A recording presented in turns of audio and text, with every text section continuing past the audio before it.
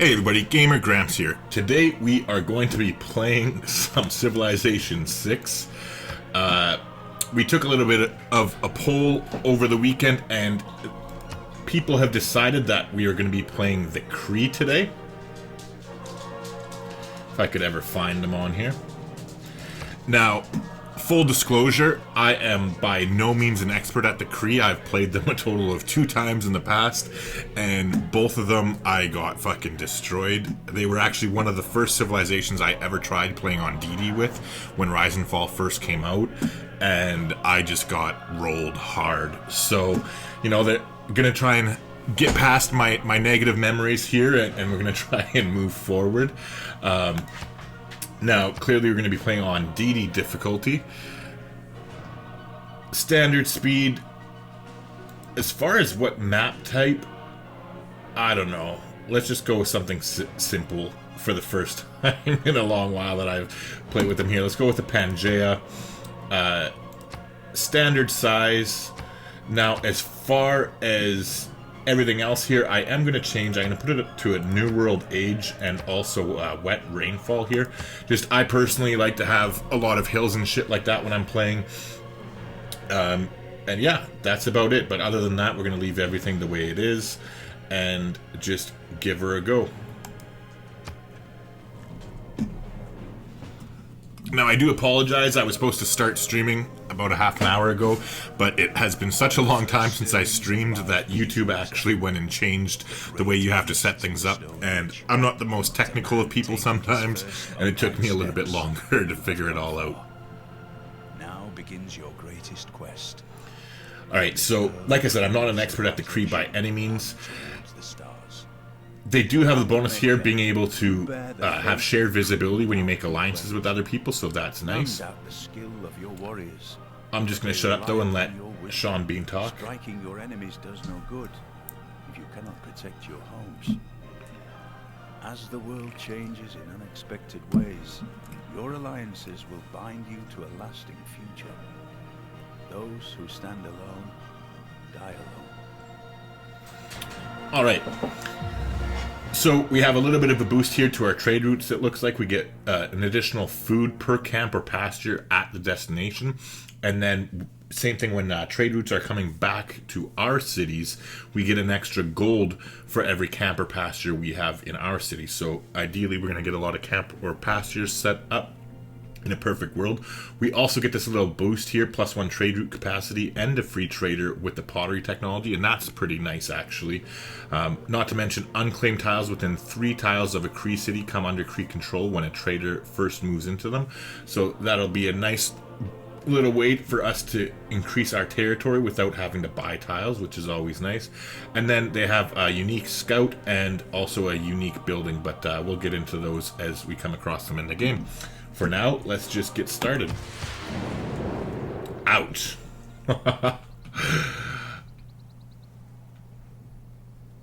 All right. Not the dreamiest of starts. It could be worse, though. I'm just not seeing a whole lot of hills by any means.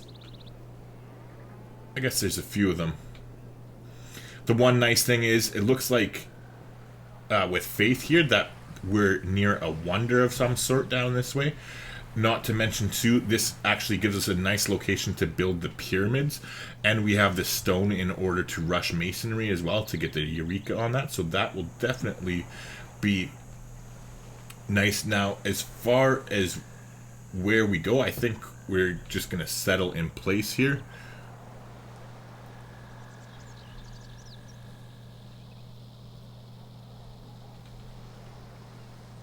Like I said, not a breathtaking start by any means, but we do have the amber, which will be nice to get up online, and at least we have one of the pastures. We won't be getting too much gold or food, I guess, if we're sending trade routes from our capital, but let's just get started. Now, as far as what we're going to be doing in this game, well, first off, we're going to be going straight towards our unique scout there. Now, the one nice thing about this scout, it's a little bit tougher, so it doesn't get killed as easy, but then it also gets a free promotion when you first create it, so that is actually a nice little bonus there. It helps you explore, and because we automatically are going to get the 4 era score points anyways for building our unique unit, it makes it fairly easy for them to get a golden age, generally speaking.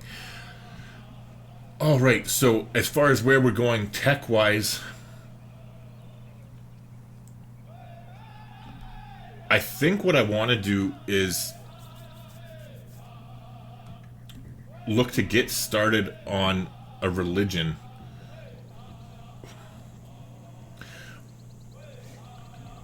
I'm not 100% sold on the idea, though. As I said, this is only the 3rd time I've played with the Cree here, so... But I think that's what we're going to look to do here with having discovered, well, we're about to discover the natural wonder. It'll give us the boost towards astrology anyways, which will give us a little bit of an increase on there. Now, I am worried that we don't have any mountains and shit to make some nice holy sites. However, if we can manage to get by our way towards this tile, or even send a trader if we get towards pottery quickly, we can scoop this tile up and then hopefully get some faith so we get our Pantheon nice and quick, and with any luck be able to choose that the desert folklore Pantheon. If delicate arch has any significance, it lies, I will venture. Okay, so this is just a 1 tile wonder that gives +2 faith and +1 gold to adjacent tiles. So nothing to really write home about. It's not crazy by any means. Let's take a look here next turn and see just how big this desert is, if it is going to make it worthwhile for us to get a religion going, because I want to be able to create at least 3 to 5 holy sites around the desert if possible, or some mountains if we do end up finding them.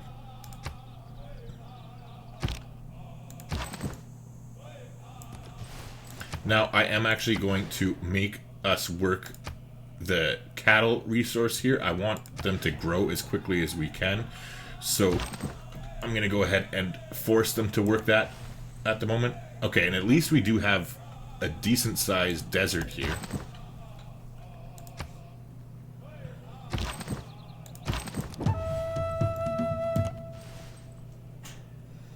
Maybe even a Petra down here at some point if there's enough hills to make it worthwhile.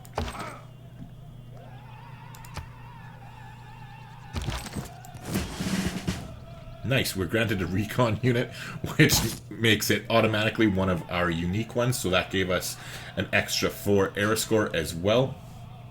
And this is what I was talking about here, how they start with an automatic promotion. So what we're going to do is go ahead and we'll actually move them to within 1 tile of their maximum movement, and then we'll give the promotion here. And that way we just get a little bit of extra scouting for free. Now I think I'm going to go ahead and choose the Ranger promotion first. Normally I like to go with Alpine, but there don't seem to be a whole lot of hills here, so I think we'll be able to dodge the hills for the most part, and this will allow us to travel through the forest unimpeded. Yo, hey. You're not really able to beat this game? How's it going, man? Not able to beat this game on Deity, or just not able to beat this game in general? And how do you pronounce your name? Is it Naka? Like, is the G silent? Alright, so with this warrior here, let's just keep on headed to the east and see. Okay, there's at least a mountain around here too. Putting on the settler tab, we do have a lot of fresh water to choose from.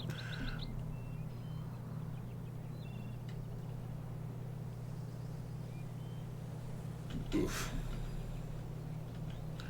Alright, well, it definitely is a nice sized desert, so if we do manage to get the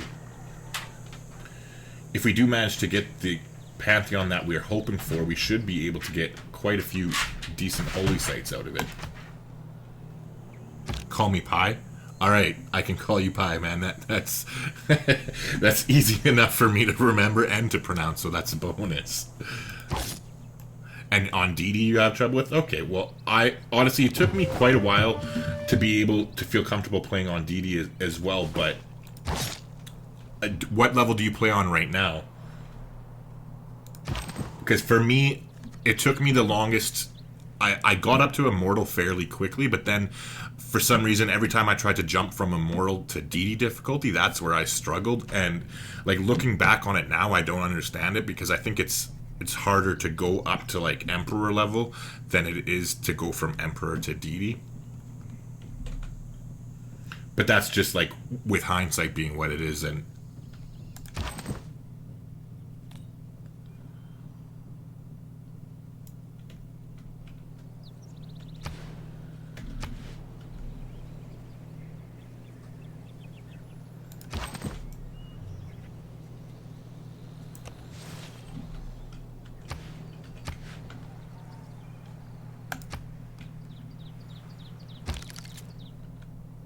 alright, so now that we've grown to that population, I'm going to take them off the force thing here. I think the gold is okay for now, up until we get our builder. Actually, no, you know what? I'm second guessing myself here.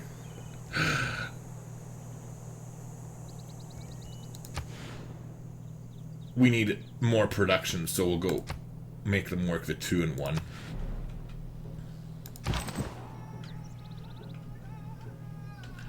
So right now, I'm thinking for our next city that we're going to place it down here.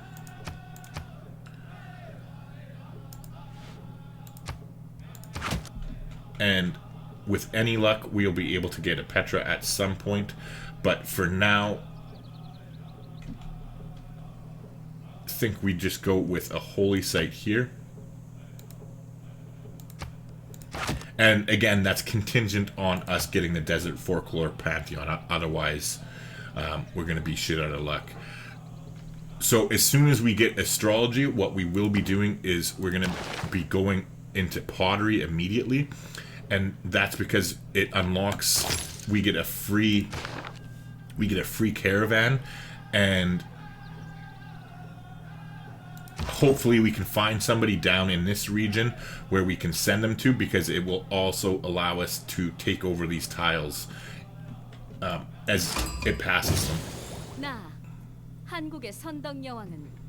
Okay, so Pi started on Deity. I do too few military units. Should I wait to get my capital at 6 people before making new cities? No, Pi. You should definitely not wait to your capital to get to 6 people before making new cities. The way it works, especially on the harder difficulties that you're playing at, you want to get your cities out as quickly as possible. You're basically looking to get between 8 and 12 cities within the first 100 turns. That's basically a good benchmark to set for yourself and a goal to try and attain. Sure, it's an honor to meet you. Sure, we'd love to sample your hospitality. Alright, well, it looks like the Koreans are going to completely screw up any plans we had of settling over here.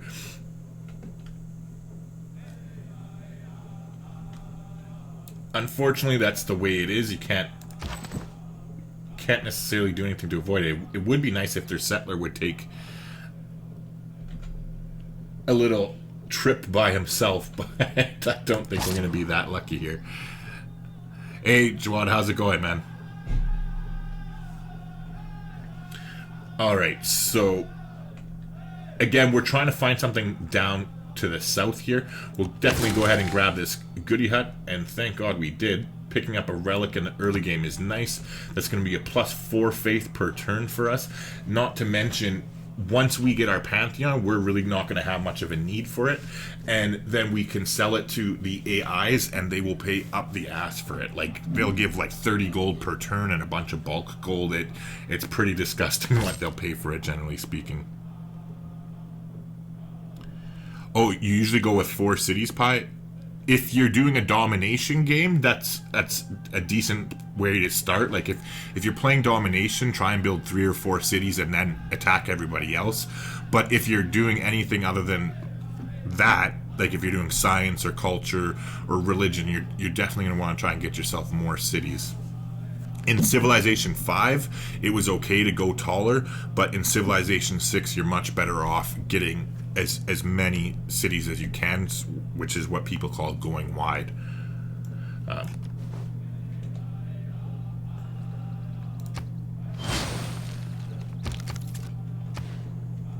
Oops, 4.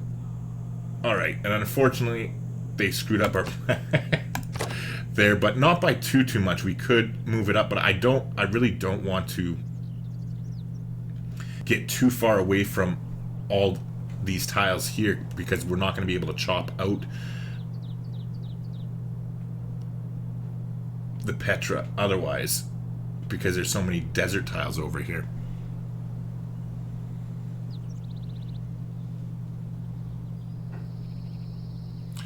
Only way to make science is through mountains, districts, or is there another way? Jungles. Oh, okay, that's what you're trying to type, is jungles, but it was a mistype. Yeah, basically, in order to get good campuses, you need to have either preferably mountains, but then also the jungles help you with your adjacency bonuses too. Ugh, this is a pretty shitty start, to be completely honest, but we'll roll with the punches. You don't always get nice maps. Your plan is to make 4 cities, then start war. Yeah, that's very, very respectable if you're going for a domination game. Alright, so I'm hoping here, if we just hang out here, that they're going to send their settler out by himself. And if they do, I will definitely try and attack it. Doesn't look like we're going to be so lucky. Alright, now that we finally finished that, we're going to go into a settler immediately.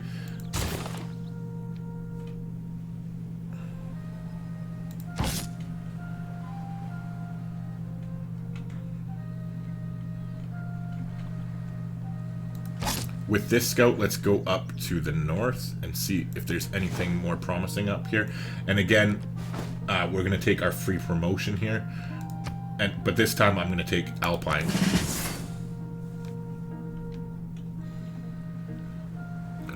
Alright, well, thanks for hanging out, Pi. Take it easy, man. Yeah, China's definitely fun to get a good start wonder spamming.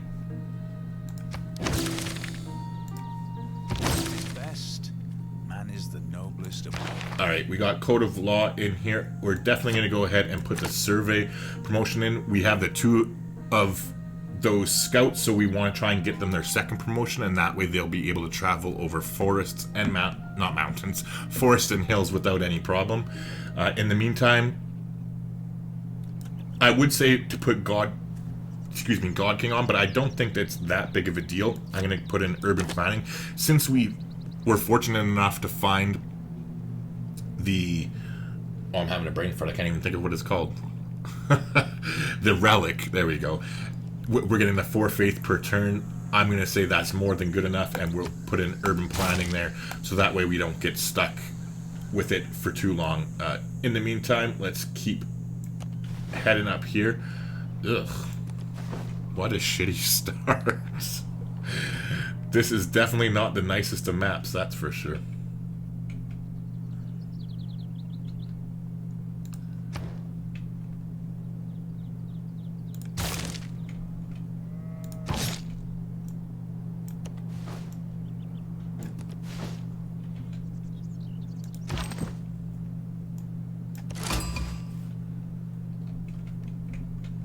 Alright, well, at least we met somebody.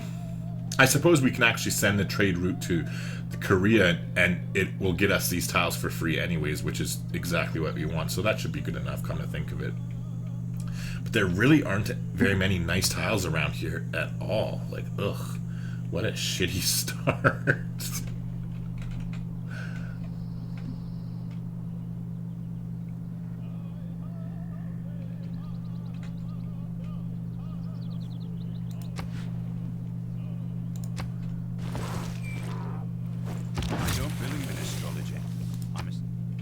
Alright, so we got astrology. We're going to go straight into pottery like we already talked about there.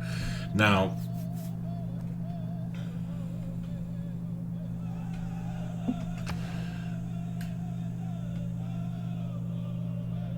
so I would need to buy 2 tiles to get the holy site over here, and that's only if we are lucky enough to get desert folklore.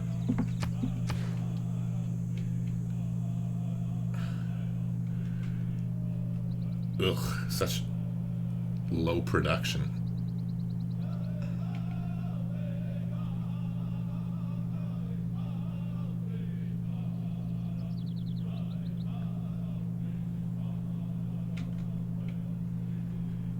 We definitely want to forward settle them.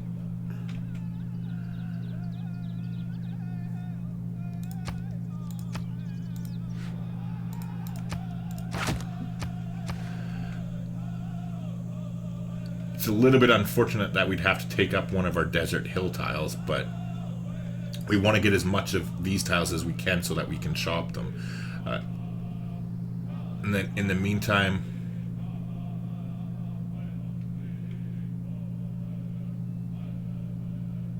yeah, we'll see where we can go from there. Restart. Thank you for saying that, Jawad. I am not going to argue. Yes, I was hoping that somebody was going to say, fuck it, just restart. I've been waiting, hoping that somebody would say that, so thank you. I mean, that was honestly a freaking brutal start. The first stirrings of life beneath water, to the great beasts of the Stone Age. So does anybody have his first upright steps? Like a type of victory you want me to try and go for? Now begins your greatest quest. So the Cree are basically, they're not really good at anything, but they're not horrible at anything either. Like you can go to science, play culture, or religion with them. None doubt the skill of your warriors, but they rely upon your wisdom. Striking your enemies does no good if you cannot protect your homes. As the world changes in unexpected ways, your alliances will bind you to a lasting future. Alright. Okay, well, see, this looks like a lot nicer now. And it's not, like, overpowered by any means either, so let's take a quick look at the Settler tab here. Now,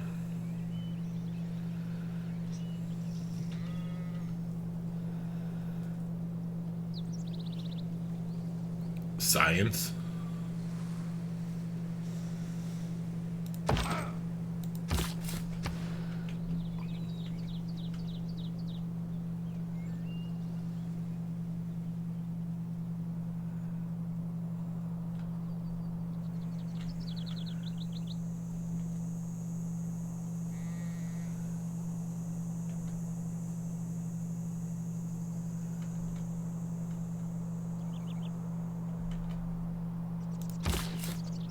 I think we'll move over to this tile right here and place our city on turn 2. Now, the reason being that I want to have both these tiles open for districts if we need them, as far as either a religious... Hey, Daniel, how's it going? Perfect start for science. Yeah, there's a nice little spot for a campus in here.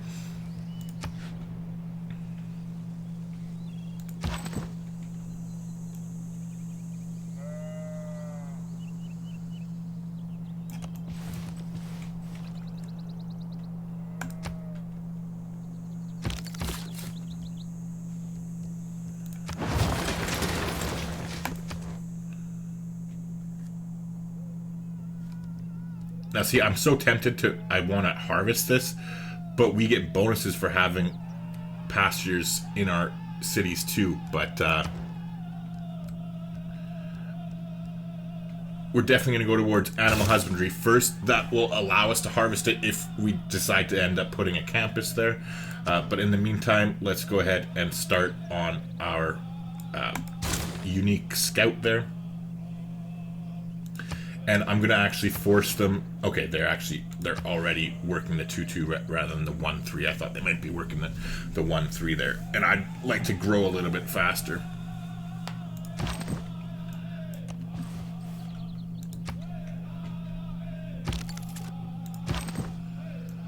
Okay, so let's go ahead and cross the river. Ooh, there's some more mountains over here. Definitely looking like a nice little valley we're in.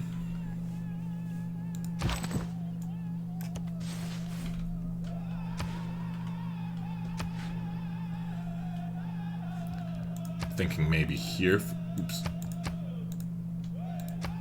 for another city.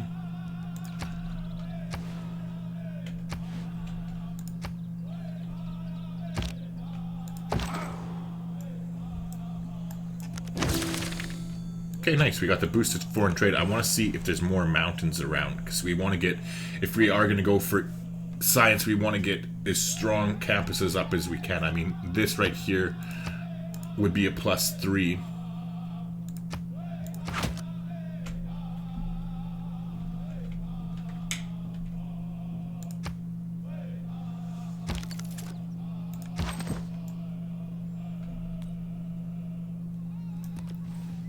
Oh, nice. Alright, so this would be another +3 right here.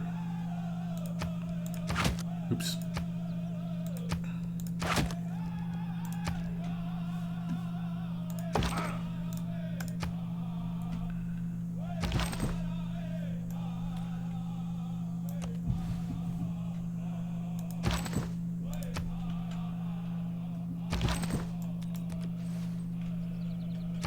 All right, nice. Yeah, I'm definitely liking our second start better than the first one.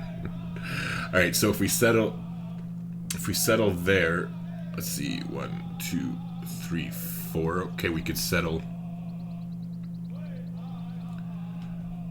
here on the marsh, but that would definitely screw up. Need a volcano. I'm sure there's probably bound to be a volcano around here somewhere.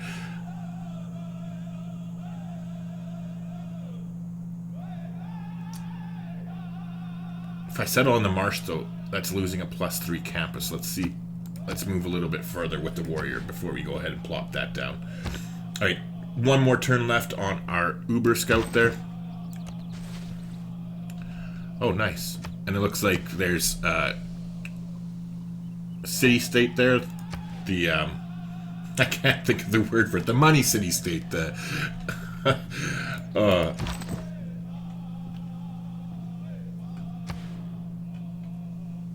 okay, so that actually makes things a lot easier. We will go ahead and plop a city down here, and then we'll have a nice +4 campus down there.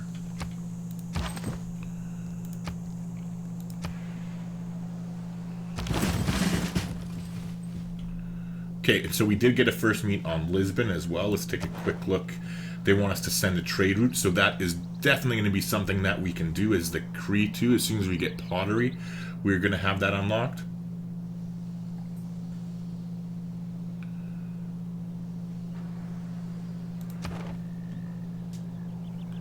So for a science victory, what are some of the key wonders you would look to get? Humble Monkey, are you talking about in general or in the early game, mid game, late game? Is there...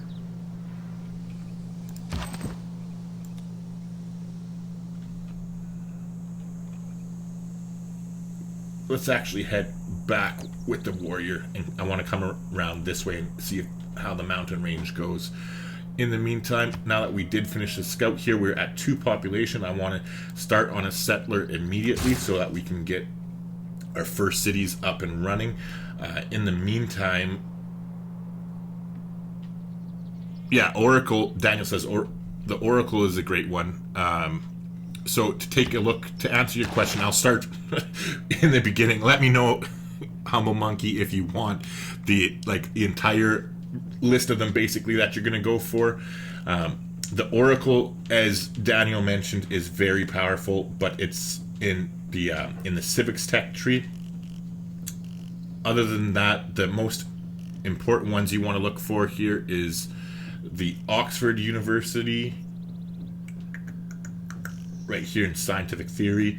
The Oxford University is a very, very powerful one to get when you're playing science.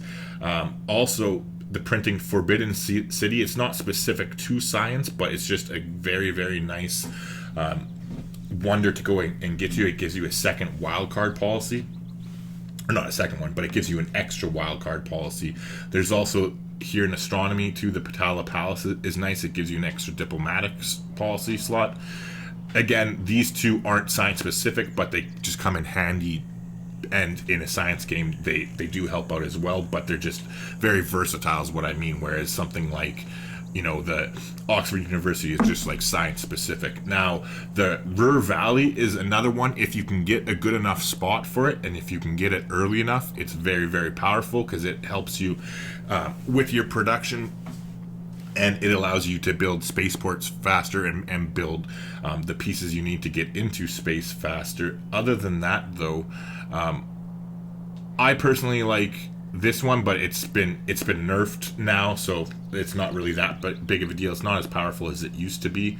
But you definitely, the most powerful one in the game for science is, it might be in the civic tree actually.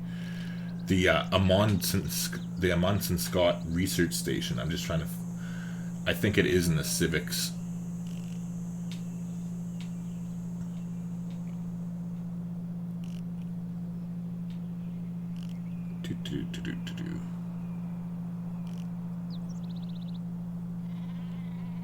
Yeah, I'm pretty sure it is in the civics.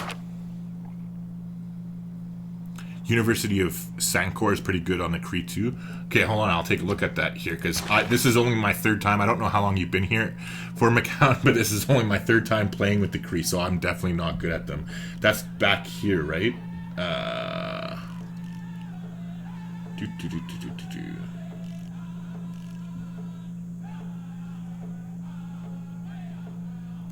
Other civilizations trade routes to the city provide +1 science, +1 gold for them, +2 science for every trade route to the city. Trade routes give an additional plus phase density. Yeah, it wouldn't be too bad considering they already have their trade routes jacked up as it is. Must be on a desert hills and adjacent to a campus district with the university. Alright, so we'll keep that in mind if we have any desert tiles as we get going here. The other really important one here, where is it?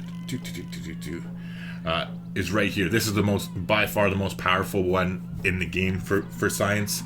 It gives you plus 20% science and plus 10% production in all cities.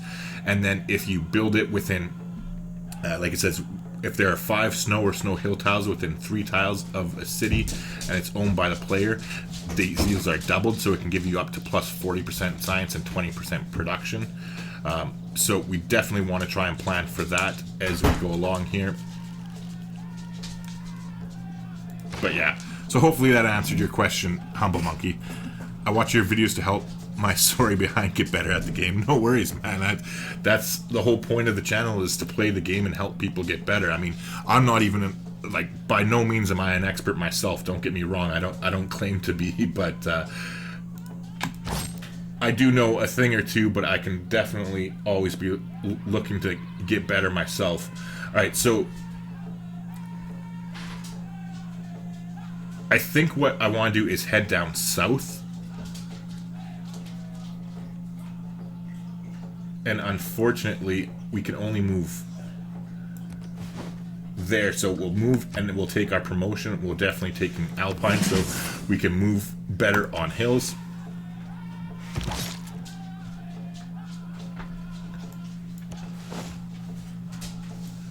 Okay, so there don't look to be too many mountains down this way. Oh, Kupe. Ugh.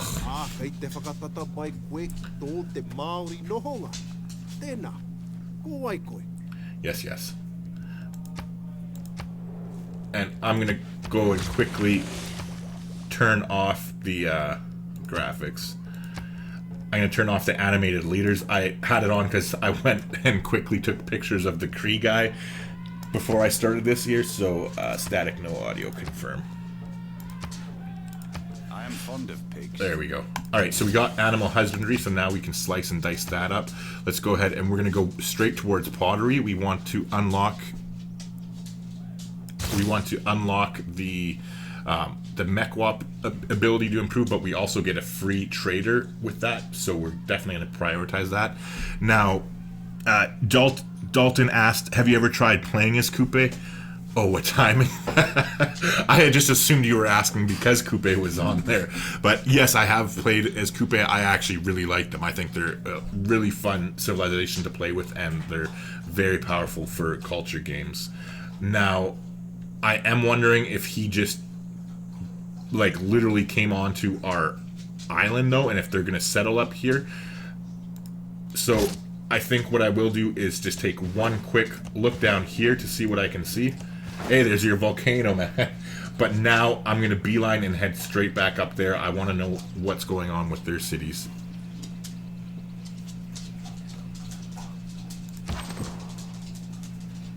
Alright, in the meantime, I think, like we said, we're going to come back and follow around the curve of the mountain range.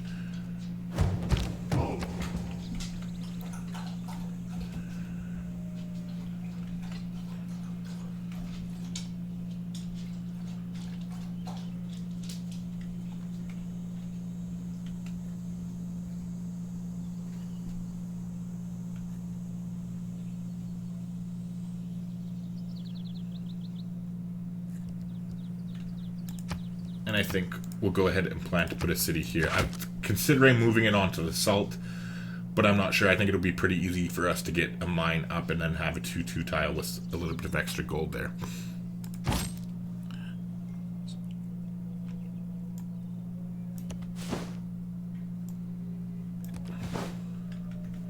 Okay, so there are definitely some nice mountains in here.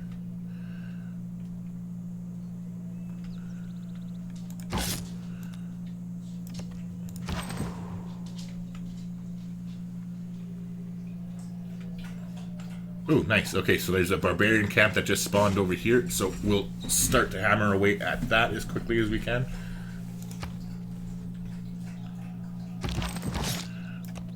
We want to head up to the north. I think I'll move to this tile next, actually, so we can see around the corner, because it looks like there'll be another nice spot to settle in here. Maybe have another city right here.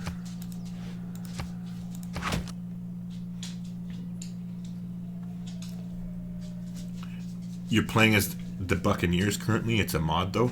Oh, is that mod that you were telling me about, Daniel, that has like 99 different civilizations or something like that?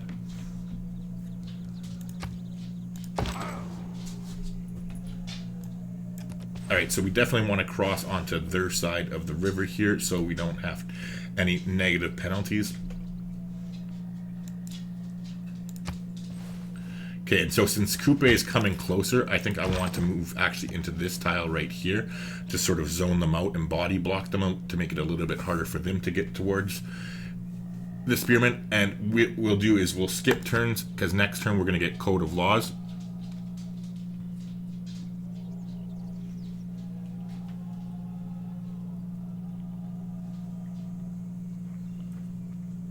Okay, so how do you pronounce your name? Is it McCoyne? Or McCoyne? I'm like, if you've watched any of my videos, I'm horrible at pronunciation, so please spell it out for me nice and easy. But yeah, the Museum of Halicarnassus can be a pretty solid wonder if you have a major city with a lot of water tiles. Yeah, it definitely is a nice wonder for sure, especially if we can get a nice city in here too, possibly. Well, not if we do end up sitting there, but maybe there'll be something more up to the north if Coupe hasn't fucked that up for us. So again, we're going to wait till next turn here to put Discipline in to get the +5 combat strength. And then we'll definitely going to be putting God King in so we can get towards a Pantheon at some point or another. So now that we got that slotted in, we'll go ahead and take a swipe.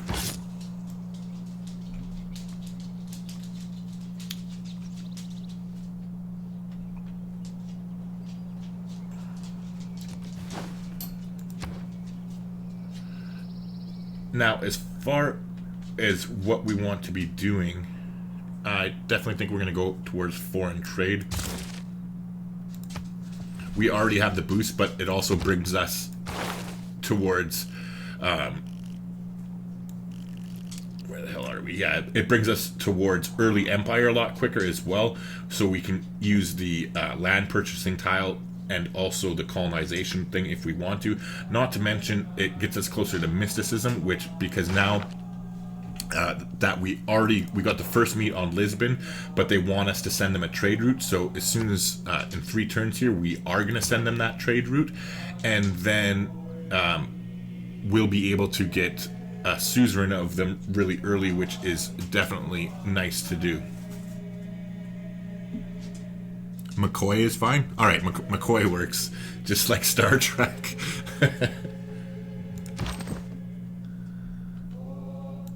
Okay, so this is what I was talking about here. Why we took the stand over here. I'm going to zoom in with our scout here and actually body block them so that Coupe won't be able to steal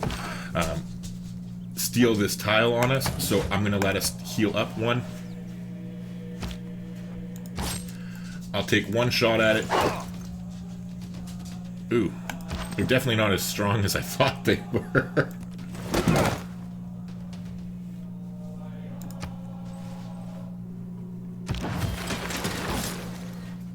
Okay, so I'm going to back up to safety just in case it decides that it wants to get aggressive.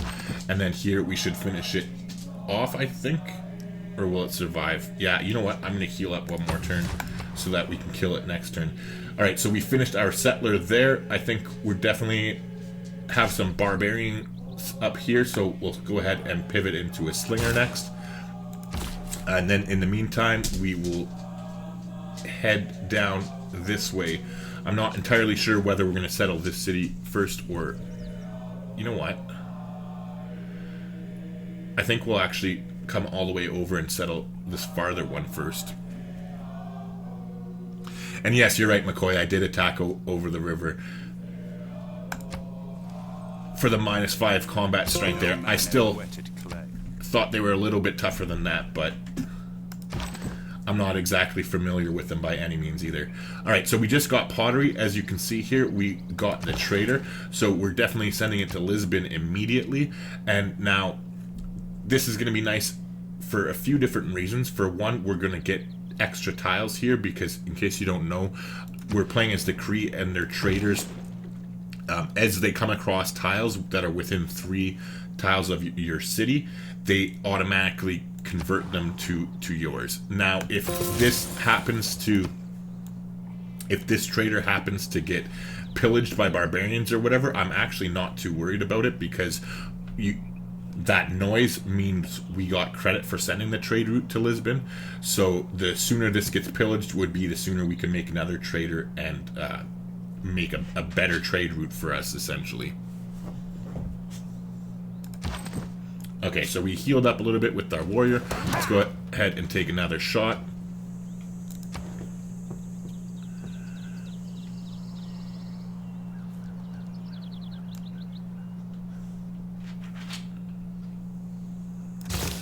We're going to head towards writing so we can get some of these campuses down nice and early.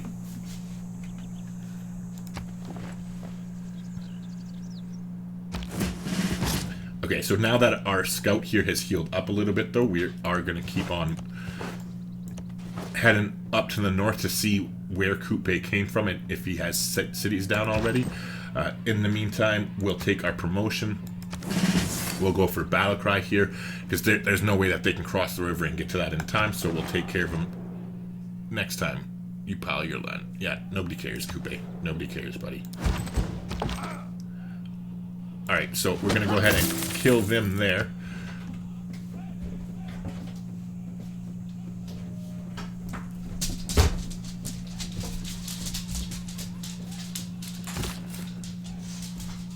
So let's get our settler heading in the right direction to head over to this tile right here.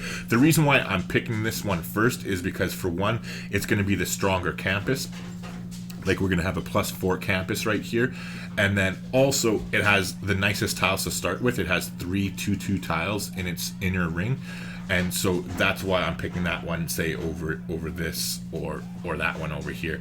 Not to mention, with it being further away as well, when we do get settlers, we'll be able to found those cities quicker since we went to the farthest one first. So what Jawad says, damn, I would love to be a member, but I have no money. Just wait 1 year and I can probably become a member. No worries, Jawad, man. It doesn't matter. Like, the channel is still the channel. Subscribing is more than happy, or more than okay by any means. If people have money and they want to show support and become a member of the channel, that's cool too. Don't get me wrong. I'm not going to complain. But realistically, it is what it is, man. I'm just happy to be making content that you enjoy one way or the other. Might have a +6 campus at the closer spot.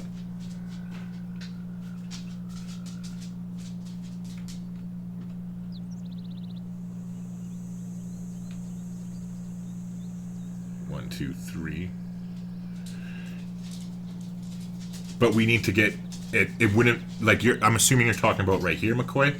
We wouldn't be able to get this online quick enough because we need to get mining, but then we also need to get masonry so that we could that we can harvest the stone. Like, if we take a quick look here, yeah, see, we need masonry in order to harvest that stone, because that's what I'm assuming you're talking about right here, right? 1, 2, 3, 4, 5. But if I got it wrong and you're not thinking about right there, then let me know which which one that I'm not seeing.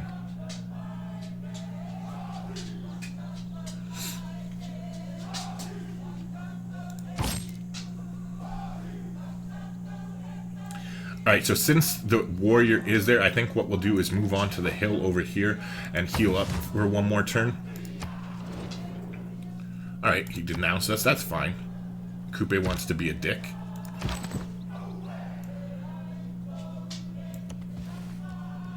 We'll move one tile closer and heal up with our warrior as well.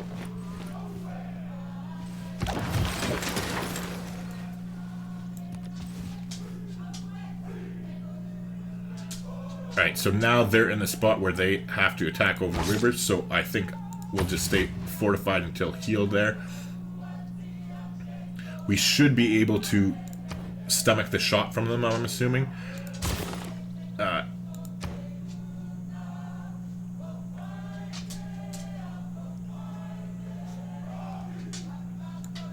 We're going to go into a builder next here because I want to be able to get our campus started here as quickly as we can. And we're going to have to harvest the sheep in order to do that. Oh, there might be a small hole inside. Oh, in here.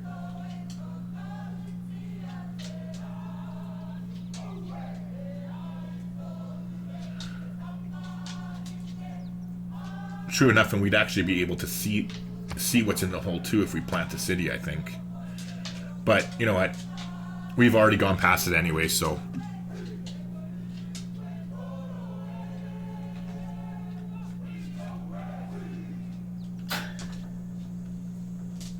But yeah, we'll definitely go ahead and plan to drop there next.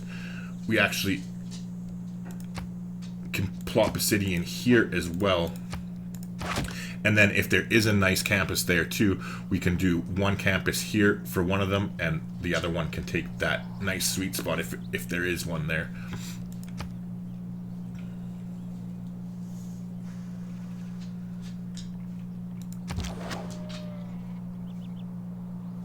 Alright, for some reason they didn't attack us.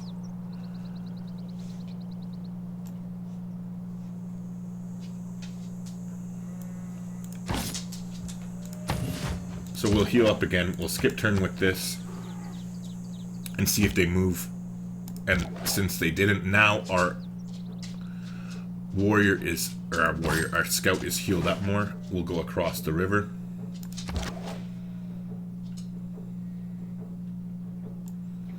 And they're definitely going to attack us here, so we'll take the first shot.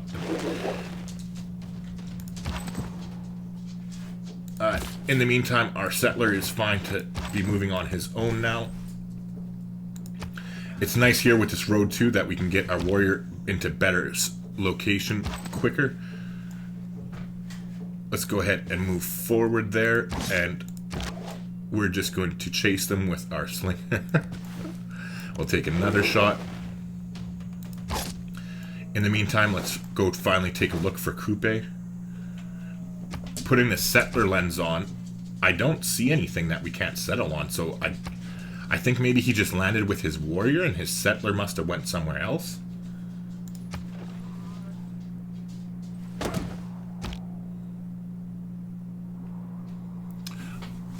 McCoy asks, who is my least favorite Civ? Ooh, Jesus. That is a good question. And by census says, how goes it? It goes pretty good now that we're on our second start of the Cree. The first roll that we got was just freaking brutal. So this one is actually looking pretty interesting for us. It's going pretty good. Now, my least favorite Civ, I would have to say it's cliched at this point, but it would have to be Georgia. Like, I just really think that they're just a waste of a civilization, to be completely honest.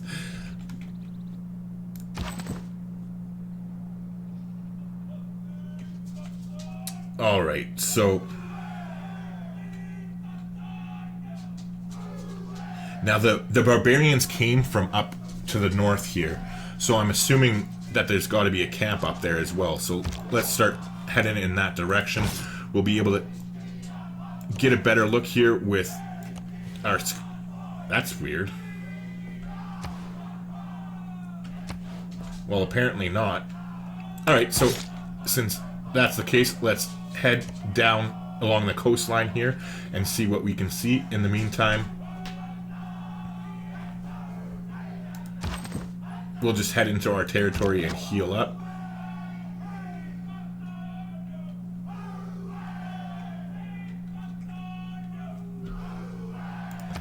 God, the one thing I hate about Coupe is their fucking music, man. Like, I don't know. I just cannot get into this at all.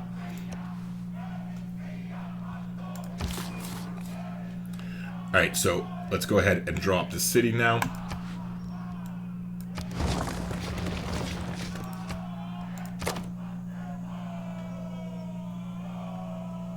We're still 2 turns out from the campus. I'm going to have them start on a builder immediately.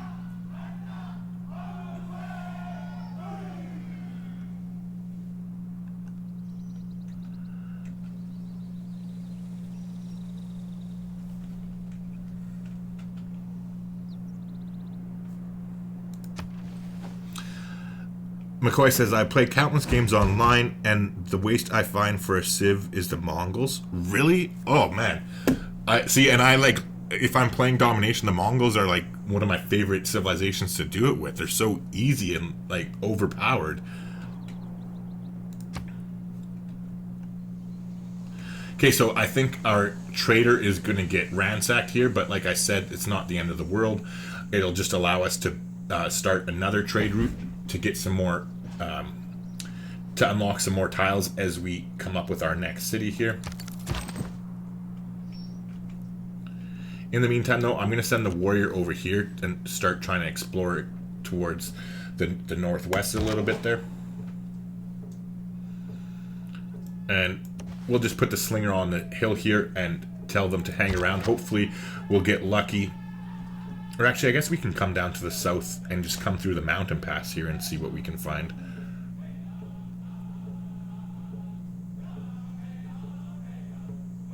Why play the Mongols when you can play Scythia?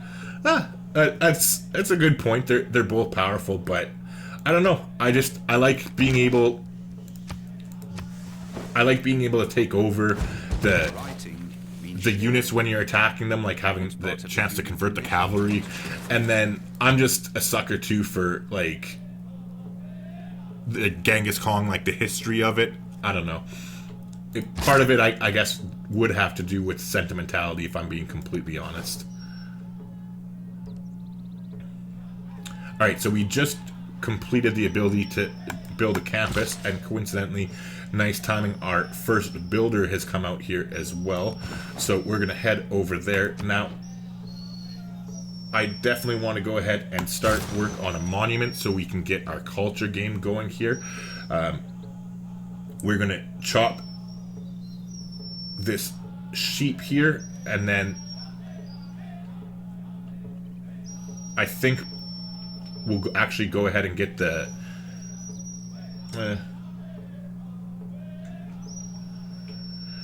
or no, never mind, because I was thinking about getting the wheat resource online in order to get the boost towards irrigation, but I forgot that we'll be getting that when we build this rice tile here, and the +5 tile is actually worthwhile.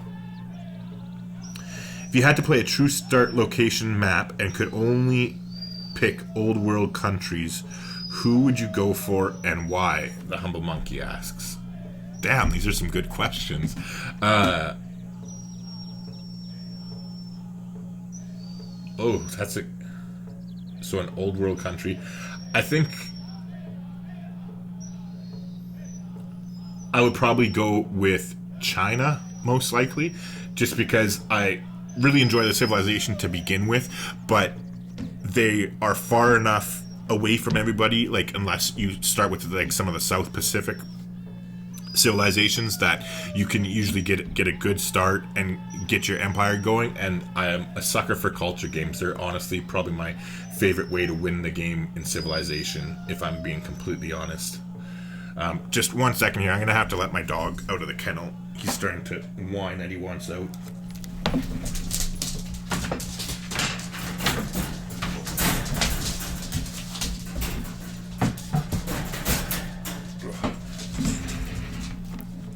There we go. Sorry about that. All right.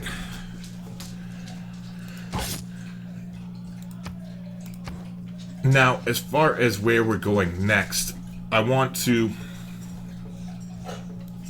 Okay, hold on. We're going to get... Because I want to think about discounting districts here, so just give me a second.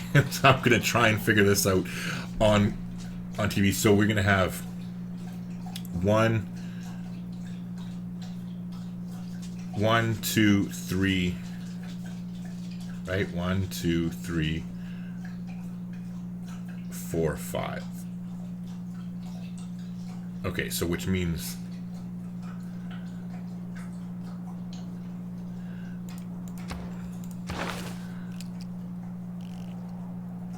And we'd have 1, 2, and then our...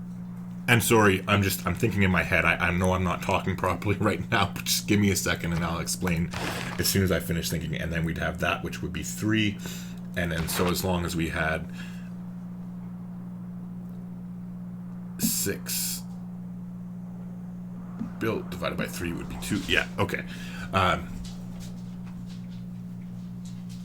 So I'm going to go ahead and go towards currency next, I think. Actually, you know what?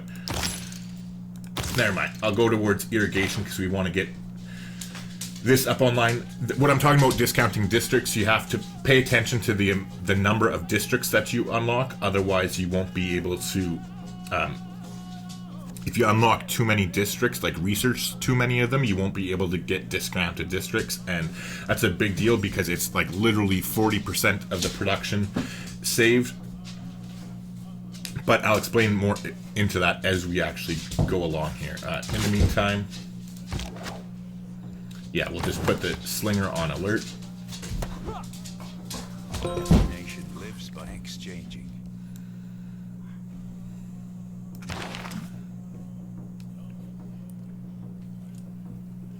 Alright, so we're going to switch out of discipline and go into survey so that hopefully our scout can get a little bit of experience there. And I think we're going to go ahead and purchase another scout in the meantime. Okay, easy killers. Jinx, enough. So we're going to go ahead and purchase a scout here. Now, so I was correct. The barbarians did destroy our trader, so that's fine.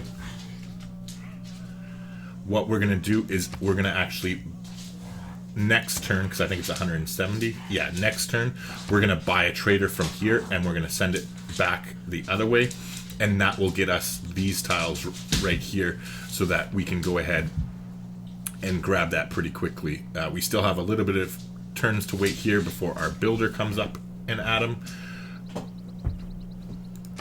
So here, let's go ahead and harvest the food, and we're going to lock in the price of our campus here.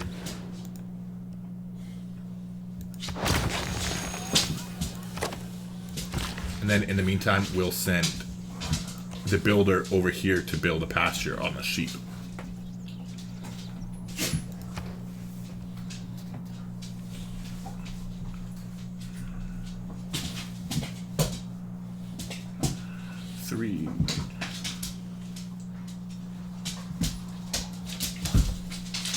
Okay, so that'll be, yeah, we're going to put a few turns into craftsmanship here, and we'll try and pay attention so that we don't waste any culture, since we will be getting the third, the third tile improved, like, because we'll be improving this one here, and then we'll be building another one, and then building a farm here with this builder as well, which will give us the third. So, in the meantime, let's go ahead and cross over with our scout, which is nice. We found another barbarian camp here, so it gives something for our slinger to go ahead and do. And I think we should be able to clear that out just fine with our 2 scouts and our slinger. And then once we clear this out, we'll send 1 scout down the coast, and we'll send the other one hugging the curve of the mountain range here.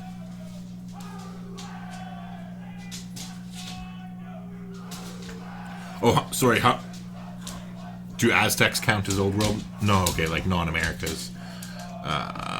No, old world like non-Americas. Yeah. Okay. So I answered right when I said China. Okay.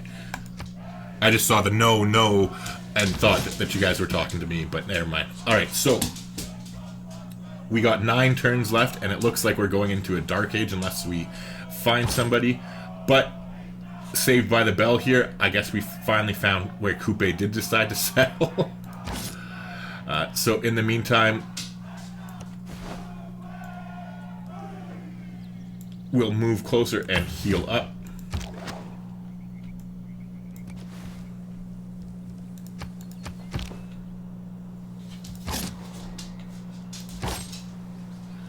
And we'll go ahead here and take the Alpine promotion again for them. Here with this warrior, we'll take a pit stop in the city and actually heal them up. And I totally forgot to buy that trader that we were going to do too, so we'll go ahead and do that. And then now what we're going to do is we're going to end up saving our money so that we can buy this tile and get their campus started as quickly as we can.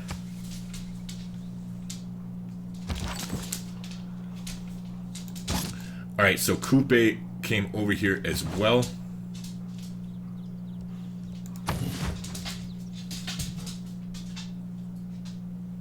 So we're going to have to try and time this out nicely so that we can get the era score points. If we do end up going into a dark age, it's not the end of the world. It'll just mean that it'll be easier for us to rebound and go into a heroic age after that. And considering that Coupe is the only one that's anywhere near us, I'm not actually worried about us like getting into too many problems with loyalty either. So that actually might be something that would be a good thing. So you know what? Now that I'm thinking about it,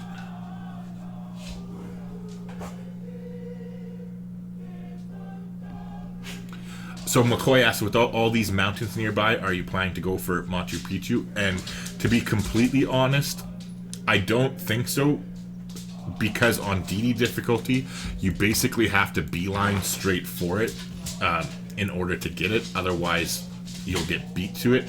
However, I will make a compromise that after irrigation, we'll start going down that tree to see if we can. Okay, hold on. I'm going to let my dogs out 1 second.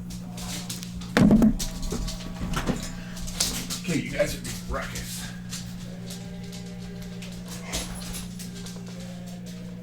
Shut up. Come here, Jack.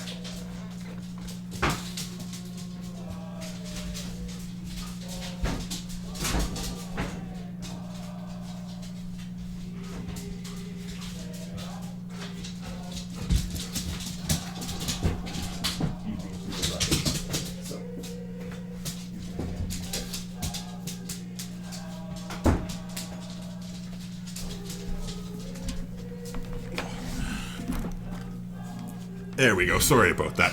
I got way too many fucking dogs. Like, literally, we have 3 dogs, and they can be a handful. They're usually not too bad, but the 2 boys like to roughhouse for a bit, and it doesn't make for good streaming volumes, that's for sure. All right, so we're going to send it back this way so we can start getting those tiles for free. So we'll go ahead and do that now.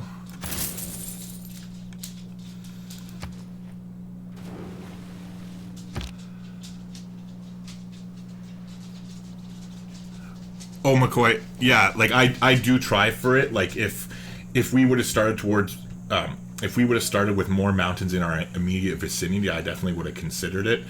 But it's not likely that we're gonna get it, and I don't even care. Like, this is like we're having a stream here. It's not like I'm like nickel and diming every single like optimum thing that we can do here. It doesn't matter. We're having fun. So if we can get it, that would be kind of cool.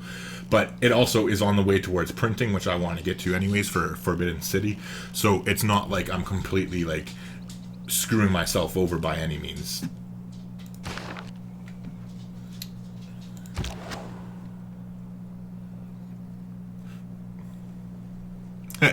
Humble Monkey says there's never enough dogs. Well, my daughter would definitely agree with you because she wants another one. She's not getting one, but she doesn't think we have enough dogs.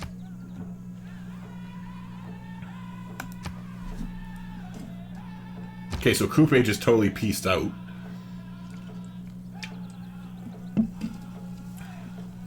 But like I was talking about, I want to actually get this Dark Age, so I'm not even going to destroy the Barbarian camp here until after the era ends. And that way we'll be able to rebound with the Heroic Age. Our warrior is all healed up now, but the Lisbon warrior is in our way.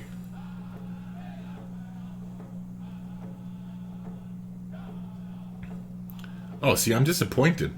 I thought the trade route thing, I thought, like, I haven't played the Cree very much. Like I said, this is only my third time playing them.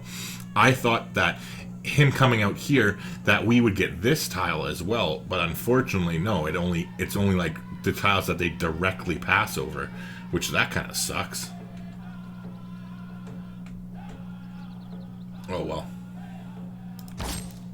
Okay, so what I am going to do, though, is I'm going to shift this guy down onto the hill and heal up there. And that way, we'll just be sort of body blocking the Mari like we did the last time.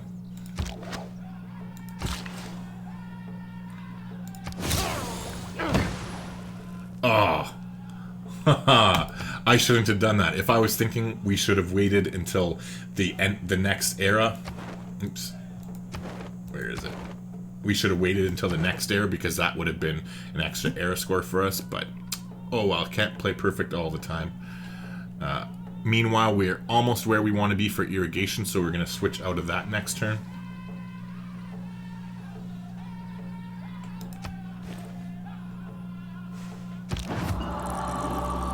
Alright, we finally did get our Pantheon, so let's take a look at that. We do have some nice tiles if we want to go for the Earth Goddess if it's there, but it's already gone.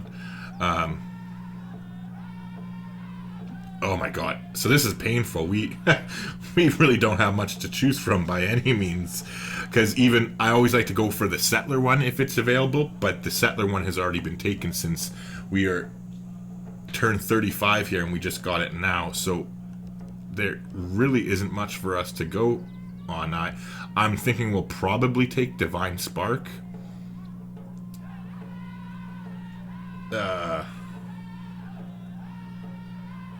Does anybody else have any ideas here before we go ahead and pick this? James says, hello and take my thumbs up. I'm excited for this playthrough. Well, James, I'm glad you're with us, and I'm happy you're happy and excited. I'm excited too. I actually, the Cree, I was really excited about them when Rise and Fall first came out, but then my hopes got dashed when I got destroyed with them the first two times I tried. But that was because I had never played DD difficulty. Like, the Cree was the first civilization that I actually tried DD with for the first time, and it didn't go so smoothly.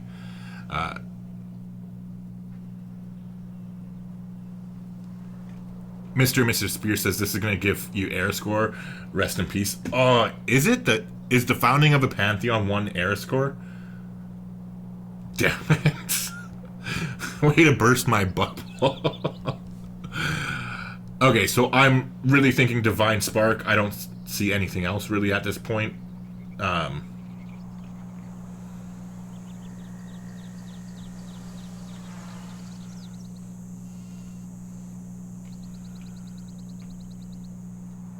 Yeah, so we'll just go ahead and grab Divine Spark.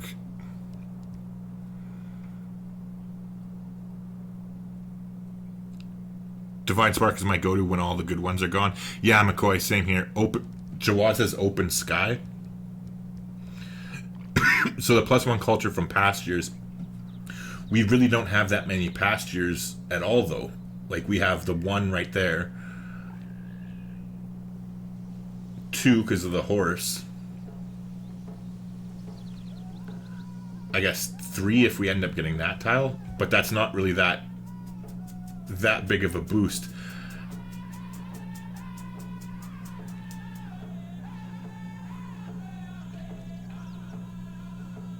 Yeah,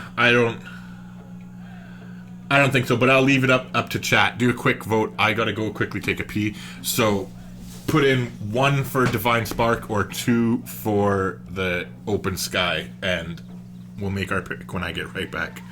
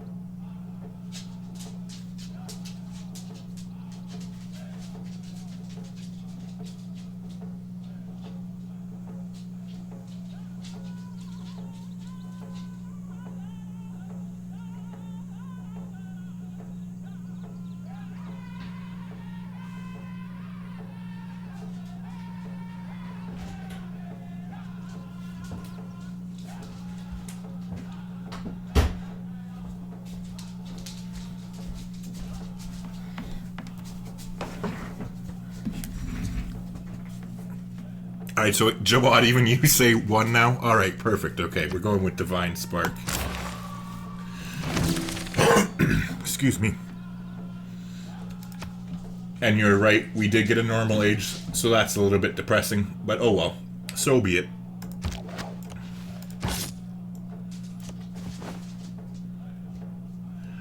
I suppose we might as well go ahead and take a couple shots here, just to let us start healing up, since we're obviously not going to be taking them out right away by any means. Now here, I think what we'll do is we'll head over to this tile here and build a mine.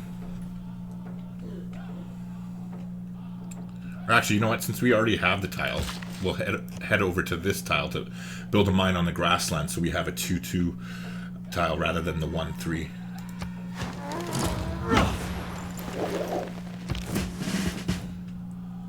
Ouch. Well, that was a douche move on his part. Alright, so we'll go ahead and take... I'm actually really tempted to take Garrison, just because I don't plan on attacking very much by any means if we're going for a science game, and it's not like we're surrounded by people. It looks like we have quite a bit of land. So I think Garrison is the better promotions, because we'll be in a better place defensively, but oh well. We'll go ahead and go with Volley. In the meantime,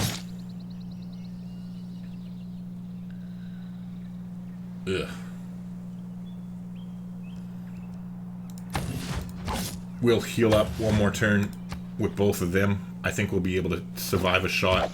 Okay, he ran away anyway. That's fine. So let's go ahead and we'll move forward 1 and then take a shot. And now we'll leave him until the era is over.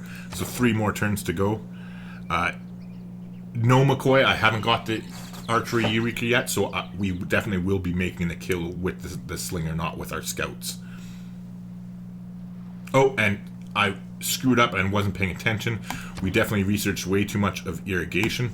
So now we definitely want to go towards mining.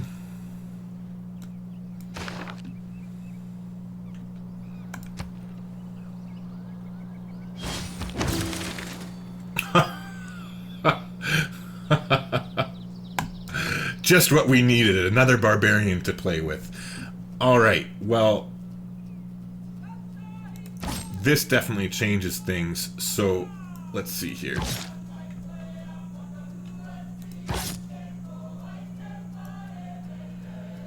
Alright, this scout can get over there. We're going to go ahead and attack, and We'll move one closer there. Meanwhile, we finished our campus. Oh, I'm a bonehead. I wasn't even paying attention to the campus either. That, we should have delayed the campus until for another 2 turns, because now that 3 era score we got for building the campus has gone to shit too. Ugh, sloppy. Alright, in the meantime though, we're going to go ahead and actually...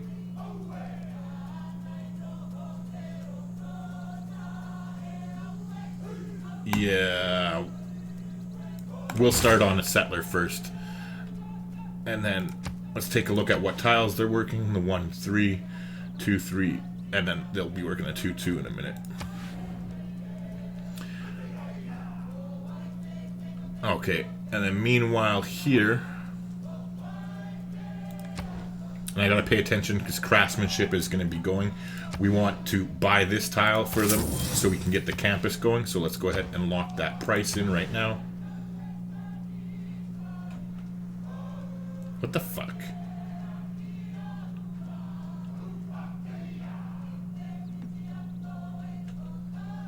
Okay, what?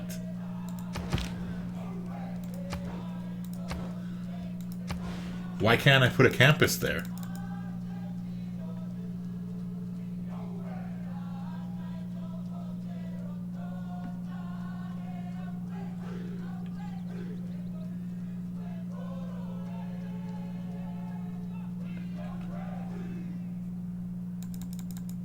Okay, is it just me here? Why can't I put a campus here? I just bought the tile.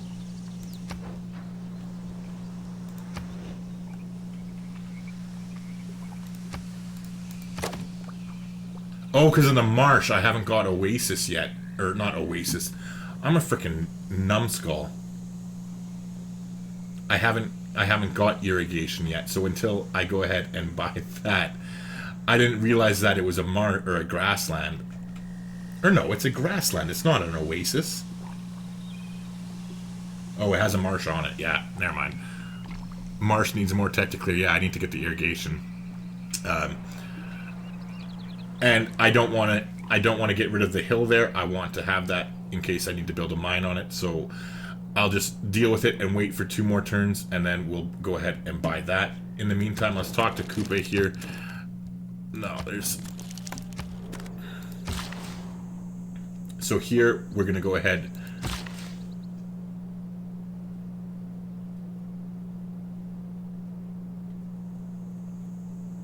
Yeah, Grassland Hills. Oh, I don't have mining yet. Okay, in 3 more turns, we'll build a mine. So we'll tell him to just go to sleep for now.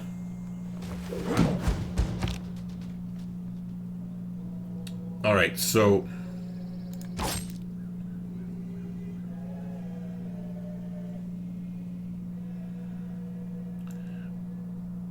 we're going to attack there. Now...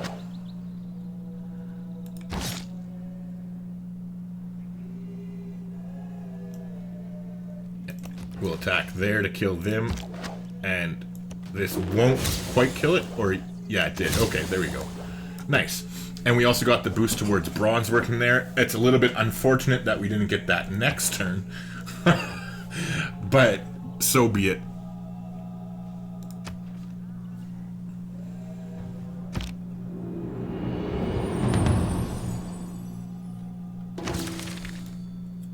Okay, so we finally got the boost towards early empire, which is nice as well. Now, we are going to be getting the boost towards craftsmanship, so we're going to switch out of that immediately and go towards early empire. Meanwhile, we finished the builder there. We'll head over there. How much is it going to be for us to buy that tile? 55. Alright, so 2 turns and we'll be able to buy that. Let's make our dedication. We're going to go with free inquiry here. So let's go ahead and take a look and see what kind of Eurekas we have to get going. What the hell? I thought I just boosted that last turn.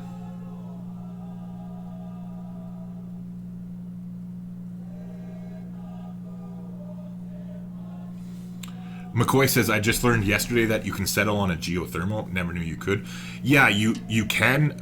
Actually, when Gathering Storm first came out, you couldn't. But then they changed that back in the June patch of last year, that they allowed you to settle on it, and it still stays in place. But, okay, am I crazy? Did we not... Yeah, we killed the warrior with our slinger. Right? Okay, so somebody build the Temple of Artemis. Like, I'm not just imagining things, right? We used this slinger to kill that warrior. I don't know.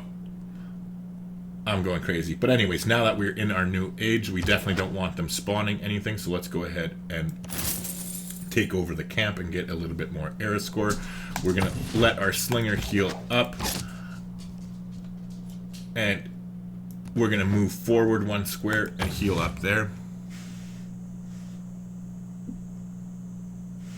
It normally updates a turn after, Mr. Spear says. Oh, okay, cool. Hey, Lucas, how's it going, man? Alright, so we are going to be building our campus here in a second. We're going to buy that tile, build the farm, and then head over there and chop it. So in the meantime, we'll just get started on our monument here. Lucas says, sorry I'm late. Don't worry, man. We got a ways to go, so you're not too late by any means.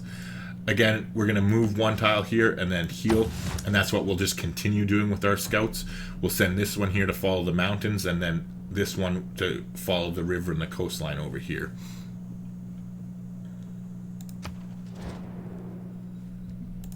Nobody cares, Coupe. Who deserves more credit than the wife of a coal miner? Alright, so we got mining. That's great. Let's go ahead. We don't have any... Oh, desert tile. Fuck yes. I was just going to say we don't have any desert tile. I'm thinking pyramids now. Alright, so we're definitely going to masonry next. And do we have any stone anywhere nearby? Down here, right?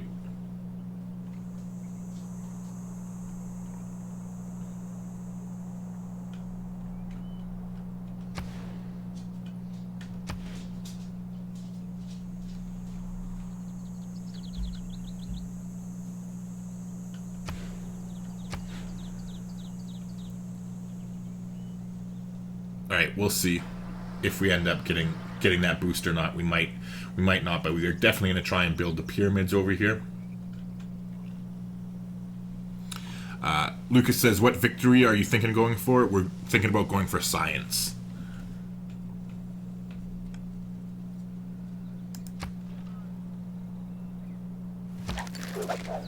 Alright, so they healed up, so what we're going to do is go ahead and move them again.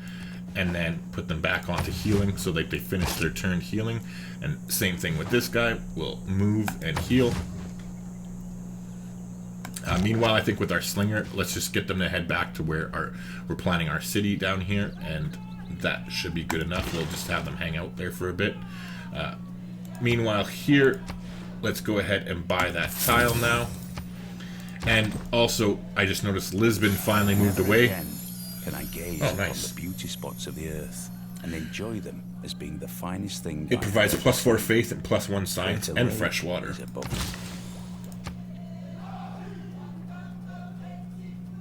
Alright, so that's so I suppose.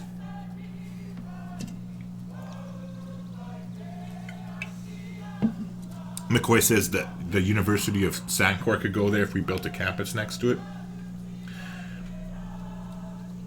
You're right, it would only be a +2 campus, though, compared to our +4. Because we can't build one here. Because of the horsies. I don't know, let's go. We're going to move here with our warrior and take a look around. There might be some more locations up here, because there's clearly another desert tile right beside it, too. And if I had to choose between the two of them, I'm definitely going to be choosing the pyramids, just because I think having that extra builder charge throughout the span of the entire game is just definitely worth it in the long run. Alright, so there we go. We got irrigation, and not only did we get irrigation, that also gave us, or sorry, that also will give us our craftsmanship civic right now. We're going to build this mine. So we're going to change policies, and we're getting out a God King, and I think at the moment, let's take a quick look here. He's building a settler. We don't have early empire yet. So, yeah. Oops. We'll just go ahead and take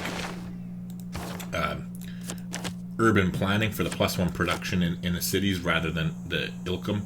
And we'll still leave survey on for right now, seeing as how we're exploring with our 2 scouts down here to help them hopefully get their promotion a little bit faster. Oh yeah, sorry, they're still healing there. So we'll go next turn.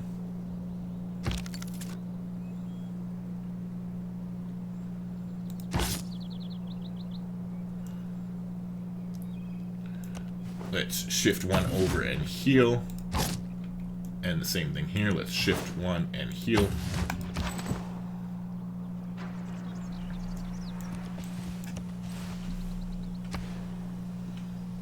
And that's fresh water too. So if we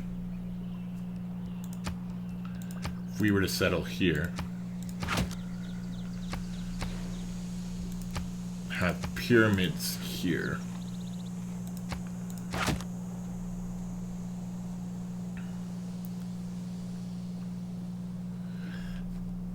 The only thing is, we'd have to build like a useless campus, basically.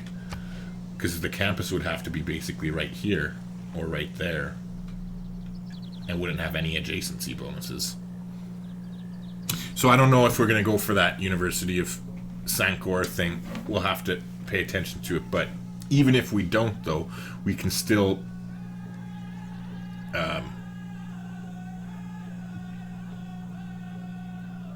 get a campus in here.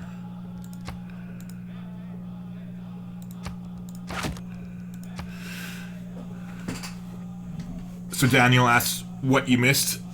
Not a whole lot of anything other than we were trying to go for that Dark Age, and our plans got foiled because we got our Pantheon, like literally the turn before we finished the age. So that was kind of pissing in our cornflakes a bit. Other than that, not a whole lot. We're getting our 3rd settler out here in a minute, or sorry, our 2nd settler, I should say. And other than that, we just discovered that there's somewhere we can try and build the pyramids here. So we're gonna go for that. And other than that, not a whole lot.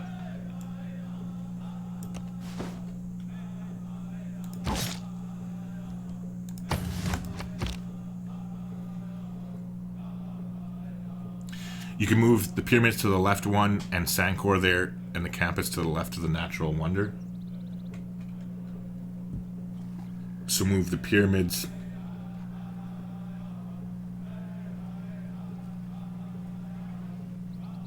Okay, move the pyramids to the left 1.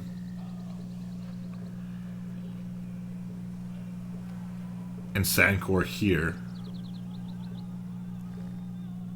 And campus to the left of the Natural Wonder. Okay, I'm assuming you mean right of the Natural Wonder. But again, we'd be missing out on the +4 campus down here, so this geothermal fissure would be going to waste, basically.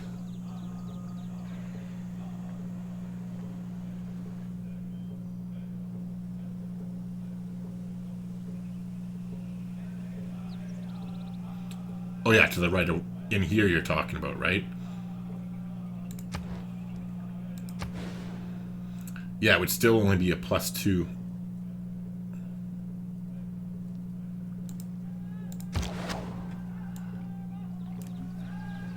Hold on. I need to take another look at this university thing here. 1 second. Oops. It's what, education I think it was in? Okay, so other civilizations trade routes to this city provide +1 science and +1 gold for them. Okay, so then we get +2 science for every trade route to this city.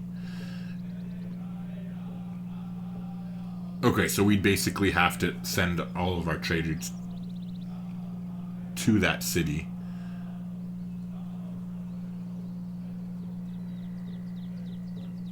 +2 great scientist points per turn.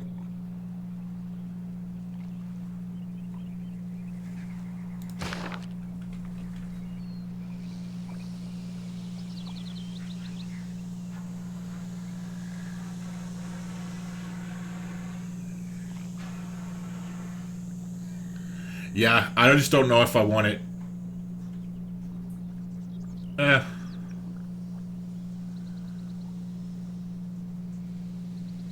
We'll see. I'll put it that way. We'll see. Probably not, but maybe. We'll see. Alright, so in the meantime, let's get them to heal up.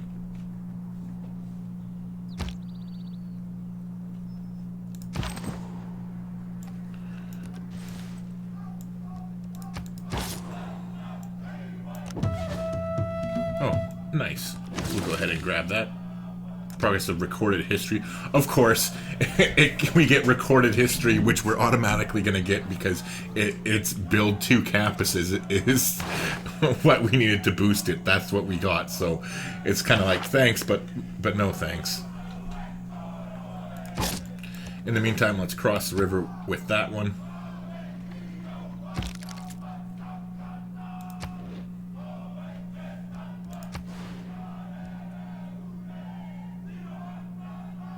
Okay, work that, and work that. And that should start building our population again, no?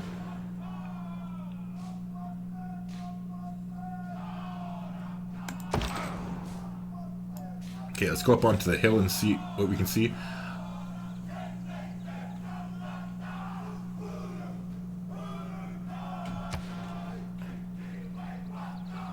Well, hold on, if we did...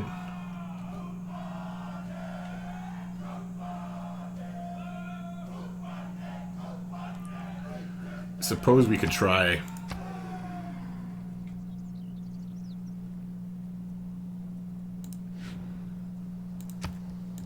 to take a lesser campus, not do that one over there. Maybe we can fit another city in to the north here to take advantage of these ones. We could do the campus there and the university. I don't even know where it is on here because you're right, it's underused. I don't think I've ever built it, to be completely honest.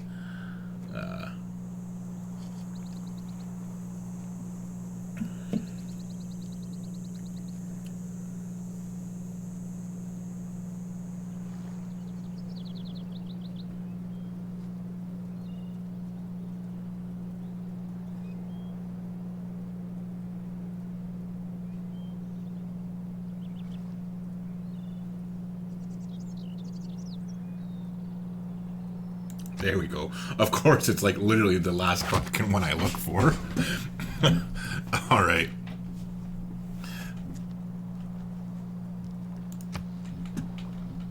Okay, so...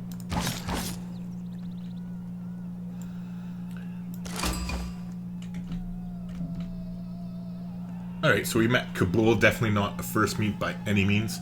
Let's go ahead and heal up there. Here, let's take one more move forward and heal up again.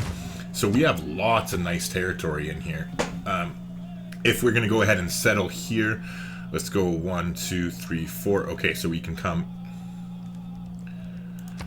and settle in here. Alright, so we have so many nice locations here. It's important that we take a look for our next city.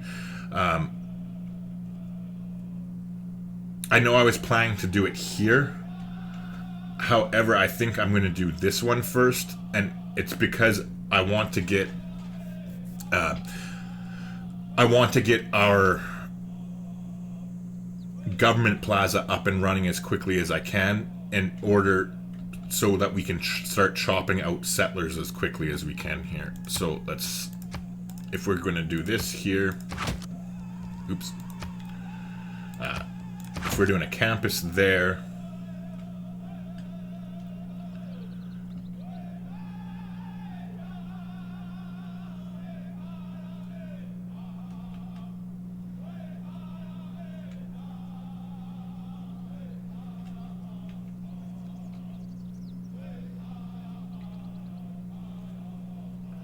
I'm just trying to think, if this is not a square where we can build the campus,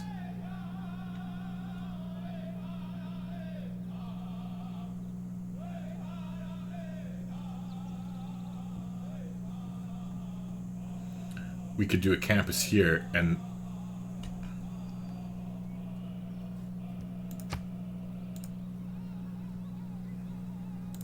our government plaza there.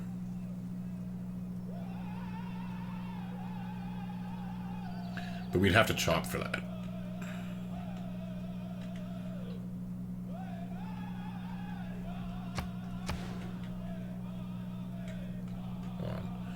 One, two, three, four.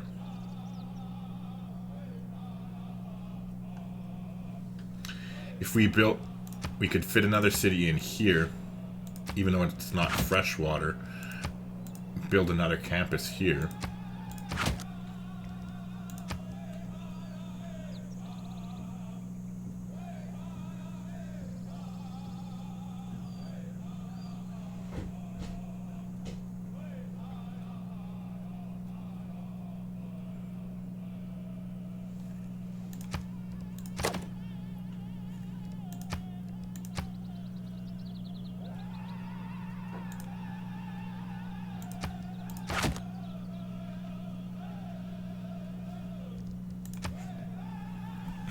Sorry, I usually do my city planning. I get right quiet because I'm trying to think. I don't even think this is the best, but I want to just start chopping our settlers out immediately, so I don't want to have to... Especially because that volcano is going to start spewing.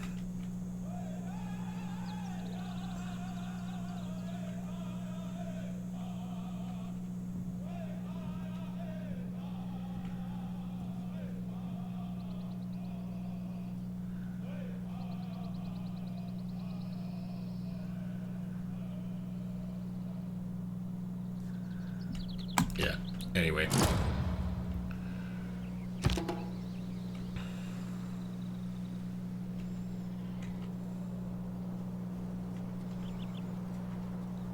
Hold on, if we were to chop for the Oracle...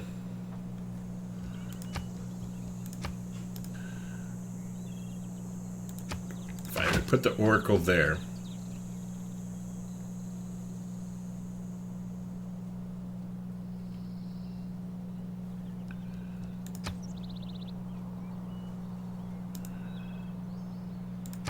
Go theater square.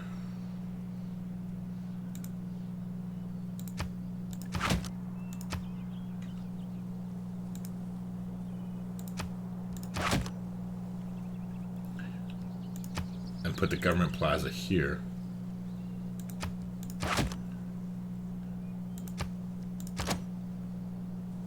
And then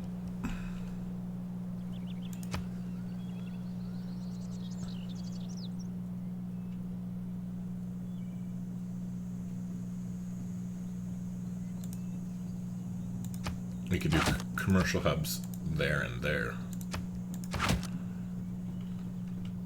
Alright, I think that's the plan we're going to try and go for here.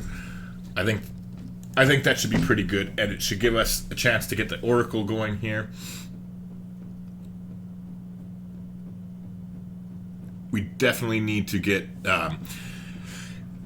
early empire first, though, or maybe we should switch into state workforce. No, early empire is quicker, so that we can get Magnus established, and then after early empire, we'll switch and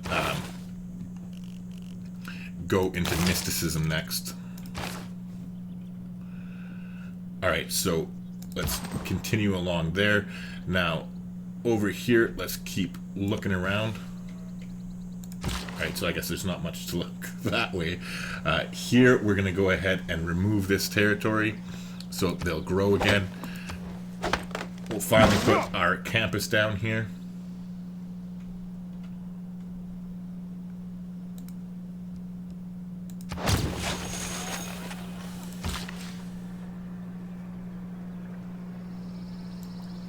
And then in the meantime, let's head over and we'll use their last charge to get that cattle up online, or the horses up online.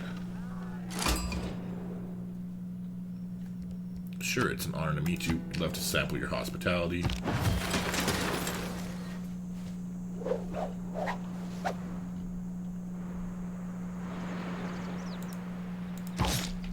Alright, so here, let's go ahead and move a tile and heal.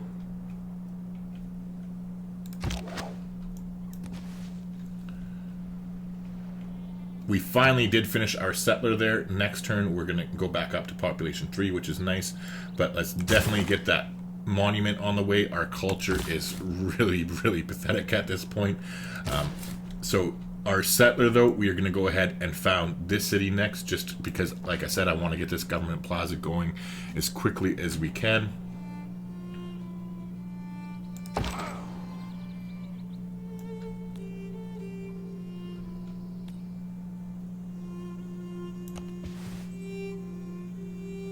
We'll skip turn here because we'll move on to the forest next turn.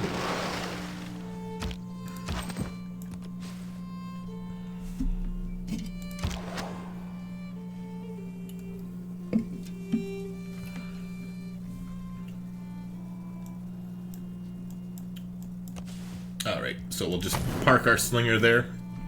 Hopefully we can get some more barbarian camps spawning in here.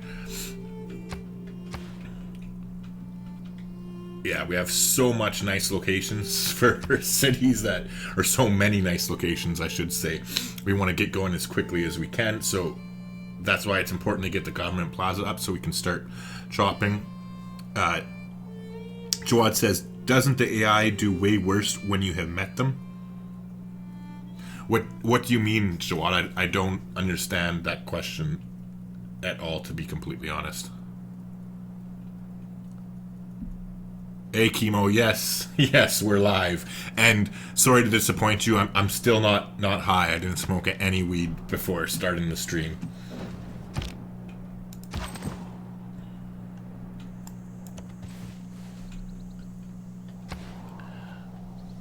Ooh, Kate, never mind. This would be, even with the volcano, I think it's worth it. Hold on. If we build our...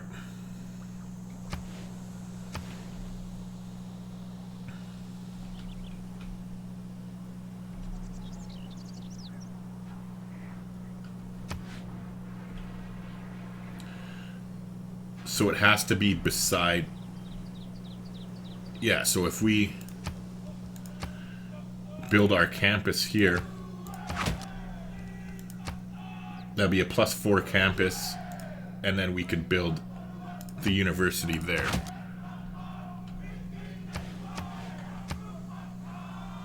Which means we wouldn't have to build that campus. We could still build a campus over here.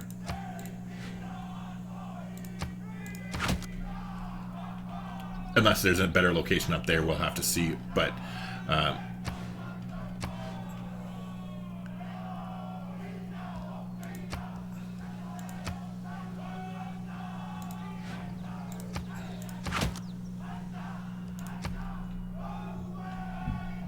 there we go. Okay, so that's where we met England from. So Daniel says, I just got medical marijuana card here in Florida. Alright, well Daniel, I don't even smoke weed anymore, but if I did, I'd have you beat one because I'm Canadian and it's actually legal here no matter what, as long as you're an adult, basically. Bisensa says, you don't you know that when you are live, you need to focus the camera on your chest area? You going to bed? It's like 9:15, Michaela. Okay. Okay, well, love you. See you in the morning. Do you want to be up for 7 or 7:30? 7. Okay. Okay, see you in the morning, sweetie. Okay, so when I'm live, I should have it at my chest? Why, like, to show my cleavage? I don't understand. Chemo says, I think you have potential to grow as a Civ6 channel like another player like Mozabir. Sometimes you're just so special, I thought you're high. Yeah, unfortunately, no. I'm just not the sharpest knife in the drawer. Daniel says, I discovered dabbing and my brain is mush. See, that's the funny thing. I don't smoke weed. Like, I haven't for a long time. Like, I used to be a chronic pothead when I was a teenager and stuff, and even in, like, my younger 20s and stuff. But, I stopped smoking by the time all this cool stuff like dabbing came out. I've never dabbed, I've never tried it, or like say shatter. That's another thing where I'm like, oh my god, I couldn't even imagine. Like, I'd probably get like grade 9 high now if I even tried any of that stuff, where I'd just be like completely paranoid and crazy. Jawad says, before you discover the AI, they seem to do much better than after you discover them. I thought that's because Coupe has 9 science and England has 21. No, it's just Coupe's doing shitty because he picked a really shitty city and just hasn't had a lot of science. He might be going for his religion, his faith, his income is really high. So it could be that he's going for that. But no, you meeting an AI has absolutely nothing to do with how they behave. They're on their own script.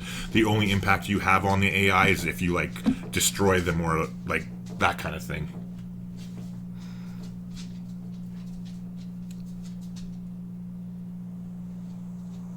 Oh my god, try it? Yeah, man, no. There's no way.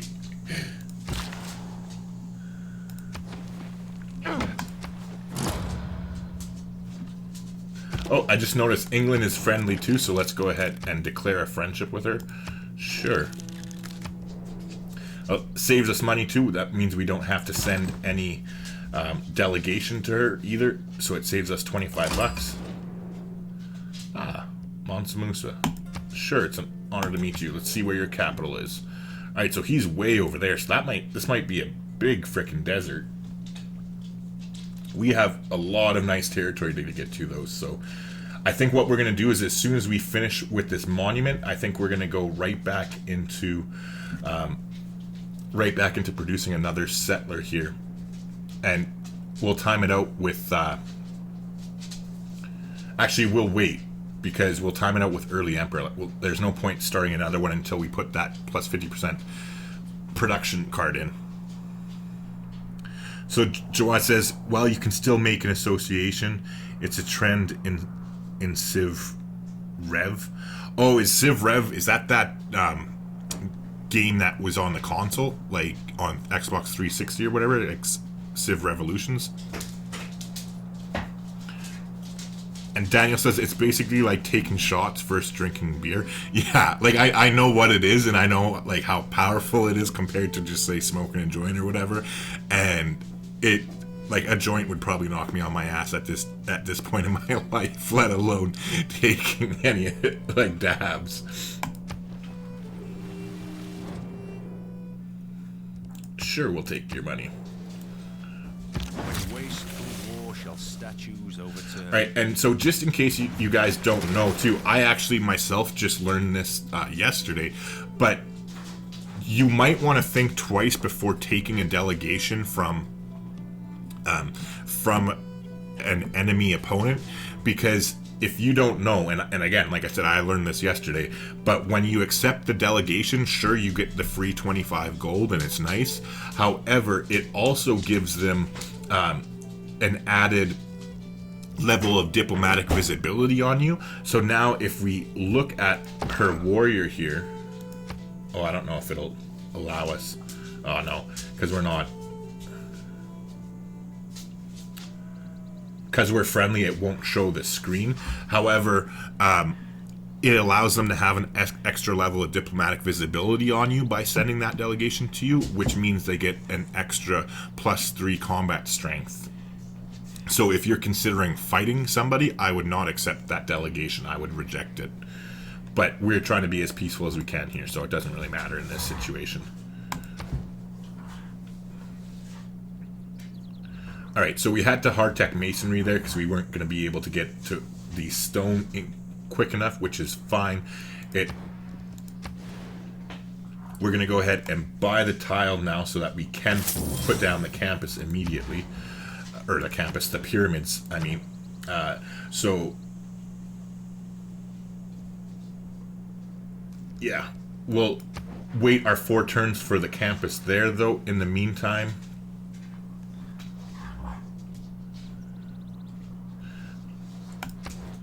I'm going to start building another builder over here temporarily.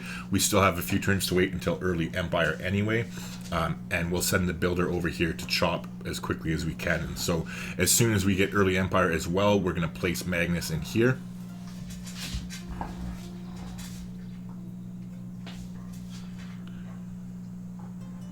Daniel says you just don't smoke as much. Literally one puff and you're done. Yeah, probably one puff and I'd be freaking on my ass. Install Invader says, today I was playing and I met a civilization with 500 military with my 100. Yeah, I've on DD that's a regular occurrence, Invader. if you're not going for a strong military, like look at we're at 73 and she's at 384, so not too far away from being outgunned to 5-1. But yeah, Kyla says dabbing makes people zombies. I think this stream saved my night. I kept having nightmares and couldn't sleep. It's 4:20 a.m. in Finland. Coincidence? I don't believe in coincidences. Maybe that's the world trying to tell you something.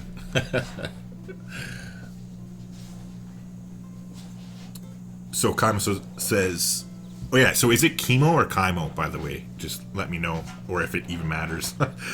But so also if you reveal capital locations with someone who can't see your cities and they can send spies to you even if they couldn't otherwise.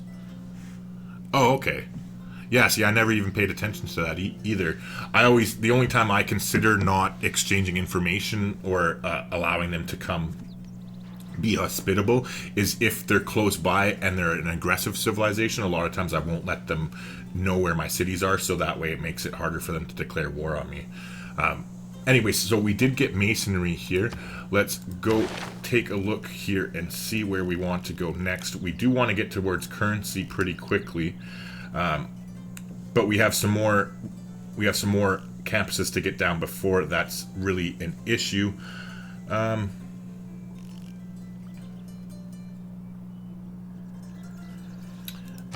I'm just trying to think. If we get 5 campuses, we can get 3 discounted districts.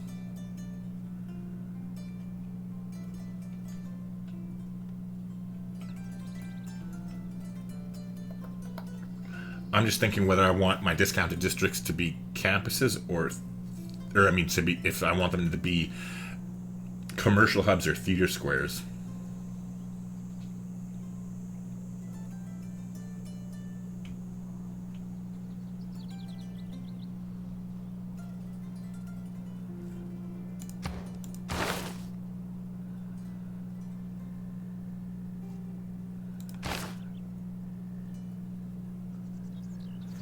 Hold on one second here.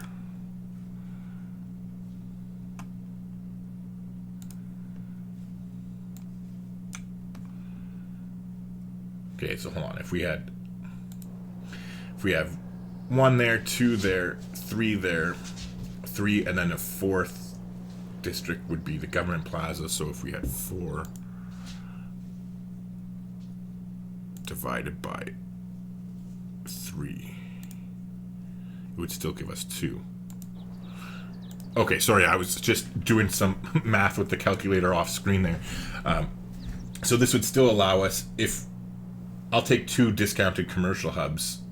Yeah, that's fine. So what we're going to do is we're going to go ahead and press towards currency here quickly and pick these up.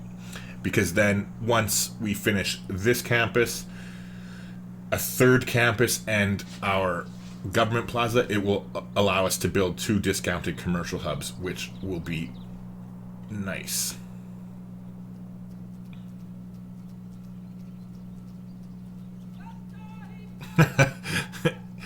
Kimo says, I always think the AI wants to know where my capital is for the sole purpose of spying on me, so I always decline. And I think it's pronounced Kamo? Kamo? Okay.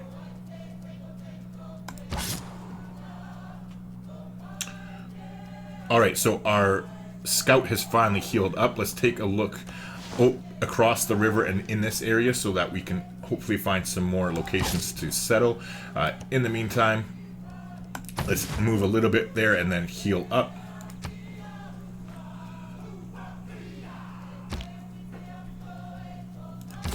Alright, next turn we're going to drop our 3rd city finally.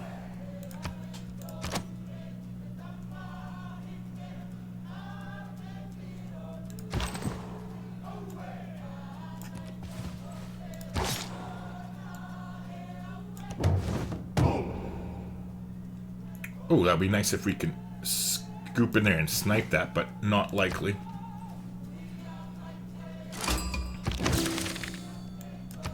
Okay, so we met... Yeah, definitely not going to happen there.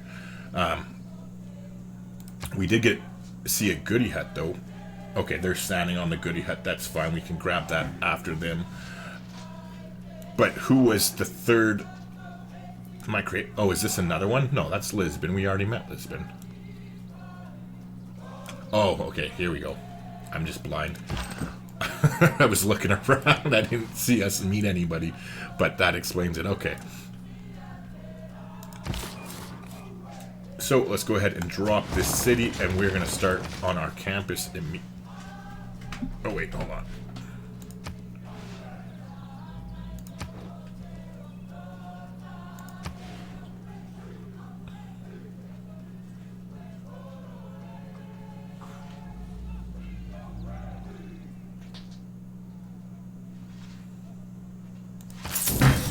We're actually going to start on our government plaza. Oh wait, we don't have it unlocked yet. Okay, so never mind. We're starting on our campus first. And then we'll start chopping some of these tiles in order to get their population up to 4 so we can build that government plaza. Okay. Luxuries like air conditioning. So we're going to change policies immediately. We're going to get rid of survey. We've given them enough time to level up and they still haven't, so that's fine. Let's go ahead and get the Gauge in, because I want to start building some slingers soon in order for us to get a little bit of a defense up. And other than that, though, we are definitely going to go ahead and put colonization in here. But then in 2 more turns, as soon as he finishes the builder, we'll go ahead and start on another settler over there. Alright, so we did get our first governor, so we're going to be promoting Magnus here because we want his groundbreaker ability, and we are going to be sending Magnus over to this city right away, and I'm not even going to try to pronounce that. There's 1 turn left until their campus is done, though, so that will be nice for them.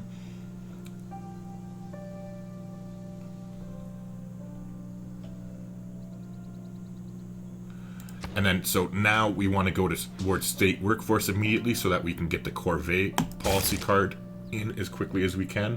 Not to mention getting another governor title too, which is always nice. So Kamos says, how would you pronounce your capital's name? I'm not fluent in Canadian. Would like to know. The Canadian capital? Ottawa is how you pronounce it. So just kind of like it looks like.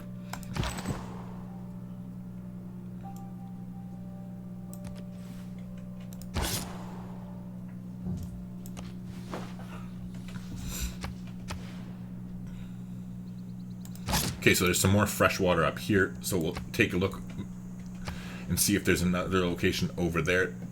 What's great too is with some of these jungle tiles, we can get some really decent campuses going too if we can get the combination of mountains and jungle adjacencies.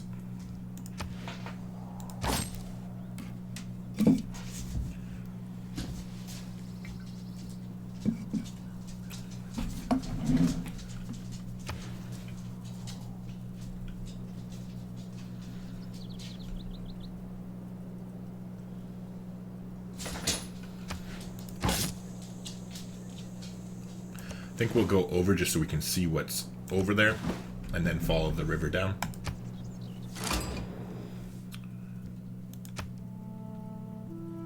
Sure. So Alexander's way down to the south here, which is fine. We have quite the cushion between us and him for the time being, but as we expand closer and closer, that's another good reason why I do want to start getting some slingers going.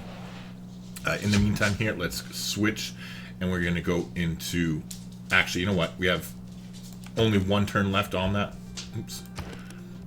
We're going to go into the monument and finish that off quickly. And then the pyramids right after that.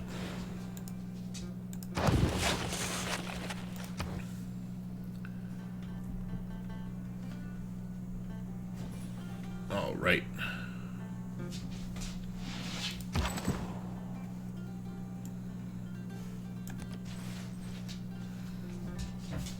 Oh yeah, speaking of the other people, let's take a look and start to get rid of our open borders.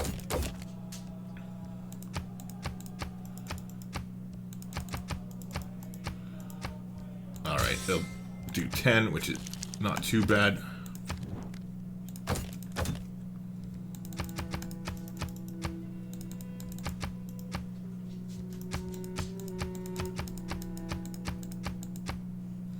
Okay, so she'll do 29.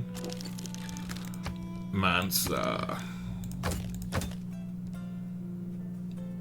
Okay, so he's being pissy. He won't even trade them equally, so this is what I like to do anyway, is he'll ask usually he'll want 14 is like the most they'll charge you for it, but so 11 means he doesn't completely hate us, but that's fine. We're gonna pay him the 11 gold bulk right now for open borders, and then in another turn or two, the effect that the open borders will have on our relationship will actually improve it to the point where he'll be willing to pay us for our open borders instead of having us pay him to exchange them. And then meanwhile, let's take a look here and see what Alex is willing.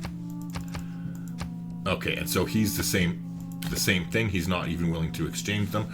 So I'll pay him. Yeah, and see 14 is the most that they charge, and that's because we just met him, so that's fine. We'll pay that for temporarily and then get it back. In the meantime, I wouldn't mind getting rid of our horses since we're not going to be doing anything with them. So let's try and get some cash from her since she's already a declared friend. There's really no threat for her coming from her at the moment. I feel much safer giving her the freaking horses than somebody like Alex, for instance.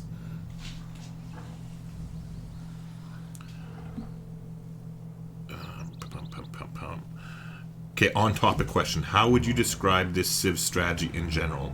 Never played this one yet. To be honest, they are sort of a run-of-the-mill Civ. What I mean by that, they're not that great, and they're not that bad. They're not specifically built to exceed in anything. They're their different abilities and their leaders' traits has so-so abilities that like just generally make the game a little bit easier. However, they're not specifically targeted towards like science or culture or anything like that. If you take a quick look here, you can see, so like they have a unique scout at the very beginning of a thing that's a little bit stronger than a regular scout, and it comes with a free promotion. Shadow, leave him alone, you big bully. And they have a unique building improvement here, which gives +1 production. It's actually better than a farm because it gives an entire housing, and then +1 gold if adjacent to a luxury resource. And then for every 2 adjacent bonus resources, you get another +1 food. But oh yeah, and then so their trade route, you get a free trader at pottery and a free trade route capacity, and then any tiles that trader goes over that are within 3 tiles of your city, it automatically turns yours if you haven't discovered them yet, or own them, I should say. And then other than that, you just get a little bit of food, depending on how many pastures or camps you have at the destination, or a little bit of gold from trade routes. So, like, really, like I said, not that strong of a civilization at all. Like, there's worse civs in the game, but they're kind of like the middle of the pack as far as I'm concerned. Yeah, Daniel says not as bad as I thought they were. Exactly. I think it was you who made that comment or whatever. Was it like, if you can win with the Cree, you can win with anybody or something? Alright, so where are we going here? Let's take a look and come up to the north a little bit, because maybe we can tuck another city in here. Yeah, like I'd like to get one, 2. So what? It would have to be here. I wonder, or no, and that's definitely going to be a red tile, so that wouldn't work out.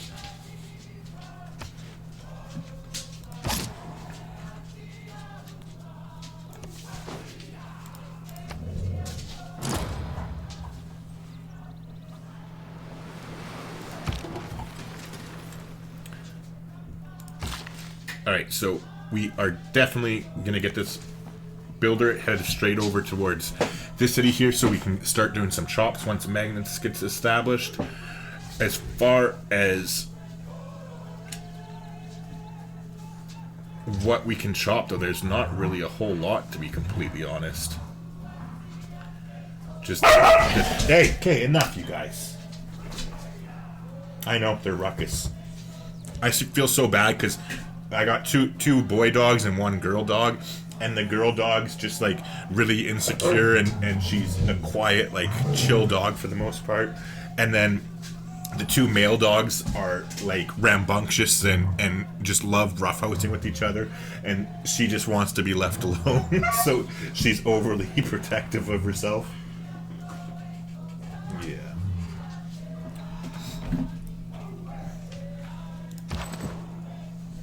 Alright, so let's come up here and take a look at the Mali city, and then we'll head back with our warrior and get closer towards us.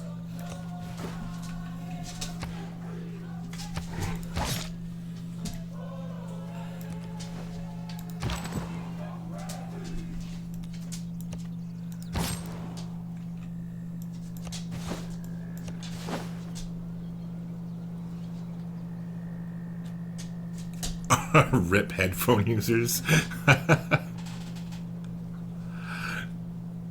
So did the dog bark really loud? I'm assuming that's what you meant by that. So your first DD win was with Korea and it felt kind of easy mode? Yeah. Like Korea, I'm assuming you obviously went for science with Korea. They are a very, very high-powered science civilization.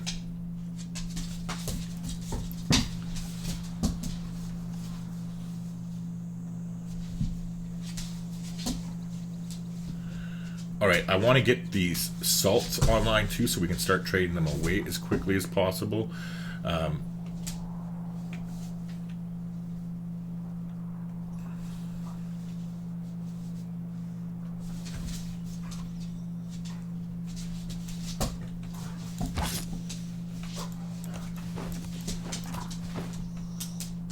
Yeah, the dog, exactly.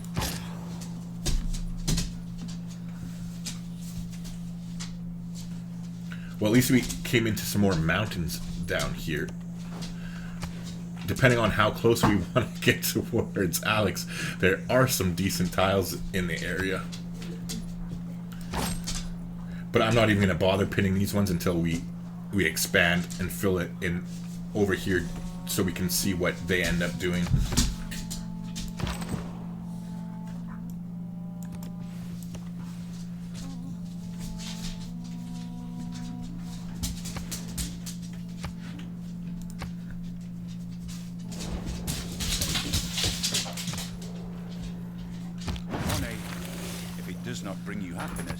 Alright, so we got currency. We got 2 turns left before we can get state workforce.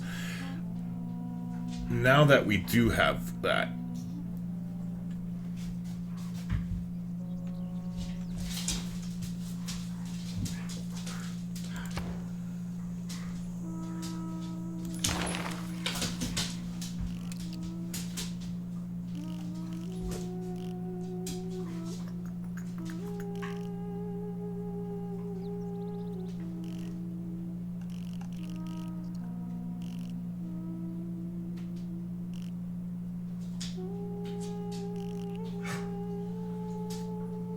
I'll put 1 turn into archery so that we're just 1 turn away from it and we can get it whenever we want it. In the meantime, let's start bringing this warrior back. Magnus is almost established here.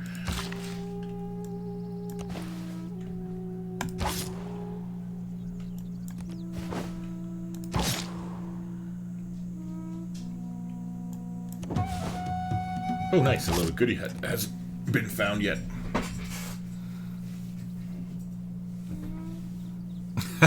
Kamo says she spoiled herself with Korea. Now anything less powered feels like shit.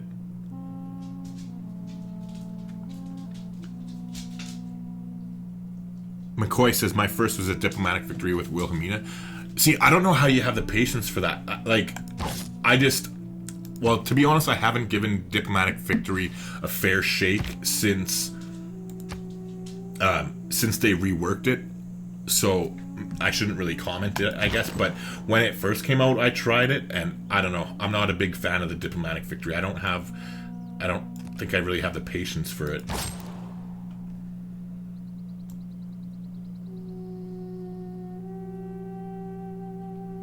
Alright, let's swing back down this way and see. Good night, sweetie.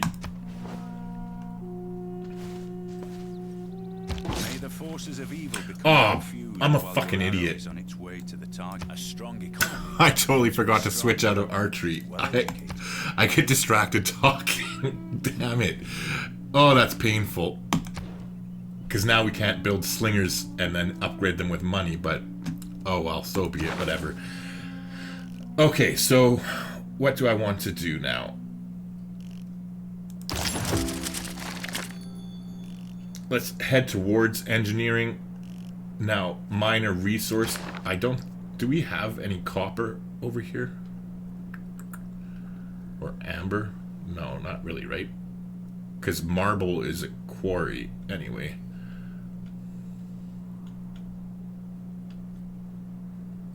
Oh yeah, the salt would count for that. So we'll put 3 turns in there. We finally did get state workforce, which is nice.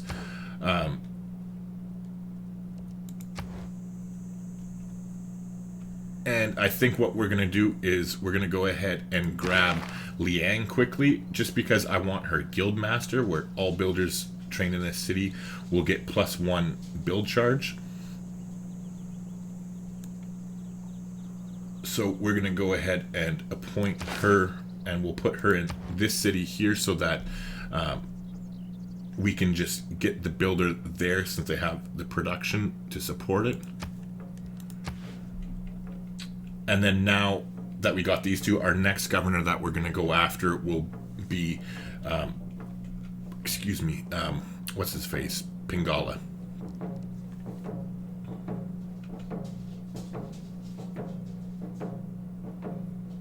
McCoy says it was only a 10-hour game? Really? Is that recently that you did that? Or was that with the old rules or the new rules? And Daniel says, my best so far was Japan on Immortal using the religious science strategy. All right, on. So you did try that then, Daniel. How did you like it? Okay, and so we're going to go into political philosophy immediately so that we can... Oh, wait. Yeah, political philosophy. Actually, no. Mysticism first, and then political philosophy. Because I want not only to be able to place the oracle down, but also I want the envoy, because we're sitting at 2 envoys with Lisbon here, so that will give us the suzerainship of them, which isn't a big deal in and of itself, other than the fact that it'll give us a 1 diplomatic victory point, or not victory point, one diplomatic favor point per turn, so that we can start trading some of that away. The day after Gathering Storms dropped. Okay. So Jesse asked, did you ever finish the Japan game, by the way? Yes, I have completed the Japan game, Jesse, and I will be continuing to upload it. The only reason I started uploading this Brazil religious game was because I bought a bunch of equipment for my house. Like, I bought like $500 worth of shit basically to make the channel better, and I wanted to see how much of a difference it made. Like, I bought like $300 and something worth of audio equipment, and then I paid for, it doesn't help the stream, but I paid for new headphones because my other ones were damaged, so I gave them to my daughter and bought myself a new pair. But I wanted to see how much of a difference the sound quality made of like me buying that new equipment, and so I just kind of got excited and started that. But now that I've seen how much of a difference it's going to make, and like that's why I have the green screen and everything now, I'm going to be alternating releasing like 1 Brazil episode and then a Japan episode on the following day. But the Japan one is 100% finished already. I just need to edit and upload the videos, so that will be coming out 100% for sure. Daniel says, did they ever bring me your beer? They did that night. They did bring me my beer, but it was way freaking late. And it was nice, though. The owner apologized and ended up giving me a $10 discount. So I still have ordered from them again.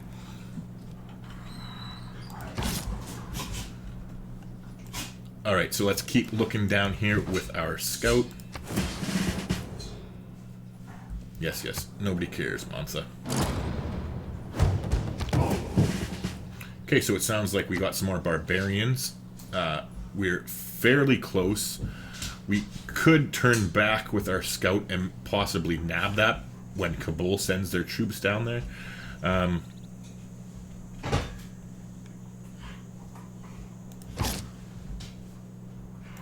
But I'm not too worried about it. We'll play it by ear and see how we go. So Jerusalem's in the game. Construct a government plaza, so we'll get a free envoy there. Not the best. Now,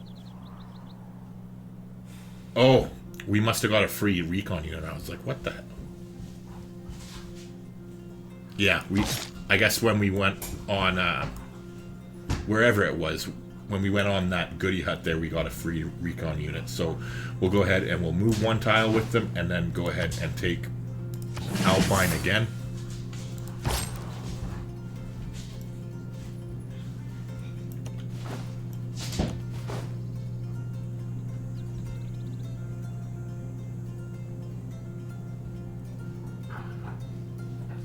Torilla. Kamo, what is Torilla Tavatan? What is that? I'm completely...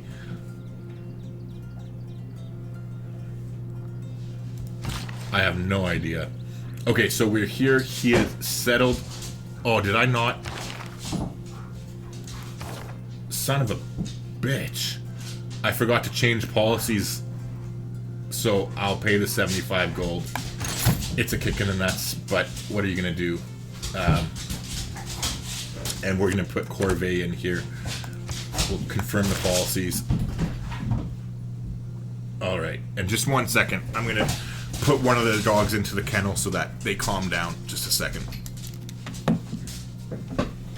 Shadow, come here. Good one.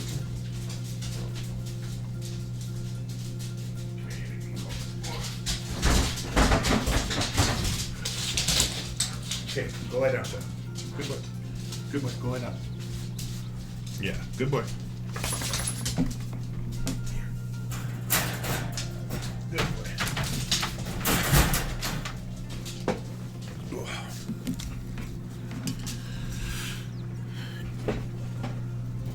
It's a Finnish thing, Jesse says.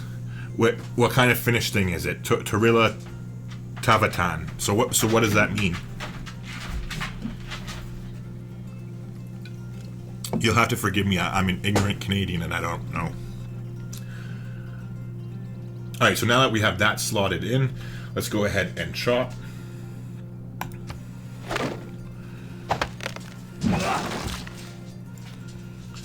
Next turn we'll move to that forest and chop as well.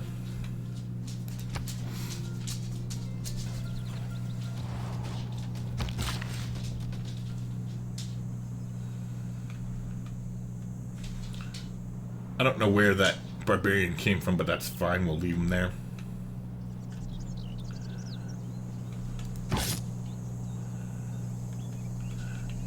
So with the scout, let's just start heading down towards the south to clear out some of that fog of war.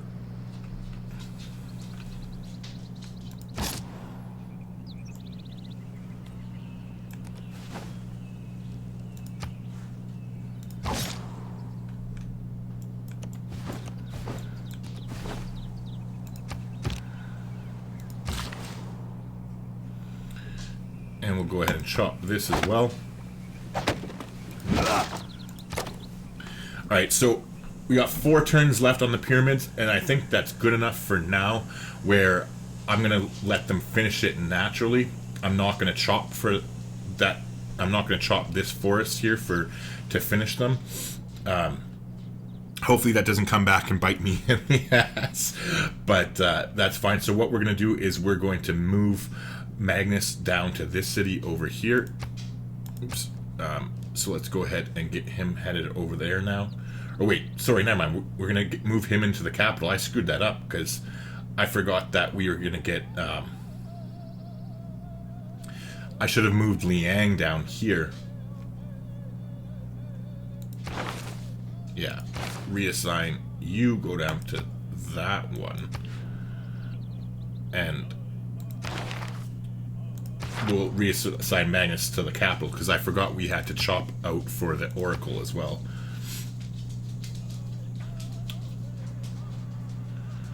Okay, and so now that this guy's done, what we're gonna do is have him head.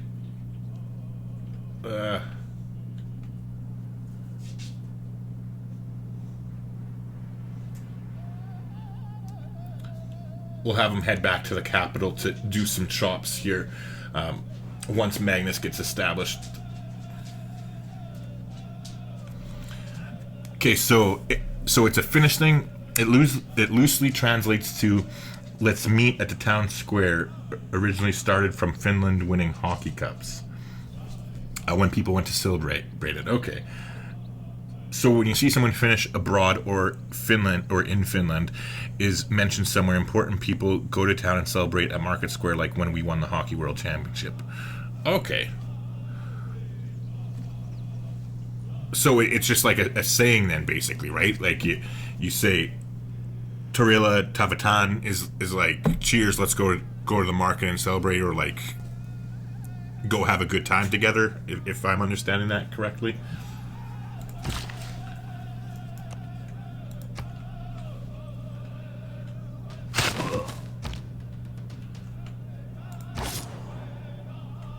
Okay, so let's just keep heading down south here. I want to come around the mountain to see if there's another good city in here.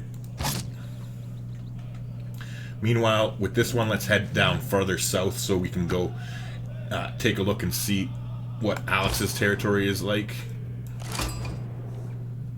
Sure, it's an honor to meet you. Sure, we'll exchange information.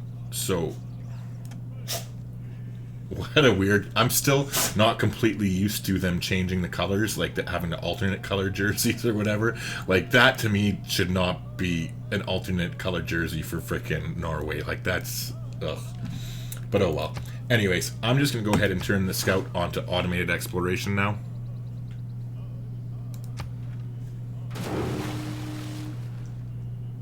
I like to say I practice military. Alright, so we got mysticism now. Am I leaving that in? Yes. And I guess we're not really...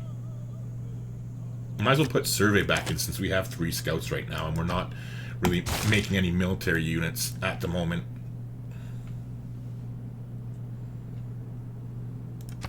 So let's go ahead and buy this tile now. Hold on, would it be cheaper? 1, 2, 3. No, it's going to be the same price no matter which city buys it, so that's fine.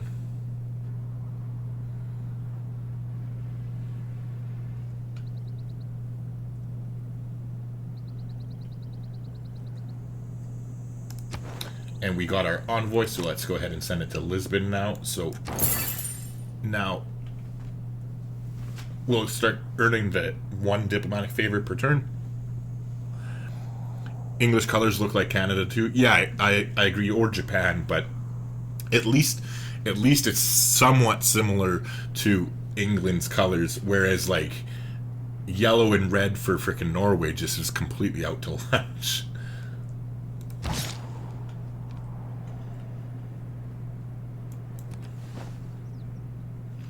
You know what? I didn't come look here. I want to see... I'm going to travel backwards. I should have looked at that farther, whether we can get through here or not, or if this is a mountain range as well.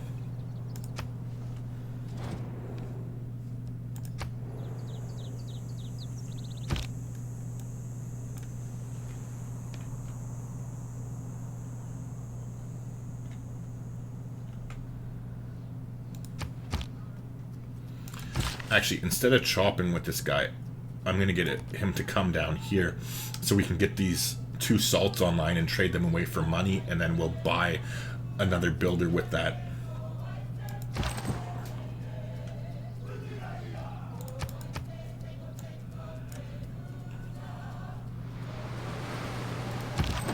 From the height of these pyramids, 40 centuries look down on us. Alright, nice.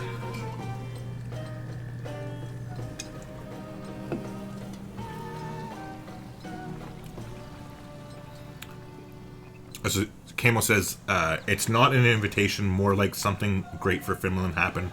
So I'm expected to see you there because it's in our nature to go. So, like, see you there. Okay. But then, if that's the case, though, then why did you say it? Like, in that context, why did you say Torilla Tavatan?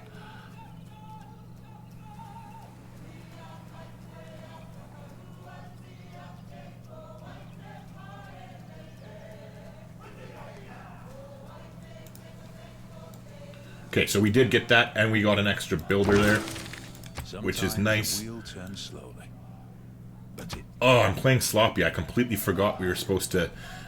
Or no, we didn't have anything to build a mine. That's right. Never mind. I'm chastising myself for screwing up when I didn't screw up this time. So let's see what's gone. The Great Bath, Stonehenge, and Apadana is gone. That's fine. We're sending this builder... immediately having him head over here to help chop out the oracle.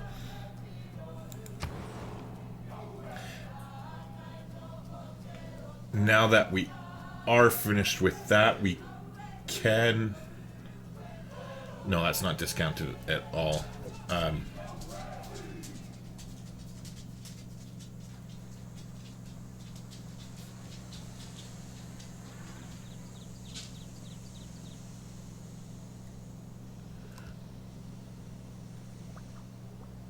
I'm going to actually get them to get their library so we can start earning extra great people.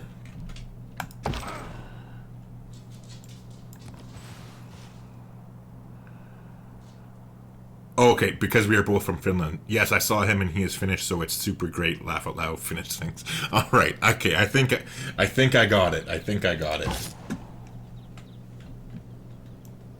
All right, so let's keep heading around the mountain. Okay, nice. So there's definitely some good cities left in here for us to grab. Oh, I'm a freaking idiot. I did it again. Oh my god. Just clicking too fast for my own good. Okay, we finished our settler there. We're going to start on the oracle right away here.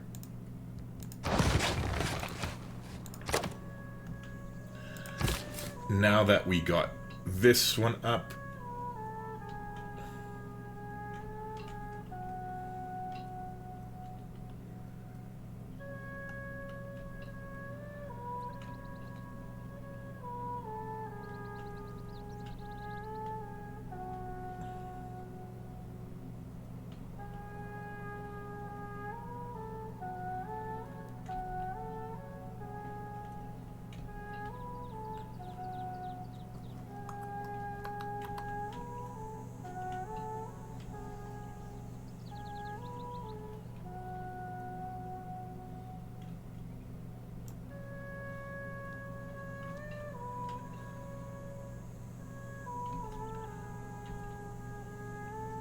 oh, that's so many turns. Yeah, actually, it's better. Let's just go in here. And we'll find out whether or not we can... whether or not this is a hole where we can build our campus. Or if we struck out. We can always build the campus there if it comes down to that.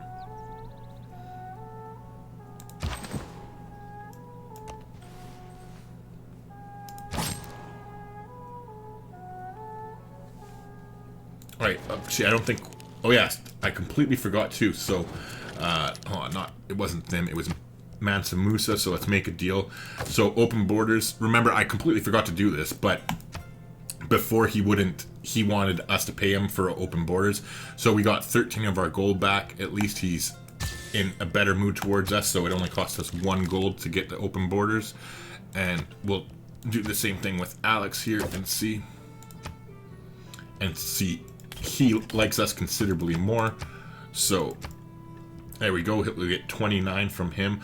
I'm still definitely not going to give him any of our horses, but let's go back to Victoria and see what we can get from her.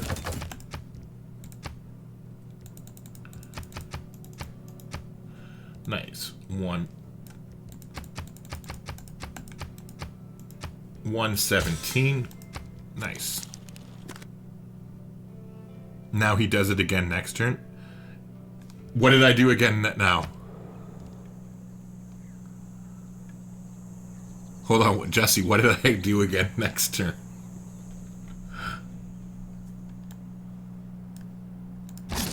Oh, you mean if I screwed this up again?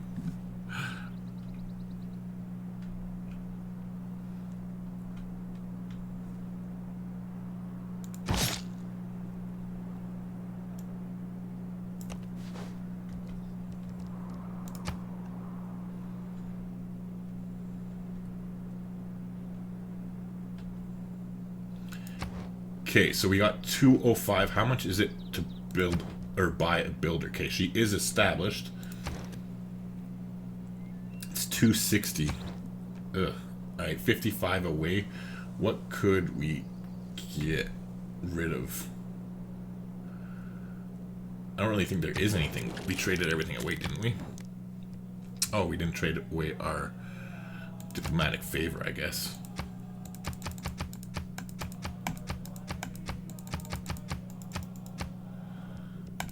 Alright, 22 is better than nothing.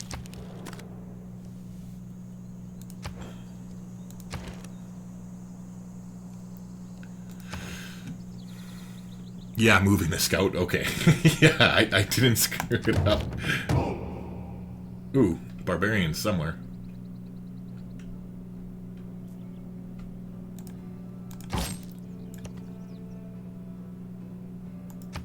Okay, so they killed some city-state.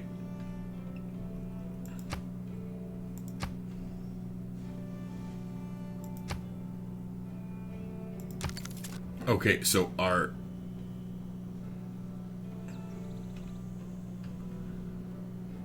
We got some trade routes. I guess it was from them, sending them to us.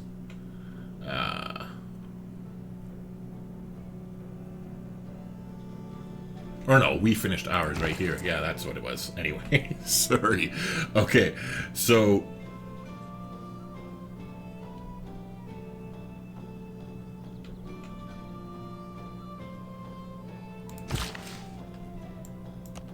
Still a ways away from getting there. And his movement got blocked because the settler was in the path, so we'll have to send him again. Alright, so we're 10 points away from a golden era, and we had between 12 and 32 left in the thing, so it is achievable. We definitely won't be getting any... Oh, we met Bologna too? Nice, okay, we definitely won't be getting any other suzerains anytime soon.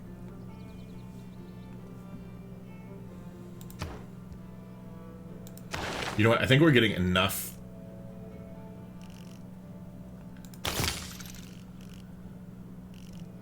Yeah, we're getting enough wonders. We're not going to have time to get Machu Picchu, I don't think, so let's start heading towards education as quickly as we can so we can start getting some universities up and running.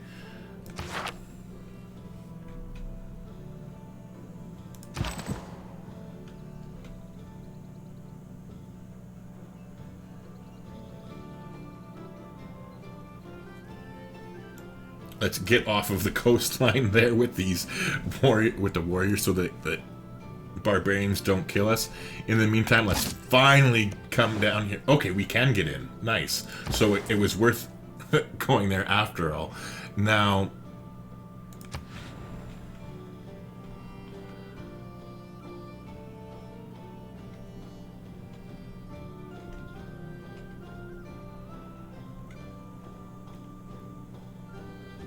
I wonder. I'm going to move...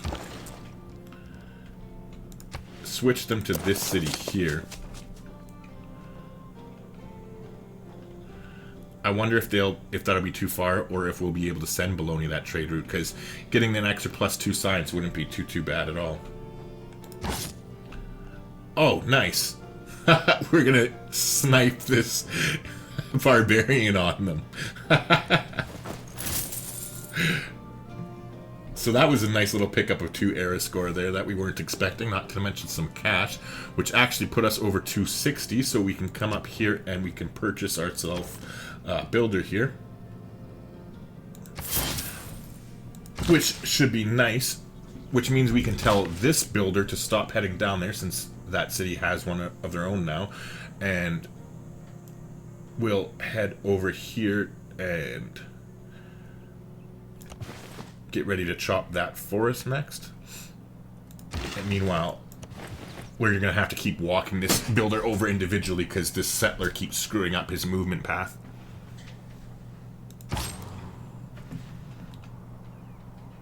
Alright, so if we have the other one going down there to take a look what's going on with Alex, we might as well follow the river a little bit and see what's over here.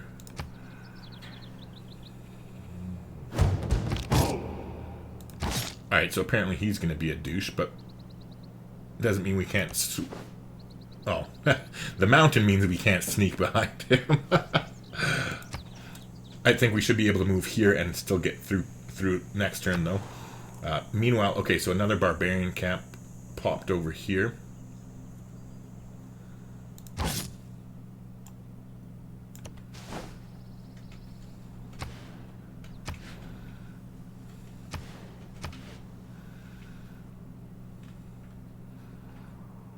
Okay, that's weird.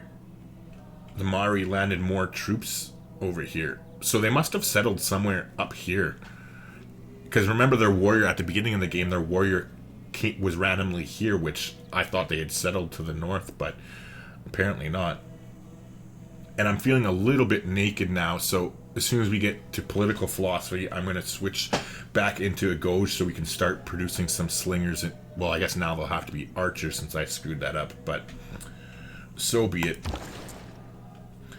Anyway, can we make it all the way? No, we can't make it all the way to Bologna.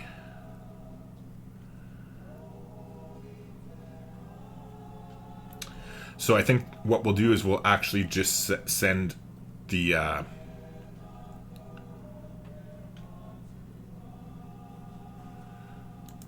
do an internal trade route here. That way we'll get a road going so our settlers can travel easier, but then it's also going to help us get... I don't know if you guys noticed it or not, but it has +3 food per turn because of our little ability there or whatever. So that's going to help this city grow faster because we want the city to get up to 4 population as quickly as we can so that we can put our government plaza there and then start chopping out all this shit. Speaking of chopping, I just noticed, however, that this volcano became active, so we definitely want to chop this forest here immediately. And the same thing with this one before I forget. Because as soon as that volcano spews, the production from those 2 tiles is just going to go to shit if we don't use it right now. So as soon as we get this salt online, we'll get that online. Now we're going to trade it away. Let's see who has the most cash. Okay, and he doesn't like us, so he might actually be declaring war on us soon.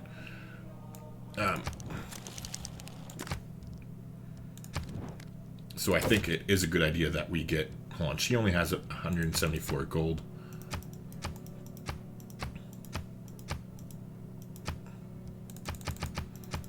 And she'll do 104.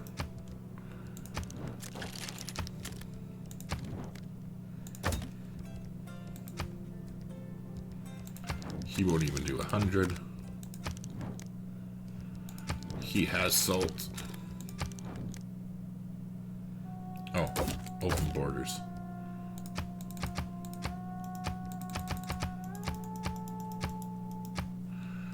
Sure, we'll take your 30 gold.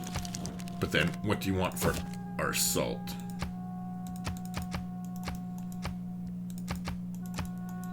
So he'll do it for 110, that's fine. We'll do it with him, and then next turn, now we'll use that money. We'll go ahead and we'll buy that turn there, and we'll get the salt online. We'll trade it to whoever that was. Victoria, I think that was going to give us 104 gold. And then we'll head over and chop these 2 tiles before the volcano wipes them out there.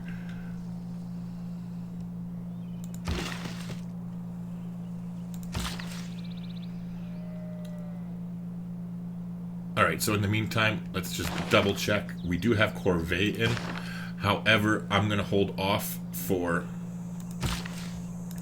2 more turns before doing these chops so that we can get... Let's get this one into... this builder into place. The reason I'm holding out because we're going to switch into the government, I forget the name of it, but the one that gives you plus 10% towards wonders, so that way we'll get an extra 10% plus Magnus multiplication on top of that. In the meantime, with this guy, let's head up and go around the mountain range over there. Alright, so good. That scout is a hero cookie. Actually, you know what? Screw letting him heal. Let's just put him on automate exploration. We want to get as much as we can figured out so that we can hopefully get a golden age here.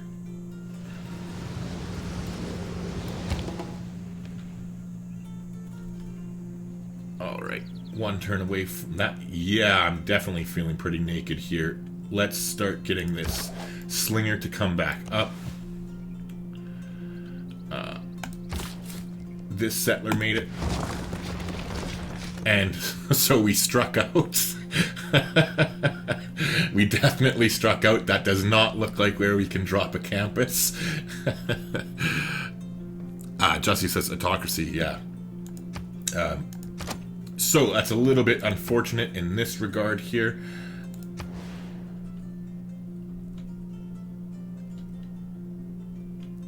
Now, we're just going to go straight into a monument here. And we'll buy our way to this tile right here and then chop that for the campus. So let's go ahead,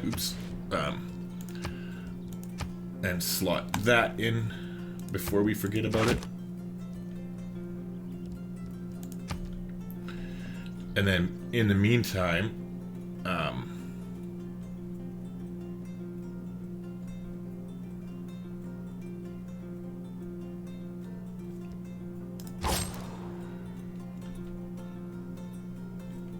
let's just keep exploring here.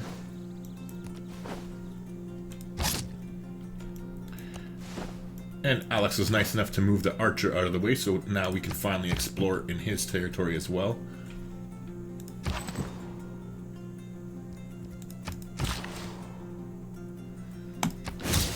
Okay, so we got that salt up online, so now it was Victoria. So let's go ahead and get the 100. Oops. It's 104, I think, right? Yeah, 104. Then let's also trade her some more horses if she'll take them. And she doesn't want them, so no.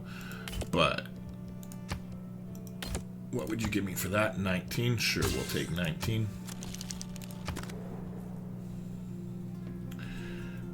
So we're up to 218. Let's go ahead and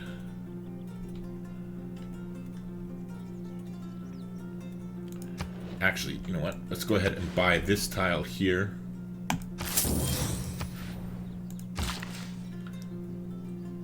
Oh, we can't get down there because of their stupid fucking warrior. Ugh.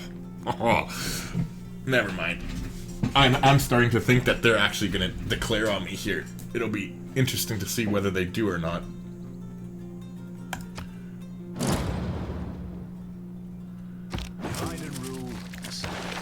Okay, so we're going into autocracy here to get the plus 10% production to wonders. So we're going to do that immediately. We're going to get out of survey now. We're putting a Goge in, and then we'll also put in conscription because we're definitely going to be getting archers here in short term. In the meantime, we're having Corvée in, and then let's also get builders so that we can do our chops. Yeah. Or no. we're going to put the urban planning +1 production to all cities. So we'll go ahead and pop that in, and now we're going to go ahead here and we'll chop this.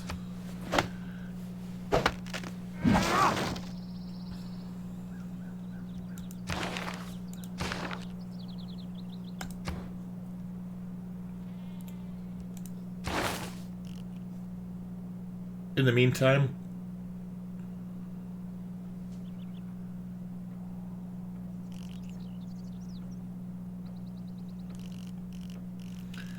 I think we probably should work our way towards... Oh, it's going to unlock... You know what? We'll go towards games and recreation to get that out of the way, since I basically never get construction technology early enough. Okay, so Daniel says now the fun begins. Yeah, exactly. Gotta watch out for these guys here. Well, no campus there, but at least you can get 3 ski resorts.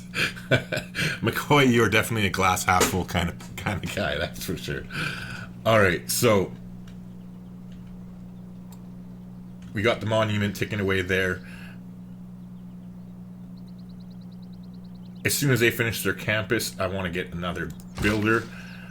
And actually, that's what we can do. We can chop those 2 forests. We can chop them into build.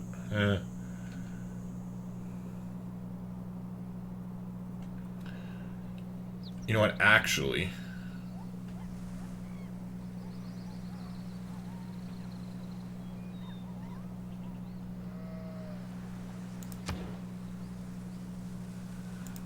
I'm going to head towards military tradition. I'm not going to get it. I'll switch out of it before we do get it, but I want it to be able to switch as quickly as I can. In the meantime, we'll chop with that next turn. This slinger, we want to head up towards the north here as quickly as we can, so that we at least have somebody in range. Might as well get them to become an archer while we're at it. Oh, that's such a tease too. We're not going to be able to snipe it because England's definitely going to get it next turn with their chariot there. In the meantime, though, oh, we can't even chop that, but we can harvest the wheat, which would get us up to 4 population. Yeah, so that's what we'll do. We're going to go ahead. I'll wait till we switch. Before I go ahead and buy those tiles, I'll wait till we switch and put on the 20% discount. Okay, in the meantime, this guy can just go on automated exploration now. And the same thing with this one down here. Ah, and there's the surprise war. So, Daniel, you're right. Now the fun does begin.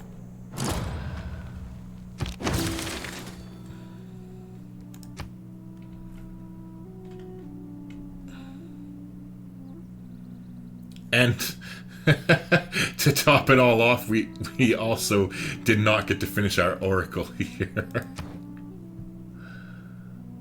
Alright, so what we're going to do is definitely switch into ancient walls then and put that production to somewhat good use. Now, definitely changes the scheme of things here. We're also going to start archers in both these cities.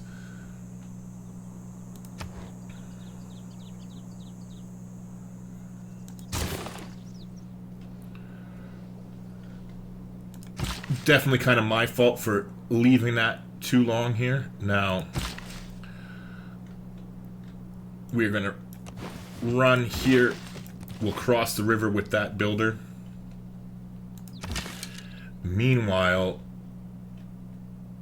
I'm going to back up and shoot at their archer. You definitely want to prioritize archers and other ranged units, like not catapults, like not like siege units, but ranged units in combat, because they're definitely the most deadly to you. Now,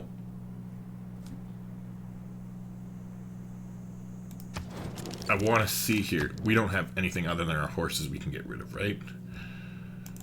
And actually, we've already gotten rid of our horses towards her. But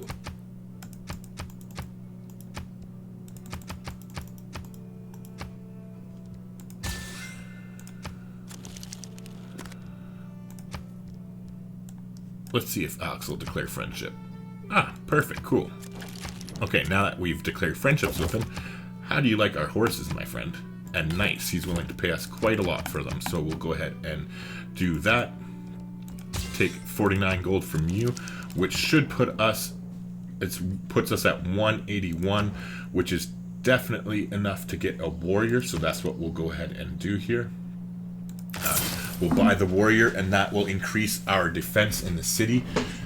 And next turn we'll have the city walls, which will help out as well. Whenever they start chilling in your city, it's wartime. Yeah, exactly. Like they can flutter around your territory, but as soon as they start not moving their troops, that's when it's pretty much, you know, it's go time on deity difficulty anyway. Alright, so that kind of screws things a little bit for us and our plans. However, we'll get this builder out of the way for now. I just hope we get to chop these 2 tiles before they get destroyed by the lava. In the meantime,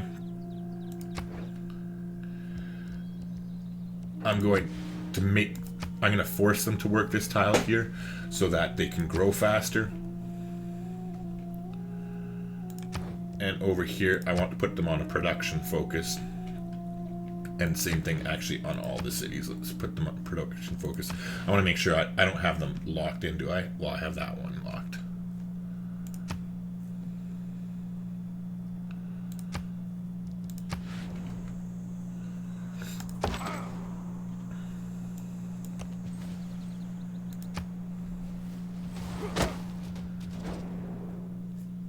Sure, we'll take your 25 bucks. A man on a horse is spiritually all right, as well as physically bigger. So we're gonna go ahead and take the shot at the injured warrior here. We definitely don't want to finish them off. We are gonna go ahead and attack this one here. Now, we don't want to attack here because then we'd be opening ourselves up to attack from the other ones, and we don't want to attack here because it's across a river, and they'd have the river defense. But by attacking here, even though it is a minor defeat, our warrior is going to be staying inside of the safety of the city, so that's fine for now. So their archer has moved over, but that's fine. We're going to go ahead and just take another shot at them. We were able to finish them off too, which is nice.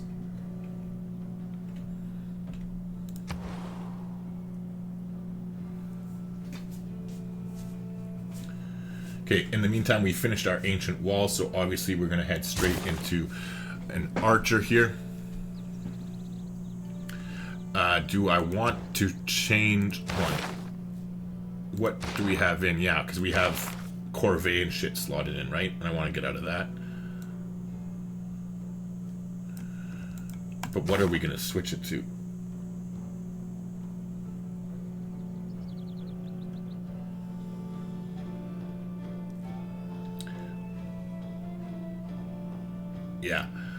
Yeah, we'll actually allow it to switch because now we're going to change our government too, and we're going to change to over to the government that I always forget the name of it, oligarchy there, where we're going to have +4 combat strength for our melee units, and so that will give us a little bit of a boost there.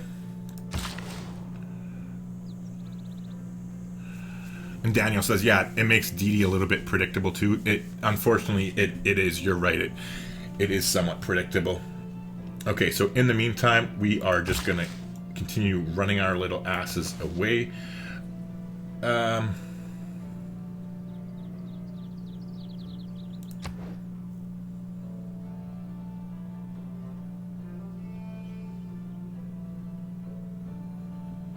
Next turn, we actually will chop that so that we have the space for the campus, but I'll chop it into a library so that hopefully we can start getting some great scientist points here.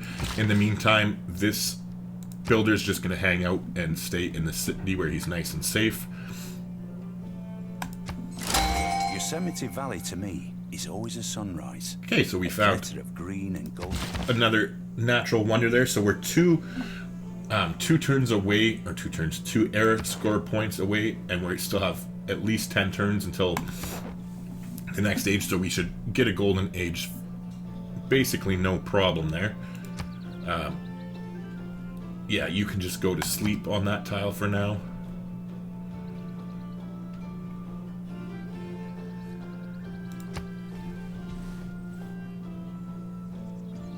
Bravery is being the only one who knows you're afraid. Alright, and we are definitely going to get rid of Corvée here and put that back up. Oh wait, but we wanted to change governments too. Sorry, my bad. We're going into oligarchy. And don't really care about the money for right now. We'll go ahead and put charismatic leader in there. Get rid of Corvée.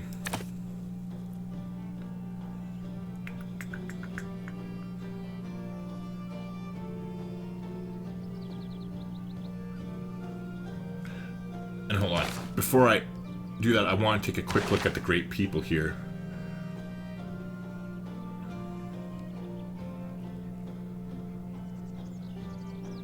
Oh, nice. We're one turn away from getting a great scientist.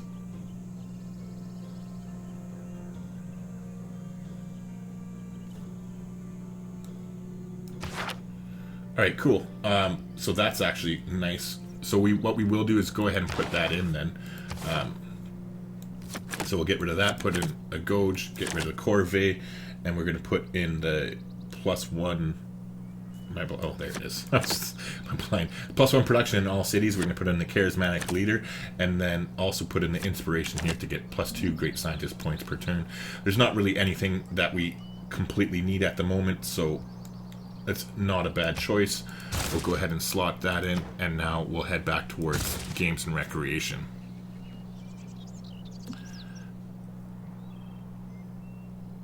Land Savers came out. Yeah, you're right. I wanted Land Surveyors, but the problem was then they declared war on us. So my plans to purchase these tiles unfortunately kind of went out the window as soon as they declared war on us. So until we can take care of the Maori here and get them the fuck out of our area, I have to kind of put that plan to the side. But the good news is, with them declaring war on us, that we might be able to just pop over here and take this city and then have them off of our continent altogether once we finish dealing with their ragtags over here. Okay, so it's always best, in my opinion, to go ahead and finish off an enemy whenever possible. So we're targeting this guy, even though they're trying to run away with him. Unfortunately, it wasn't enough to finish him. So that is what it is. Now we're going to switch over here, though, into the library like we talked about. And now we're going to go ahead and harvest this. So it didn't quite get us all the way there, but close enough. We're going to go back to our archer over here. In the meantime, we'll back up. Not back up.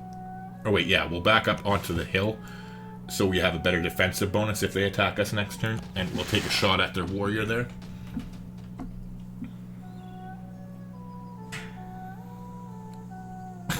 I wish the volcano doesn't ejaculate on us. Yeah, I'm hoping the volcano doesn't blow its load either. But let's hope, for all of our sake, that it can contain itself a little bit longer and avoid the pressure.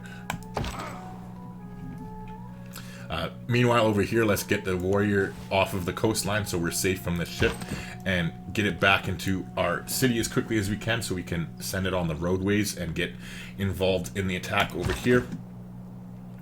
Meanwhile, our warrior here, let's just let them heal up for a turn.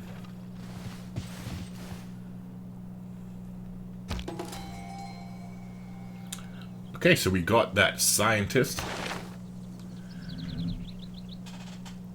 Now, I'm so...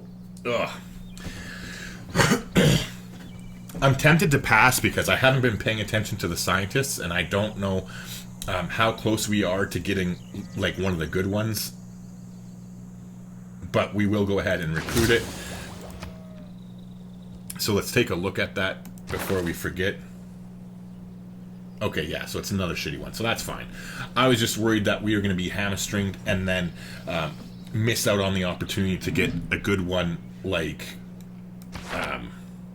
one of the two that give you like plus science per universities.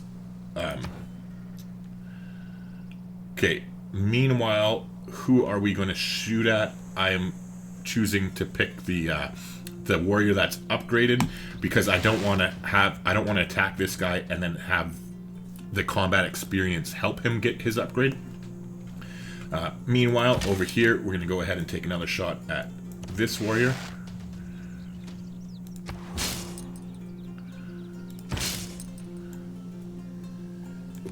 Go ahead and pop this guy's cherry. Okay, ironworking, castles, and stirrups. So that definitely puts us over the threshold for our golden age, so we've secured that. Now we're going to do everything we can in order to avoid getting extra era score.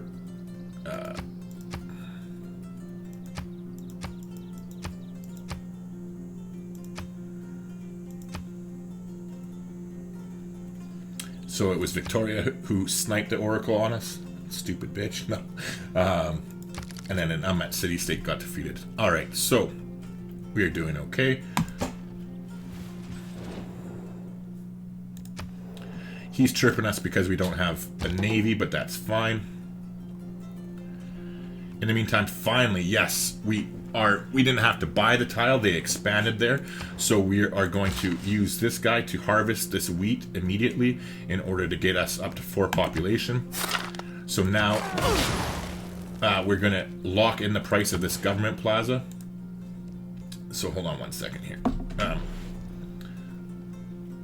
47 production. Okay, and so just so you guys know, here I'll show you we're getting a discount on this government plaza. Like you can see, the cost is 47 production, whereas the base cost was 30. It would be a lot higher than this right now. However, we have a campus here that's finished, a campus there that's finished, so that's 2, and a campus here that's finished, that's 3 campuses, and we've only unlocked 1 district, 2 districts, and then 3 districts. So because we built 4, hold on, calculator. Okay, so because we've built 4 districts, we take 4 districts, we divide it by the number of districts that we have researched the ability to build. So 4 divided by 3 equals 1.33, which means that we can get a discount on the government plaza because it's less. We don't have any government plazas right now, so we have 0. So to build that 1 is less than 1.33, so that's why we got the discount, the 40% production discount on it. And it's the same thing, like say the commercial hub is actually discounted right now too. If you take a look, the base cost is 54 production and it only costs us 69 to build it. It's for that exact same reason. So that's good for us right now. What we're going to do is obviously we're going to lock in the price of that discounted government plaza right now. There, and then meanwhile here,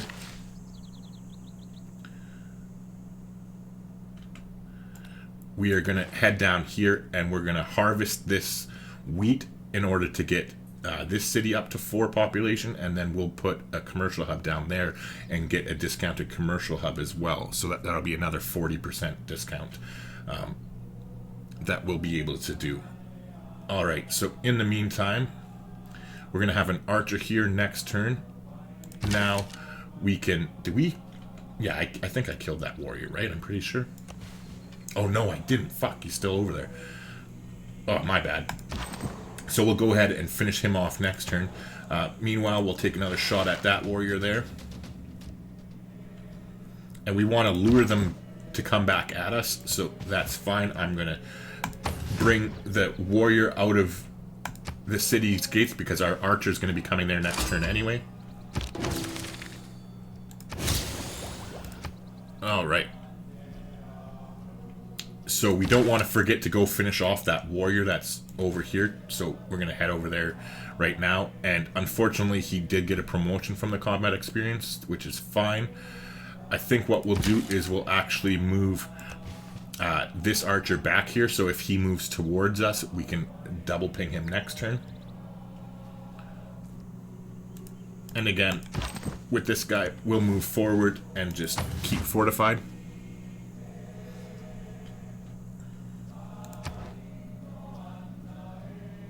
Alright, meanwhile, let's go ahead and take the time here to pop 2 turns into our library.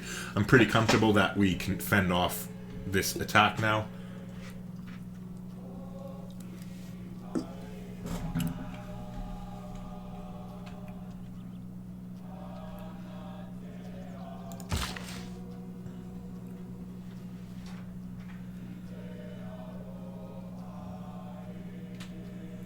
Alright, and we're going to get this builder to head over here next because it'll be... Oh wait, no it won't. I was going to say it'll be cheaper. I was thinking this is 3 tiles away, but no. We'll head over here next.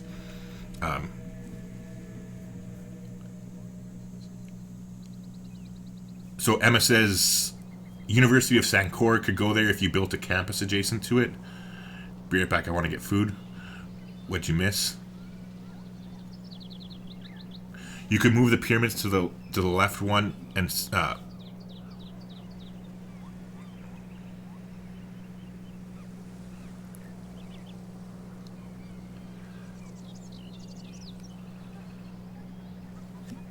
okay, so what? Emma's just... You're repeating what has already been said before.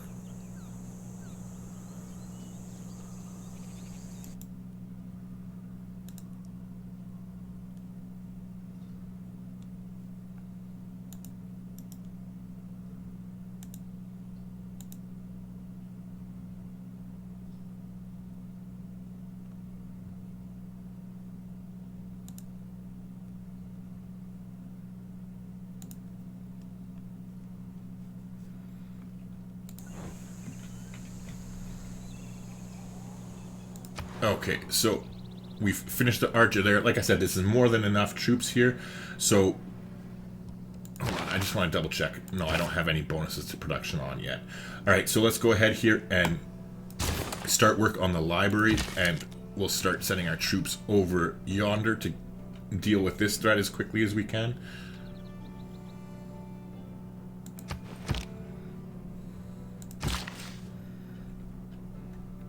Alright, here, let's make sure that we own that territory, and we do. So let's go ahead and harvest that now.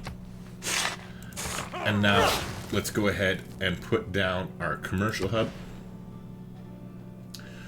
Actually, this would be a +3 right now.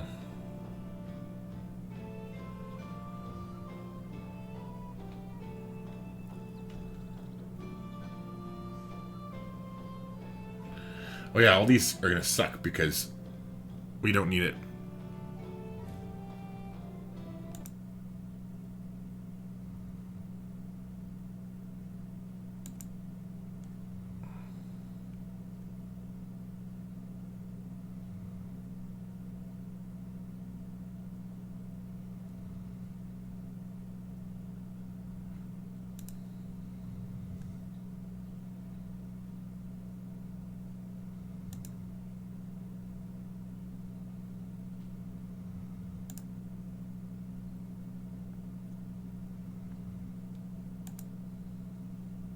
I've never actually had to ban somebody before, so give me a second. I'm trying to figure this out.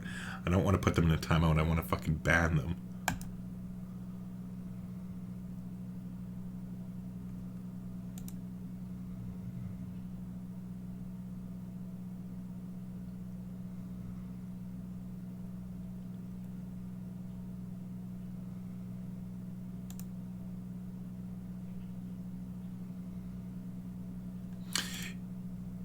Yeah, Kamo, I'm trying to figure that out right now. I just never had to ban somebody before. So I'm literally... If I hide the user on this channel, is that like banning them? Yeah, this use... Okay. So here, Kamo or anybody else, I think I've hidden them so that they can't say anything anymore. But let me know if you can see them saying something and I just can't, because like I said, I've never had to ban anybody before. So I think that did the trick, but let me know if it didn't work out.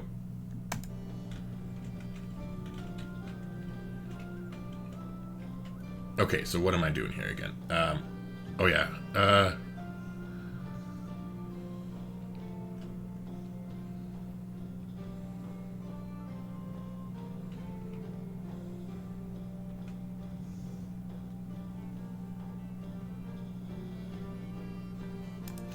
We'll still build it here for now, and then we'll look to get another wonder over here at some point in the near future.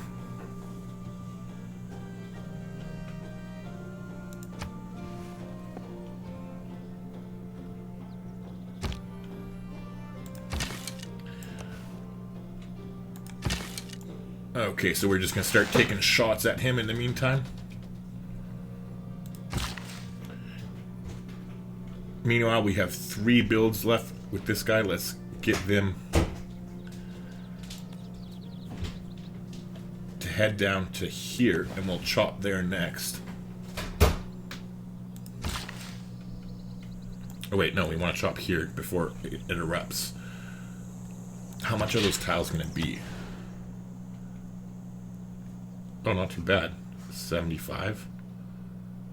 So I bet if we make a trade that we can get what we need to get both of them.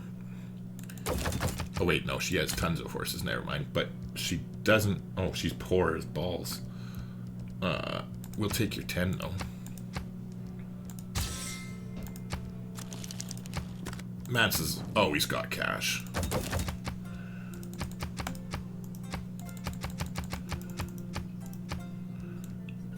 Alright, 33, and then what if we throw in the 10 of that?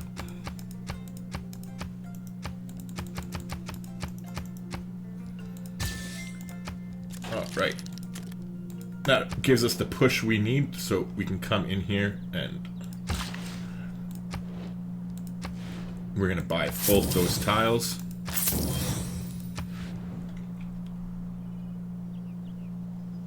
And... Oh, this is going to be a pain in the ass. I should have done this earlier already. We're going to rotate the governors one more time, and we're going to reassign him there. Yes, and you can go to the capital.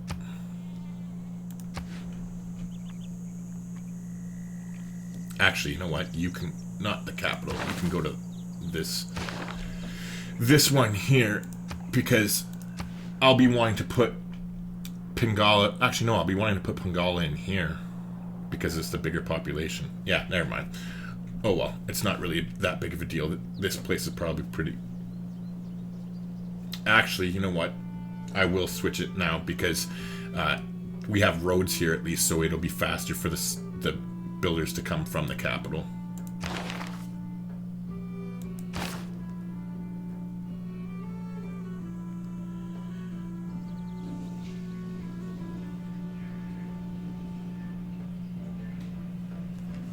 Yeah, I came in with land surveyors. I could have bought the tiles, but at the time I had spent all my money down to like 21 gold at the time, and I would have had it stuck in, basically the policy stuck in, instead of having the +1 production to all cities. I suppose I could have switched out the +2 great scientist points per turn, but I'd still rather have those building up.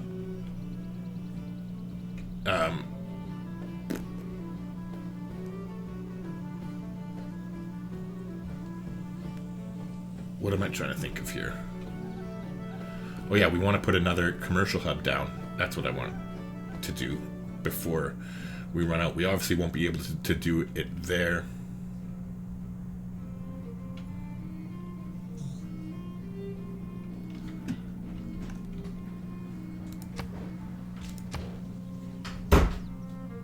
See, so 117 production. We can't put another one down right here.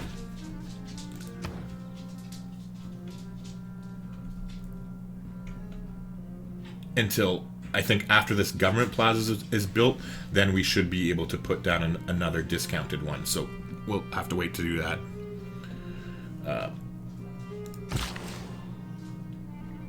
In the meantime, I'm going to move away from that tile just in case the volcano does erupt. And the same thing here. I'll have him wait one tile away for safety.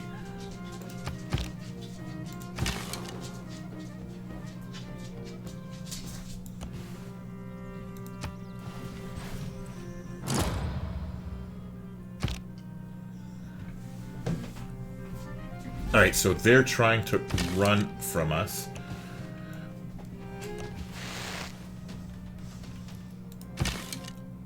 Fortunately for him, we can't quite follow. So I'll move on to the forest. Hopefully their Mali's scout moves next turn, so we can head up there, and then this one should hopefully be able to finish them off. As far as the envoys go, we'll go ahead and... Oh, we're at war? Bandar Brunei, where is that?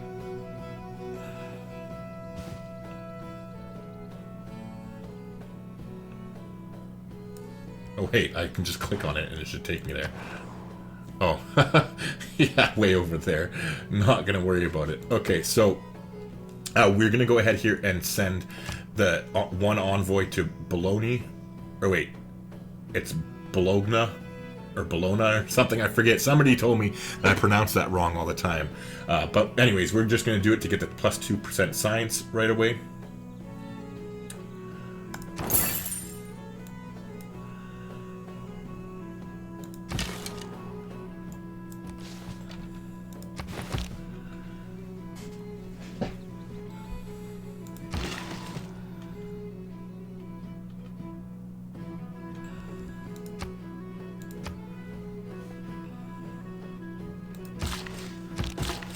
We'll put that builder to sleep there.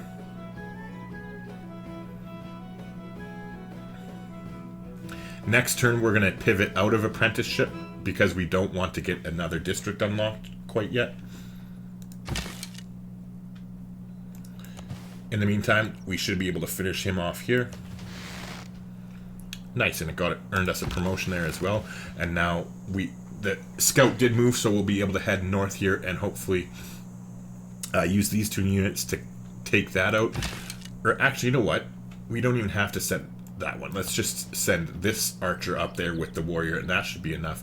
And use these 2 archers to come down here. Meanwhile,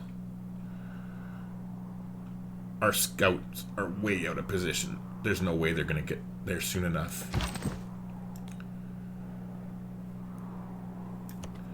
I guess that guy's not too far away.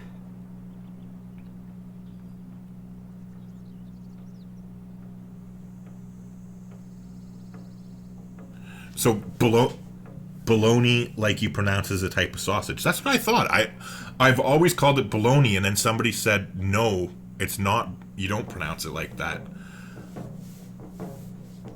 And then so McCoy asks, what Civ would you like to see added in the future, if any?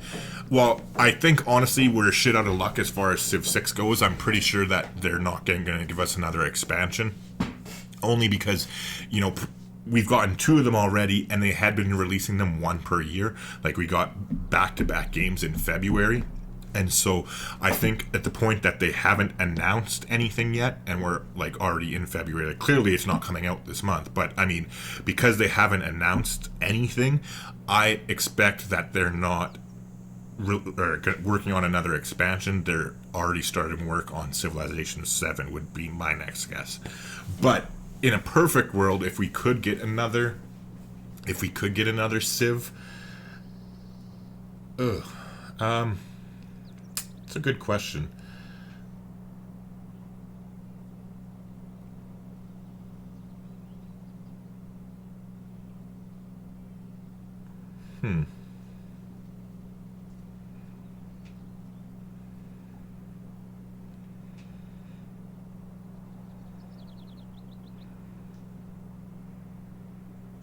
I honestly don't know. I don't think there's a civilization that stands out off the top of my head anyway that I'm like, oh, we really need them in the game.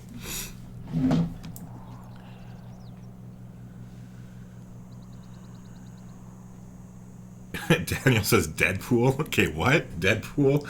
I'm confused.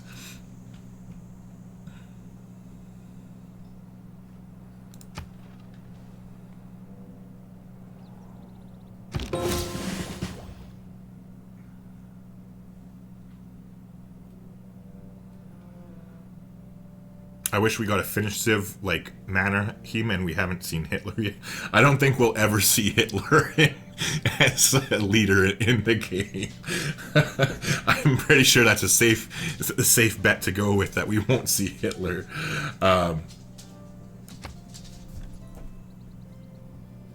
Okay, so somebody completed Hanging Gardens.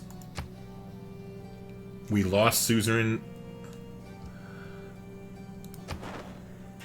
of Lisbon. That's fine. Harold took over, and because he put his Amani in there, that's fine. Oh, Deadpool is in the Super Civs mod? Okay, that makes sense then. I understand what you're saying now. I didn't quite get it when you first said it. Our friendship with Victoria's run its course, so let's re-up on that right away.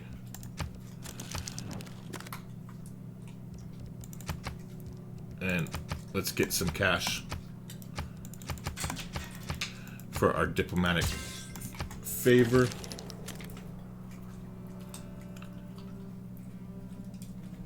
Okay, so we have finally got another government promotion now. Let's go ahead and get Pigala, and we're going to appoint him in whatever that city's name is, because it has the higher population.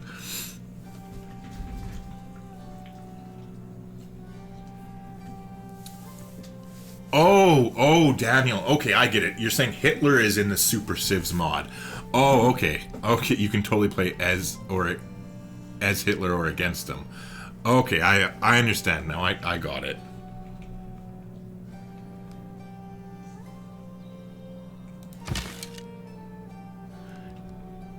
Okay, so the archer is going to move one slot forward and then take the promotion. And we're going to continue going up this and go with Arrowstorm. Ooh, we might be able to take a shot at the Mari in the water. Let's get our warrior. Okay, so it looks like they might have just completely pieced out. I don't see them around, so that works in our favor. Let's go ahead and bring our troops to the front of the battlefield so we can go ahead and make some moves on this city. They don't have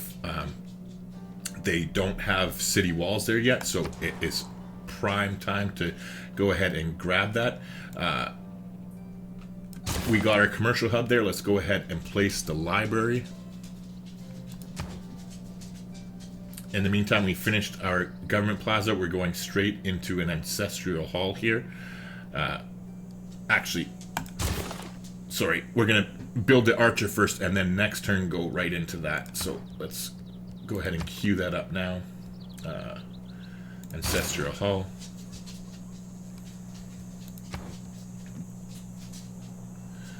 And we got still have 2 more turns until Magnus is established there.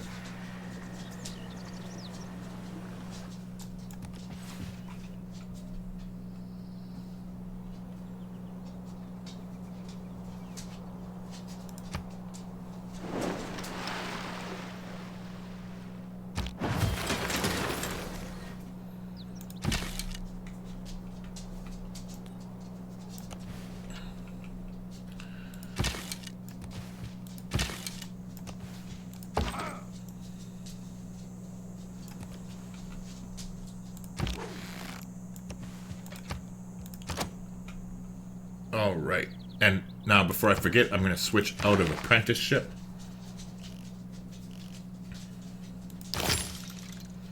And we'll start on mathematics.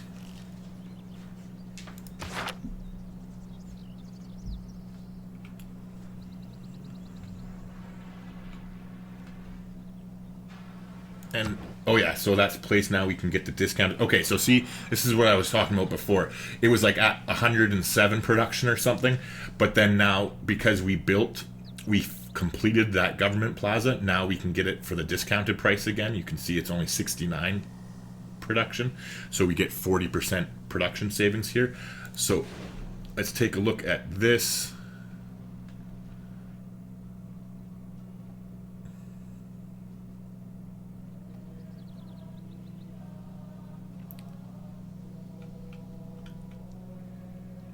And I know it's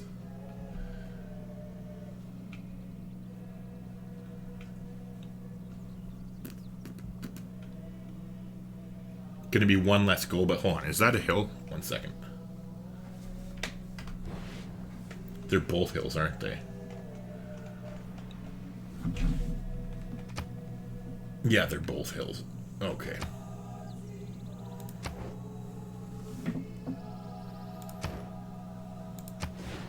So seeing as how they're both hills, I'll just go ahead and build it here for the +3.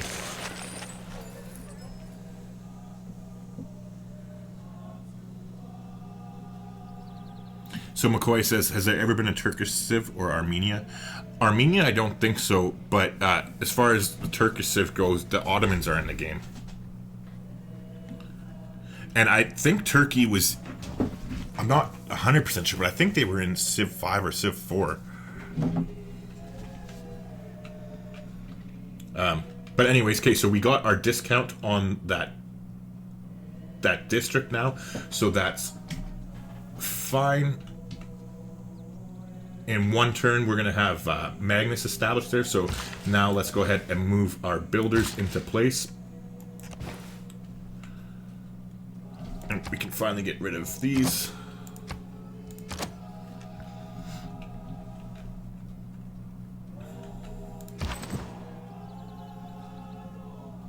All right.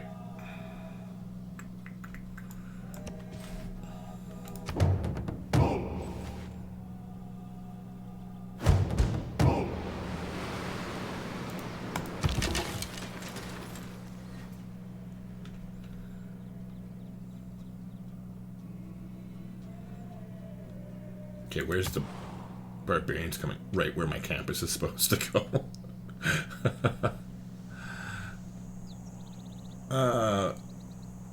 Yeah, we won't get over there in time, so let's not worry about it. Yeah, there's a flood.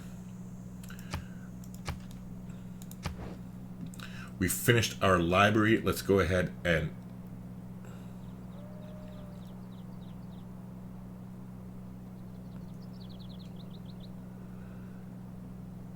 I guess go ahead and grab a market for now. Let's take a look at the great people. So we're 4 turns away, and Macedon is 9 turns. Okay, so this Euclid, I should say, we are going to pass on him because there will be a better scientist coming up, and Macedon, like Alex, is right behind us, and Mali's pretty close to behind us too. So we're going to pass on that great scientist when we get to him. In the meantime, now we can finish apprenticeship, so we'll get the bonus towards mines. Now I'm not worried about getting districts because we've got the discount on it there. So as far as the civics tree goes, we want to get towards feudalism as quickly as we possibly can in order to get more charges on our builders.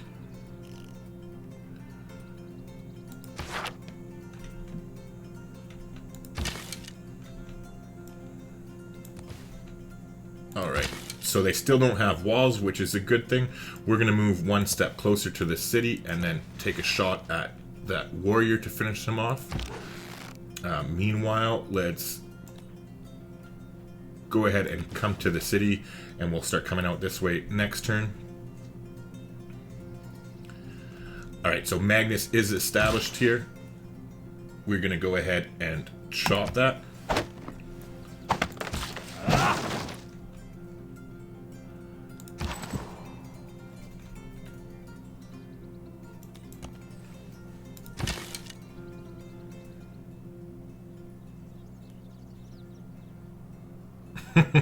Camo says, so because they won't put Hitler ever in the game, we can call every German Civ as not Hitler? Yeah. Alright, so let's continue going up. I don't think there's any more of them up here, but you never know. So we'll take one more turn to pop up there and double check next turn. And then we'll take this city from them, and then we'll go ahead and make peace after that.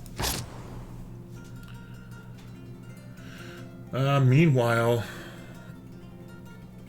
a barb camp spawned. Let's go ahead and pass over onto this side of it.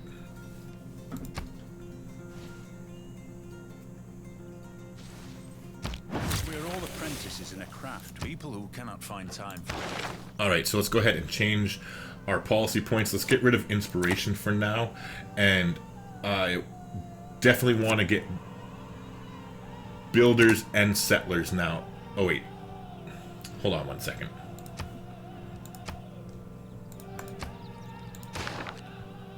It's going to be what, 9 turns that we have this locked in, or 6 turns if we go for drama and poetry.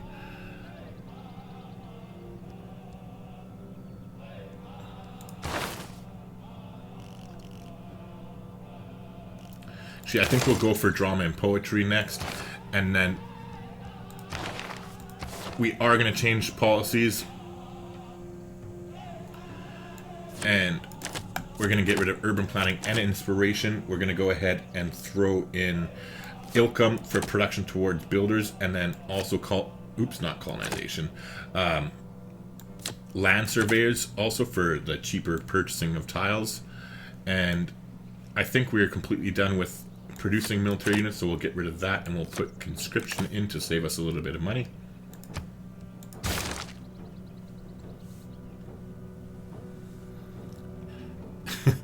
Daniel, Genghis is fine but not Hitler. See, I agree, I understand that because it's a very valid point, but the difference is Genghis was a long time ago, whereas Hitler is still fresh in everybody's minds.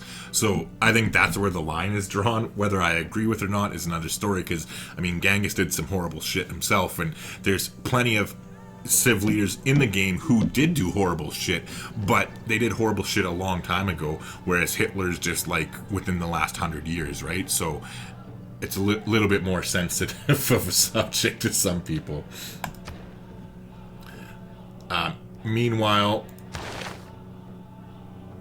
oh, actually, let's go ahead and pick up bronze working now, because we want to be able to chop rainforest, sorry. And other than that, let's go ahead and buy some tiles here. God, we're so poor.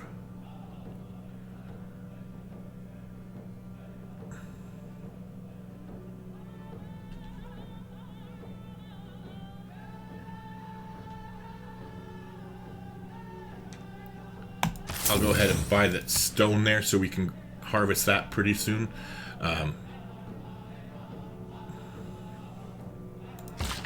Meanwhile, let's go ahead and chop this. It should finish our ancestral hall, I believe. Okay, nice. So it did finish it, and we'll start on a settler, but we won't be chopping them out anytime soon.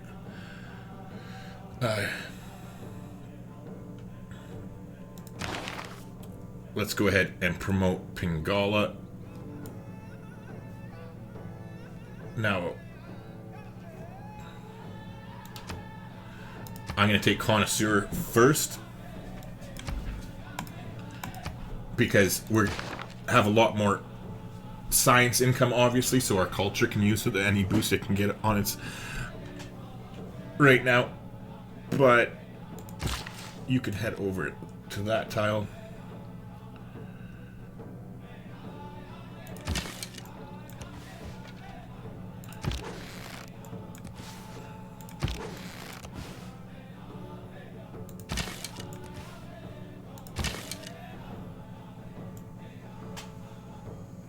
I suppose it doesn't hurt to take some free shots at the city. In the meantime, this warrior better hurry his ass and get his ass down here.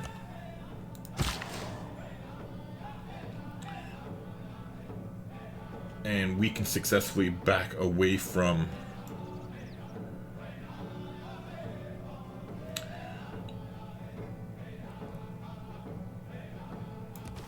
there. We'll go ahead and chop that next.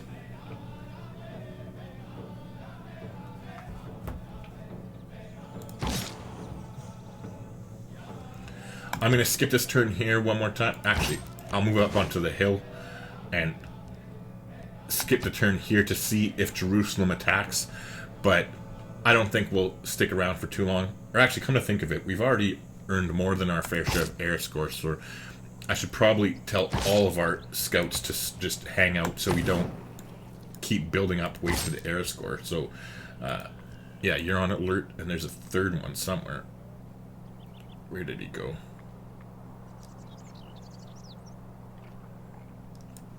Hold on, where's it? Oops, not notes. Units. Or did one ever? No. Okay, so he's here. Ah, the middle one's here. Okay, yeah, and you can just heal up there. Okay, perfect.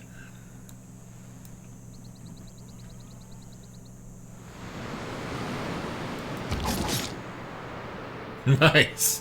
Look how much damage that flood did to the city. It's like God is on our side.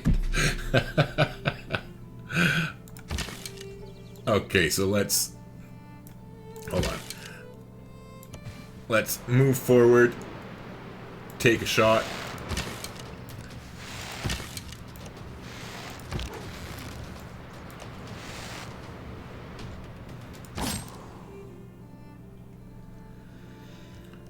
Alright, and he did attack him, but because it's across the river, they're not going to do a whole lot there. Meanwhile, it looks like they did peace right out, so we'll just have our warrior hang out here to watch in case they come back. But meanwhile, as soon as we take out that city there, then we'll go ahead and make peace with Coupe anyway.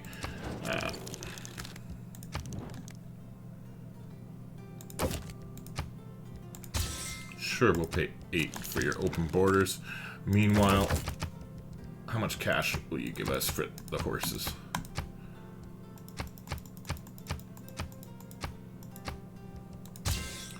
$53, not bad. So we're at 88. Do we have another tile we can purchase in here?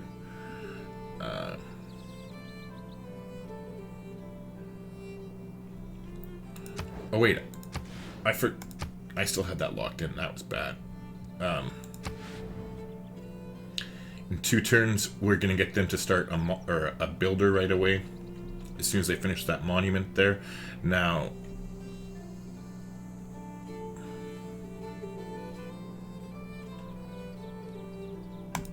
And we're actually going to switch out of the market here and start on a builder right away. We need to get these builders out as quickly as we can. We don't want to do too many of them before we get up to feudalism, but we definitely need a few more right now so we can chop out these settlers as quickly as we possibly can. Yeah, no bro. No bro. No peace.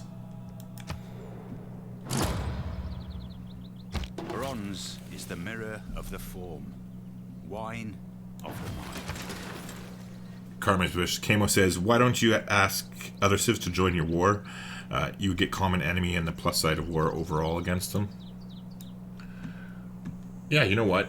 I never even thought of that, to be completely honest, just because I was concentrating so much on just killing this one city. And so the other person they know is over there. Let's see who else is Mansa Musa. He's friendly with them.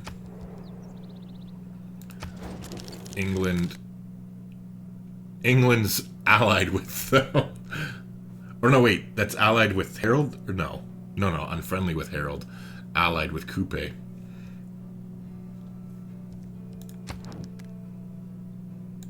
Right? Oh, no, I must have screwed that up. Yeah, okay, so she's willing to do it. Alright, so we'll get her to join the ongoing war.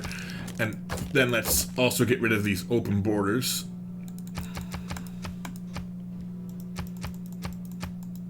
54, no, 52. Yeah, 52. So we'll go ahead and take that. Let's... Still don't have any there. Let's see. Oh, he'll do it too. Huh. They're all pretty interested. He hasn't met Coupe, and... Oh.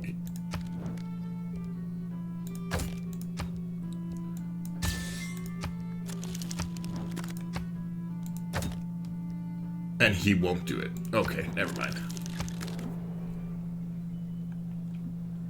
Yeah, I think you get plus points for fighting a common enemy. It doesn't matter if they're friendly. They can't be allied or declared friends. Yeah, no, that's what I meant by friendly is I thought it was a declared, like I thought one of them was allied and the other one declared friends. Or no, not declared friends. Sorry, I just thought it was, I thought they were allied, and I thought, but I got the two civilizations mixed up on their icons.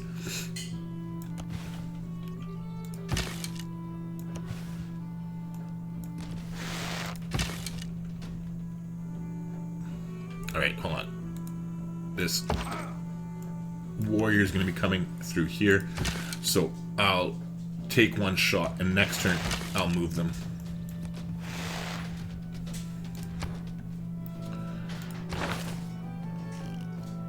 Alright, in the meantime, we'll continue going back for education. Right, we finished our monument there, so let's go ahead and go straight into a builder. And we want to put them on production focused. And we're still waiting 2 turns until we can slot in the extra 50% policy card.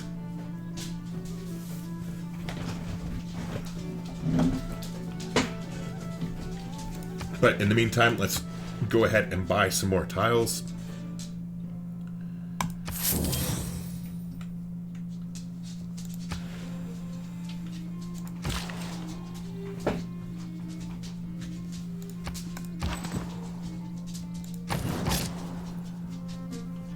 Oh, nice. Okay, so I think... Oh, we won't quite be able to kill them, but next turn we will. And they're too injured to attack across the river, I think. Survey says yes! Oh, Jesus. Alright, well, rip Mr. Scout, but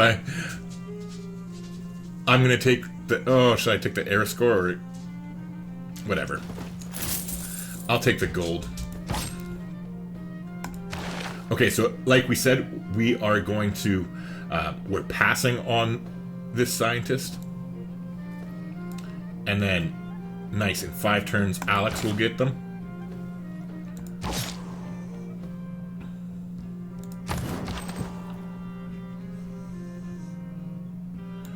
Okay, so now we are going to kindly move out of our warrior's way.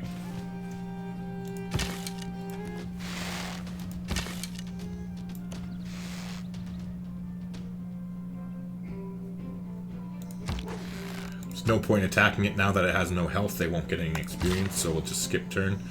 And again, we're skipping turns until we can put in the policy card next turn for our settlers. Yeah, like I thought, rip Mr. Scout there.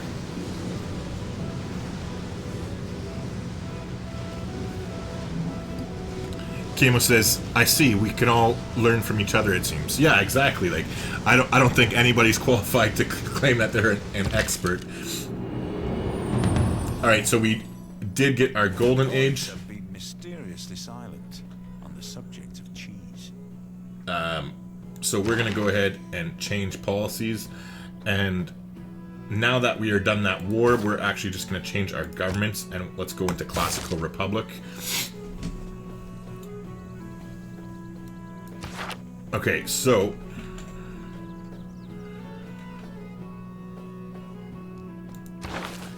even though I changed our governments, I haven't changed the policy cards yet, so let's see if we can get any extra money, and then hold on. So first off, let's get some more experience. This archer hasn't got a promotion, so let's go ahead and shoot. Let's finish them off with the warrior now.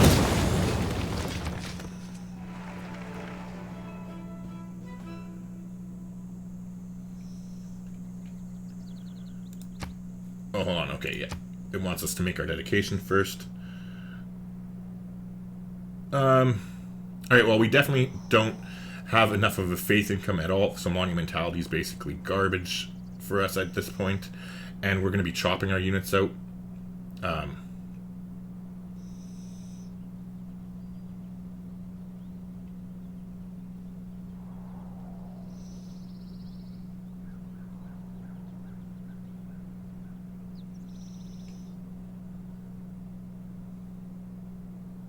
Our culture really could use a boost at this point, but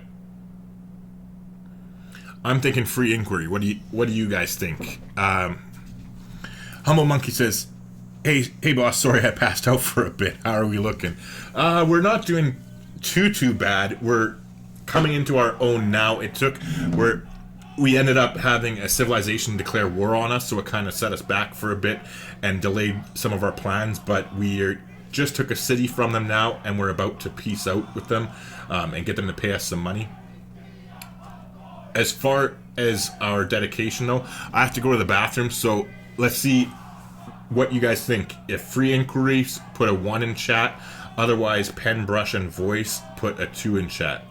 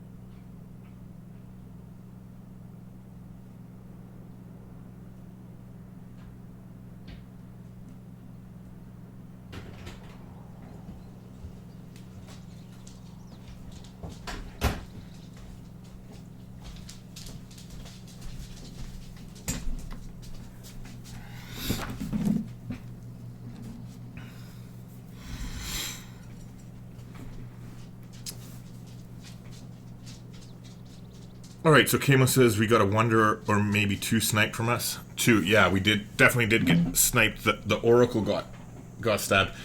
And okay, since nobody voted, pen and brush, it seems the best for now. Yeah, I'd like to get the culture too. Like, the added science isn't really that important, I don't think, for us at this point.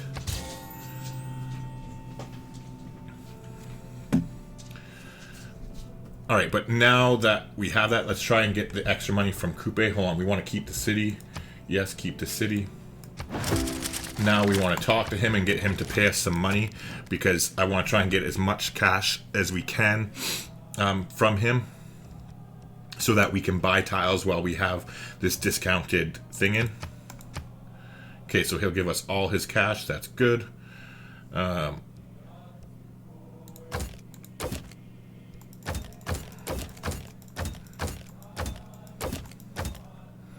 And 11 per turn. Sure. That's good enough for me. Goodbye. Alright. So we got a new city in our empire. And now let's go ahead and spend some of that money. Let's just double check that we can't get any more money from anybody else while we're at it. She has a shit ton of horses, so she won't want them.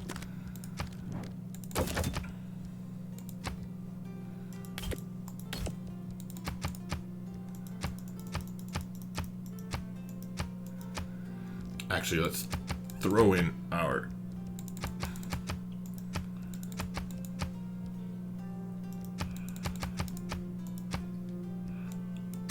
Yeah, there we go. We threw in our diplomatic favor as well for some extra cash. Alright, so now let's put that money to good use and buy tiles that we can chop. So I really do want to get this banana just because it's a nice tile. So I will spend that 120 on that tile, even though I don't want to chop that necessarily if we can avoid it. But we do need to get settlers out as quickly as we can. And so if you have the choice, always choose to go for forest over rainforest if you're choosing chop, just because you get more production of it. The benefits of chopping a rainforest compared to the forest is that it also gives you a little bit of food, which helps your city grow faster, but we're more concerned. We already placed our 2 districts down. We're more concerned with just getting general production itself out.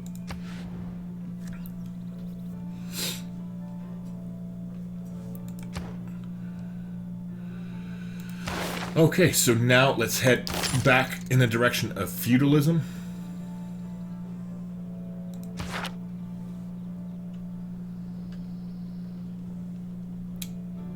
And now that we do have this, I don't want to waste... Oh yeah, I almost totally screwed up. We forgot to change. Okay, so we're going to leave that Ilkum in. We're going to get rid of land surveyors. Let's go ahead and put literary tradition back in. And then we want colonization on.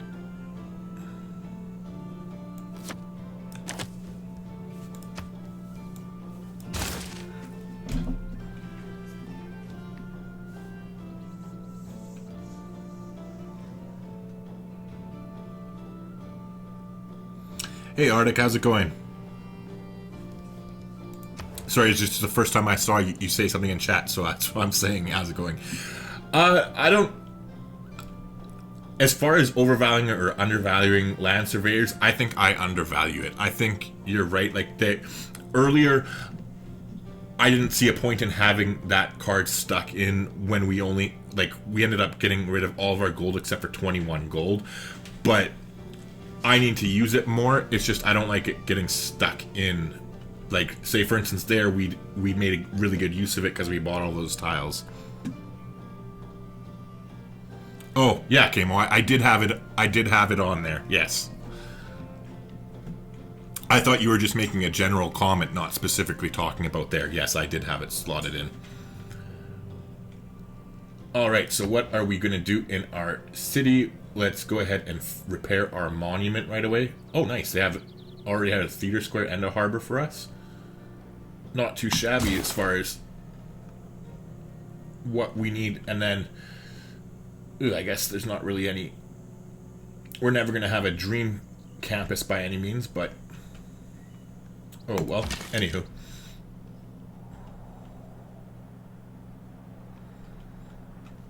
Alright, so now I want to head over here and deal with this barbarian camp, because we want to... Now that we have our policy card slotted in properly, let's go ahead and chop this, and then next turn we'll harvest the stone for another settler.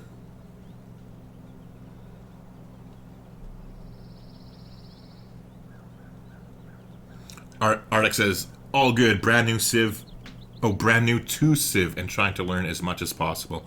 Right on, Arctic, that's cool, man. Well, if you have any questions about anything at all, don't hesitate to ask. Like, the chat seems to know what they're doing pretty well as well. They're calling me on some shit that I've made mistakes on, and I'd like to think I know a thing or two about it, the game. I'm not an expert, but we're more than happy to help. So don't feel like you have a stupid fucking question or something. Like, everybody started it as a very beginner, so feel free to ask, and I'm sure we're all happy to help answer if we can.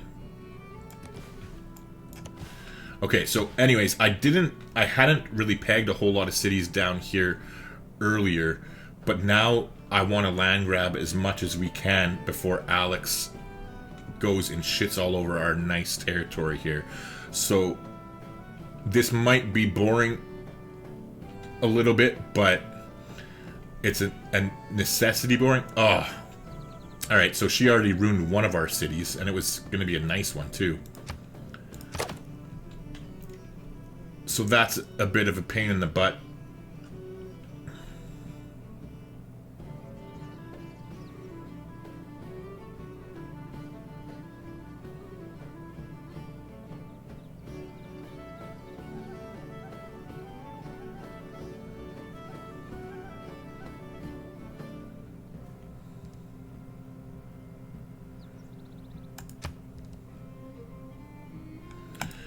Alright, so I think I don't normally build aqueduct cities, but let's plan for a city there, an aqueduct here,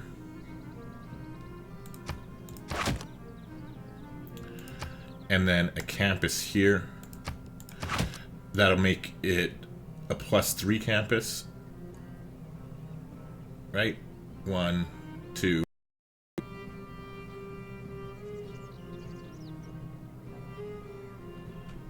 Yeah, +3 campus there.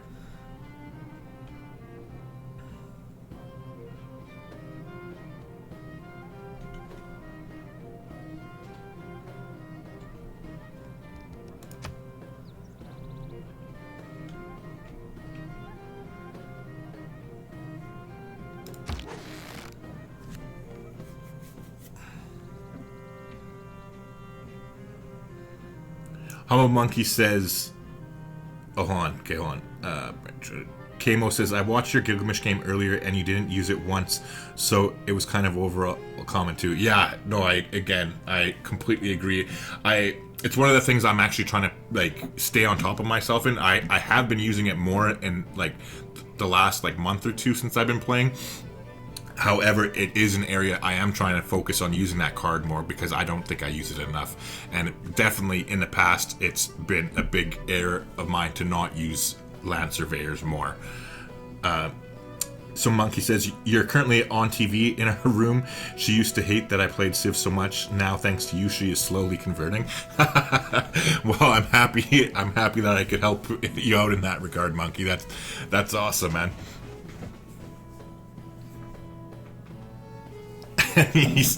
And Monkey says, I'll say, I think if she gets good at Civ, I found a keeper. Yes, hold on tight. I'm still waiting to either find a girl who likes Civilization or who likes American football. One or the other, and I'd be set. Alright, in the meantime, let's get these other cities founded here quickly, or planned out at least. Alright, hold on.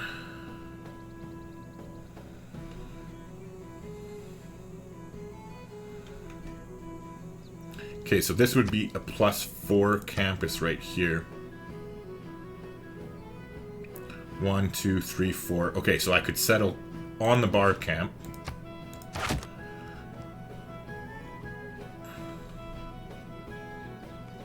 Oh, I almost didn't pay attention to the geothermal fissures here. Hold on. Because this is a +4. This is +4.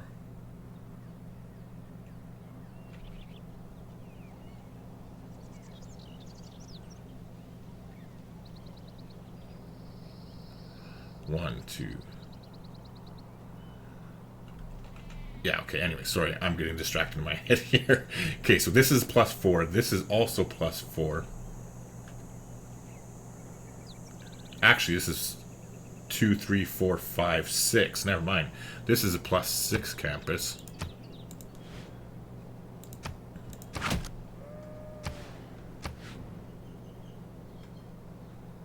I thought you Canadians understood the fine arts of hockey. Oh, see, I fucking hate hockey. Well, I don't hate hockey. Sorry, I'd rather watch hockey than watch baseball or basketball or soccer. But I liked hockey as a kid, but it was mostly just because my dad liked hockey, and then I kind of grew out of it as I got into my teenage years. I hated it, and I had never actually liked watching football, but then. Ironically enough, when I was in jail as a teenager, I got hooked on football because the guards would give me extra food to put the football games on Sundays on TV. and so I did it to get the extra food at first and didn't care about the game. But then because the game was on, I'd watch the game, and that's ironically enough how I got introduced to watching football, and now I'm a diehard football fan.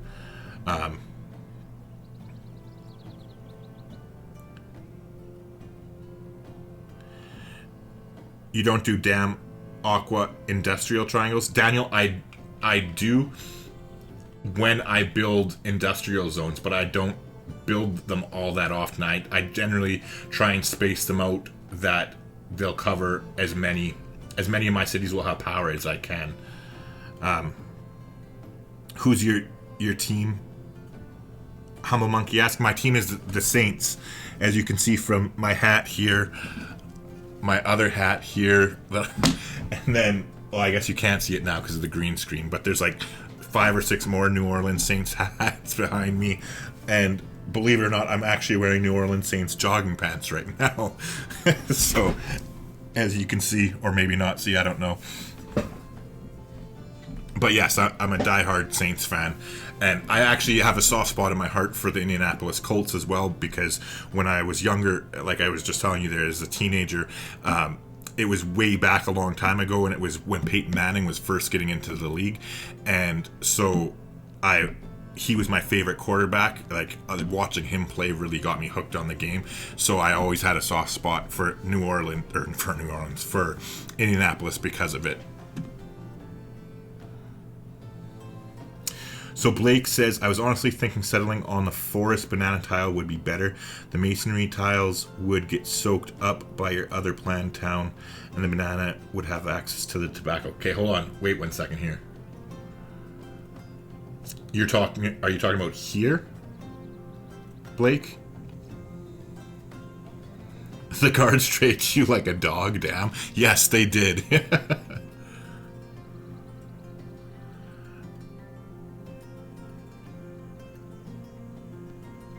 From the Buccaneers. Okay, so you live near Tampa Bay, Daniel? That's cool.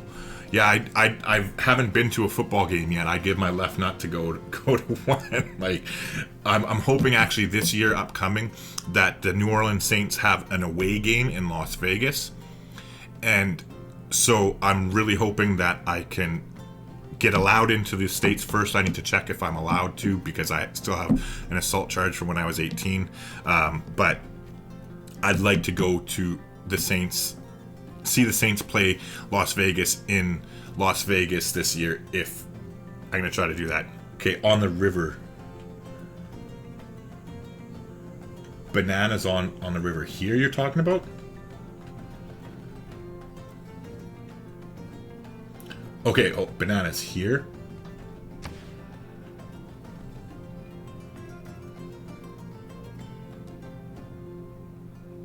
Blake, is this the one you're talking about? Sorry, there's a little bit of a delay between what you guys say and what I say.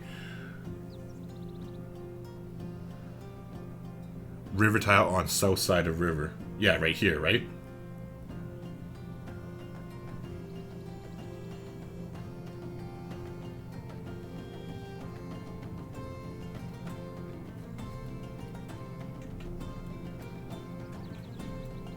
One, two, three.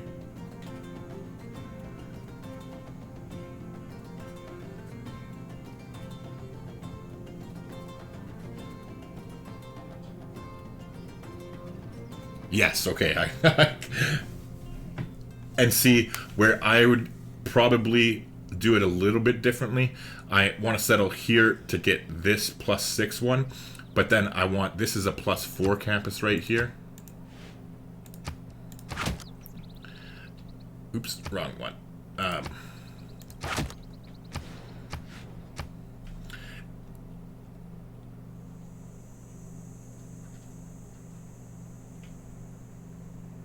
And I'd probably want... Oh, wait, no. If I settle there, it's going to ruin the adjacent... Oh, no. It'll still have...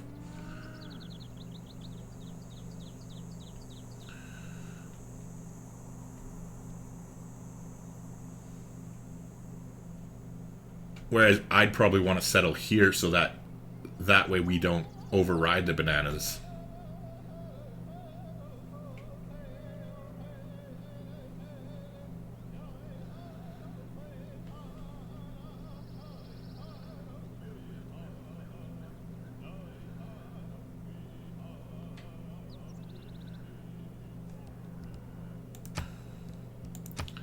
like if we settle here,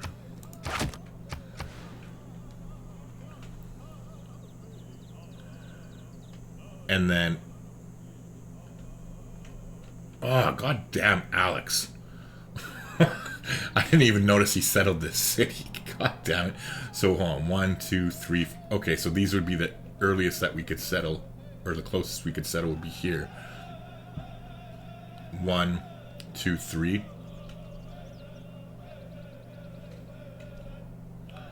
1, 2, 3. And then I could settle here. We could tuck one more city in there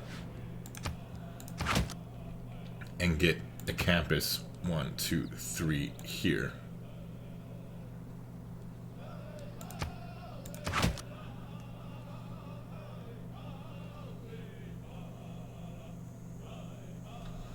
Oh yeah, like I'd definitely be getting the tobacco online as quick as possible, Blake, because we just we got our ancestral hall here. So as soon as we settle this city right here, we have a builder that can get the tobacco up online immediately.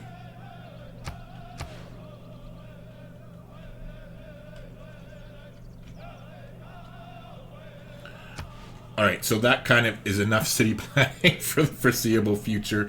That way, let's just hammer out these settlers and get them into position before England, or Alex for that matter, screws up even more of our plans. But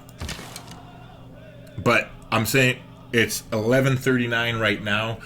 I'm going to call it quits at midnight because I'm getting hungry as balls and I want to go eat some food. So, we are on the clock. We have 20 minutes left for tonight. But I plan to be streaming on Wednesday at the same time, like at 7 Eastern. And if I'm feeling real ambitious, I might even do it tomorrow night. But Wednesday for sure. Anyways, in the meantime, let's try and get these units to head... Where is that barbarian camp? Yeah, out this way.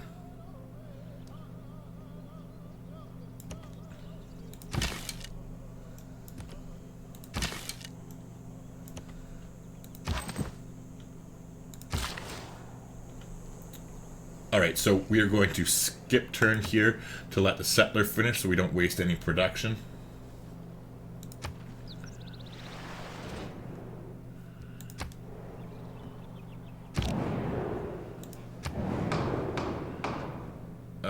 Duplicates.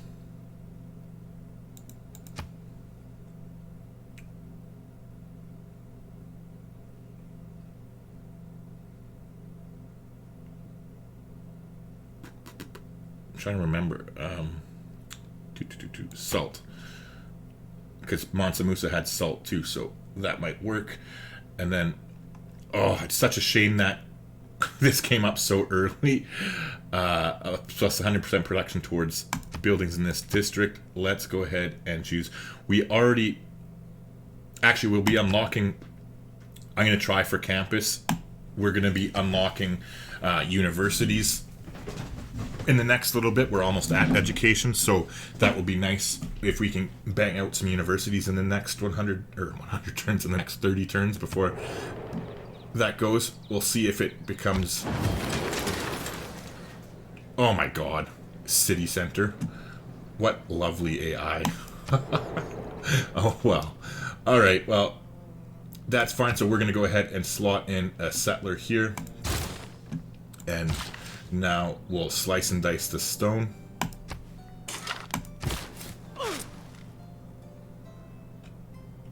In the meantime, they finished a builder here. Let's get one more builder.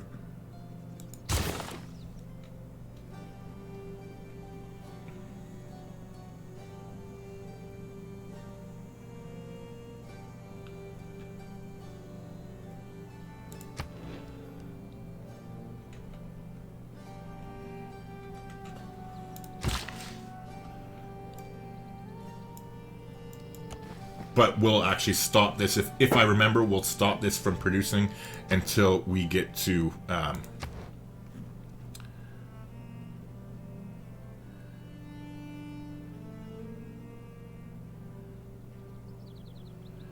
Yes, Kamo. Yes, we can.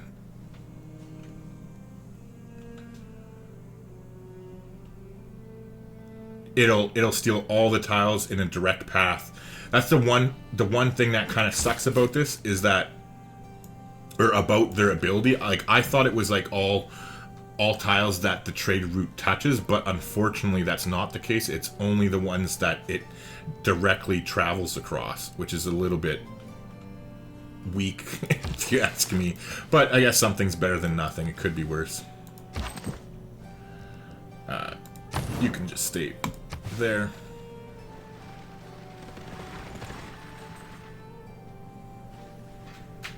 Without mathematics, there's nothing you can do.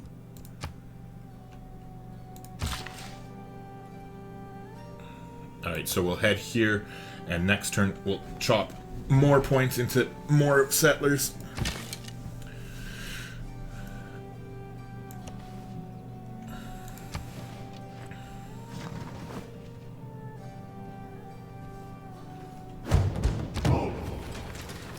Ooh, more barbarians somewhere. Alright, nice. There's one up here. We have a warrior close by. Let's head over immediately so we can smash that out. Is it within 6? Yes, it's within 6 tiles of a city, so we'll get 3 air score points for that. We definitely want to get over there quick, though, before they start spawning anything, because I think at this point in the game they'll start spawning swordsmen, and we are a little bit ill-prepared for that at the moment. In the meantime, we finished our commercial hub here in this city. Let's go ahead and grab the library. I thought we already did do that beforehand, but we'll grab it now. In the meantime, let's just go settler, settler, settler, settler. And with this one, we'll head over and grab that city there.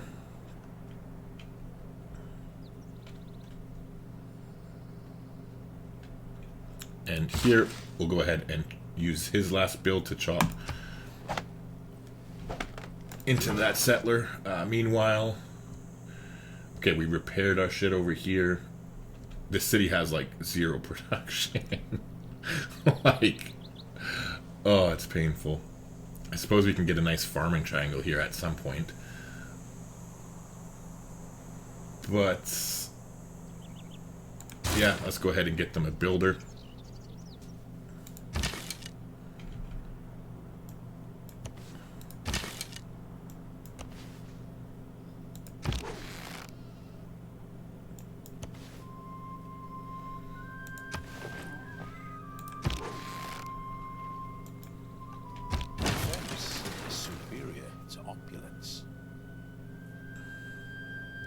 Okay, so we got defensive tactics. Now... What? How the fuck did I put literary tradition in? I don't even know how... I must have misclicked. I meant to put inspiration in. That's an oversight. Oh well. Anyway,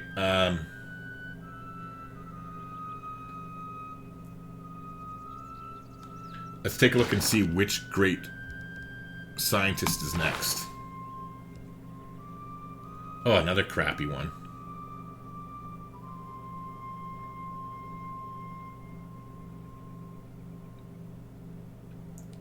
I thought the other civilization was a lot closer than that.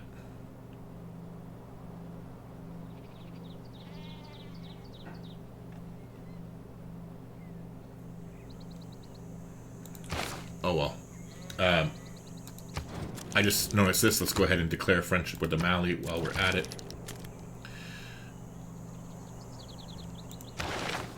So let's change policies. Obviously get rid of that. Humble Monkey says, random question. How does a diplomatic victory work? I know it's not part of this game.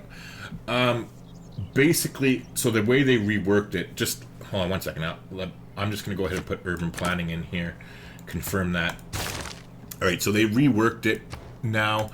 So you have to get 20 diplomatic victory points in order to win a diplomatic victory. You get points by, like, say, the World Congress that we just had. If you vote with people, like,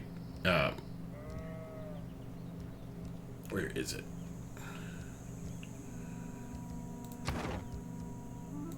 Yeah, right here. So, like, if we would have voted, say, if we would have voted and gotten City Center or Ivory, like, if we pick the same thing that gets voted through, or say if, like, in that type of game, you obviously don't want to be selling off all your diplomatic favor like I am. You want to hoard it so that you can force your things through the World Congress, because every time you successfully get something through, you get a diplomatic victory point.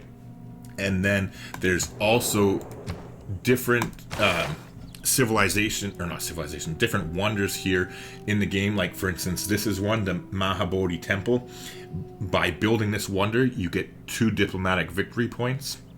Then the Statue of Liberty, I think that's in the science wing. Or no, it isn't. Here it is. Gives you 4 diplomatic victory points. And then there's another one somewhere. I forget what the third one is. There's a third wonder that gives you more diplomatic victory points, but I can't remember what it is. But anyways, so essentially the first nation to get 20 diplomatic victory points wins a diplomatic victory. So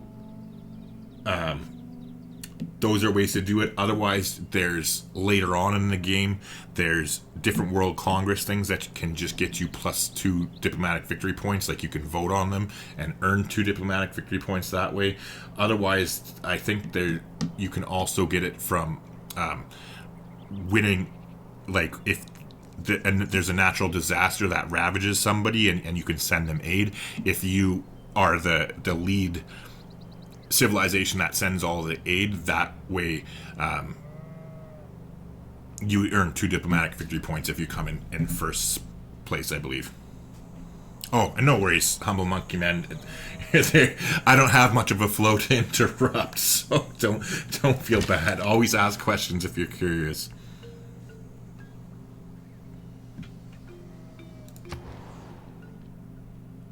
All right, so we finally finished our library there. That was an oversight on my part. I thought I told them to do that before they built the commercial hub, so it's a little bit of an oversight there.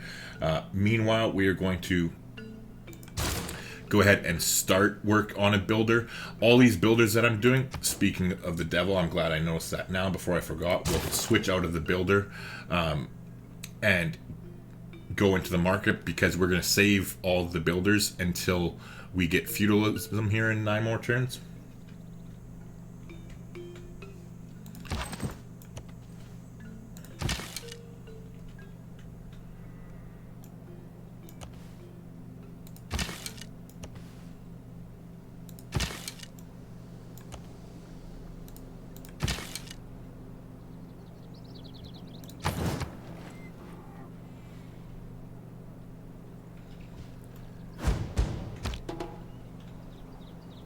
So the Vikings are destroying Akkad.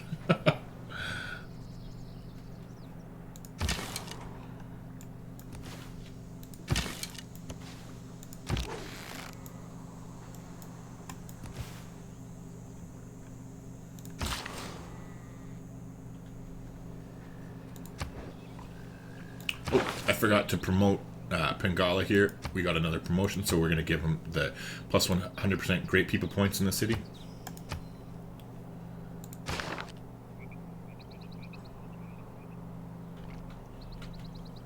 Okay, so we still have 3 turns on her and 5 on that one.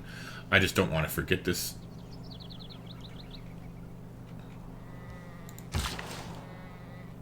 And you can just go, actually.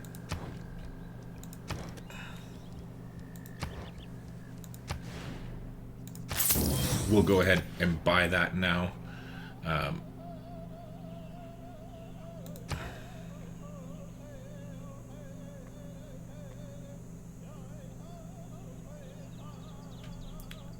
You know what, we'll go ahead. We're going to throw a settler in there.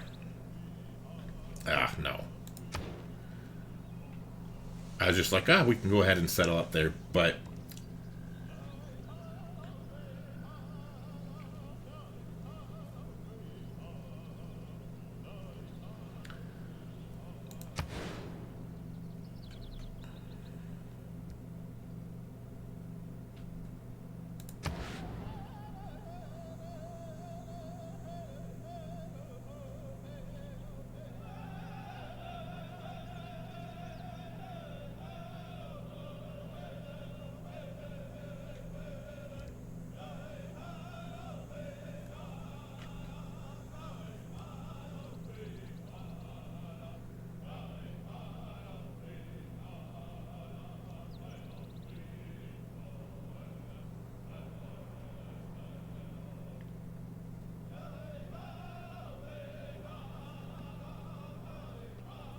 Actually, I'll chop out the trader, because we needed that trader to send down here when we found this city anyway. And I'd rather slice this and place our campus down and lock in the price on the campus as quickly as we can. So we'll go ahead and do that there. But we're going to pop back and put the 2 turns into the trader.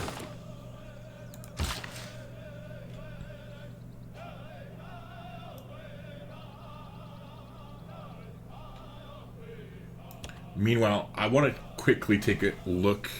We got 6 minutes left, but I just want to see that their special building. I want to see if it's better than a mine. I know it gives production. Mech. Well, yeah. Okay, so hold on. Provides +1 production and +1 housing. +1 gold if adjacent to a luxury resource. For every 2 adjacent bonus resources, it gives +1 food.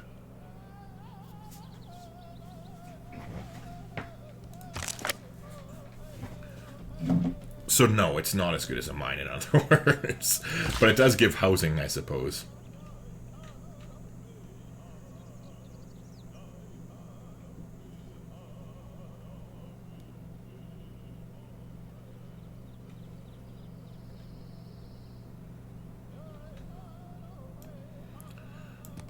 Let's head over there and build a farm.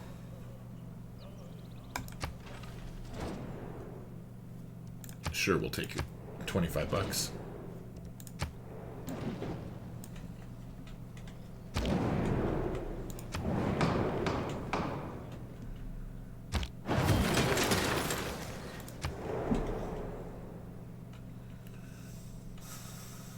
Oh, you know what I forgot to do? I forgot to turn all of our scouts back on.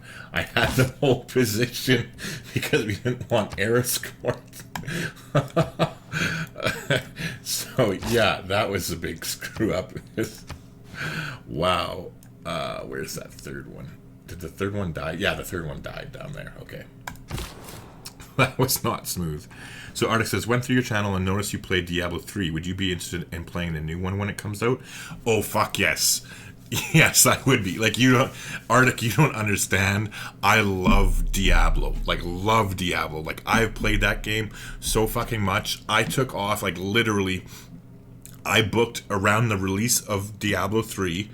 and then the release of the expansion Reaper of Souls. I literally booked a week's vacation for each time in order to play it non-stop when the game came out for an entire week. Like, I love Diablo. The only reason I don't do Diablo content is because, like, I've played so much of it that I just don't really give a shit about it anymore. But it's funny you brought that up because I'm actually... they just started making some new sets in the game.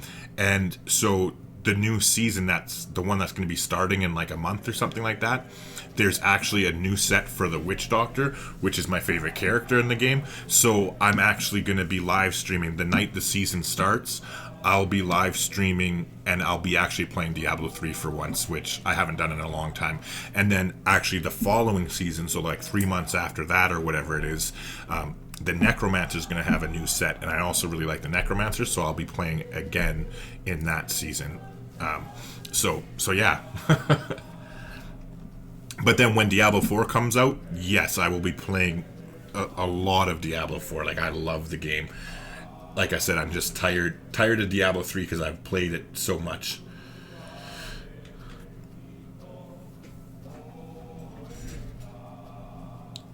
Yeah, I agree, Kamo, that Blizzard is a mess. They definitely aren't the same company. They just recently actually hired somebody to take over the Diablo franchise. Like, this was in the last week or two. The guy has apparently worked like on, like, say, the Gears of War franchise. He helped develop Gears of War 5 and kind of bring the franchise back. So it's a good indication that they're trying to go in a new direction with it. And from what I did see at Diablo, I am happy with what I saw. It looked really dark and bloody, which is like Diablo 2. Oh, like, I grew up, the first video game I ever played in my life was Warcraft 2, and then very shortly followed by Diablo. Like, I grew up on Blizzard. I'm a Blizzard fanboy, but they definitely have gone astray in the last, like, decade or whatever it was since Activision bought them.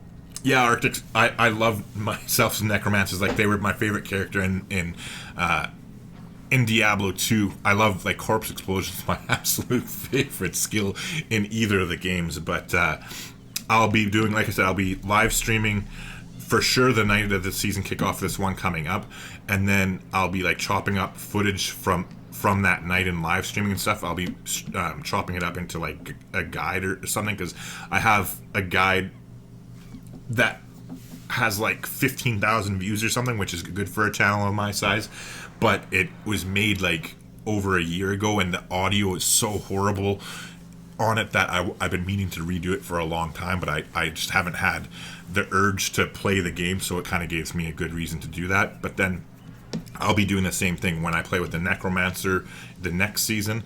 I'll be like live streaming while I'm playing it, but then I'll also be chopping stuff up into doing different guides and whatnot for it, because like I know a lot about the game Diablo. Like I said, I've just played myself out of it, so this will give me the opportunity to get some actual footage, which I can turn into some tutorials and stuff to help people. But if you do ever have any Diablo questions, feel free to ask me too. You can comment on a Civilization video asking me a Diablo question, and I'd be happy to help, because I played the living shit out of those games. Alright, so it is 12, but I'll continue on for a wee little bit longer here, but it's not going to be very long at all, because, like I said, I'm hungry and I want to just go get something to eat. Okay, so we already sent the one going there. We sent the one going there. We haven't sent the one to the barb camp yet. And that is the better city that will grow better. So we'll send them down there now. Where's that builder over here? Instead of sending him over there to do that, we're going to send him down this way to chop more settlers out.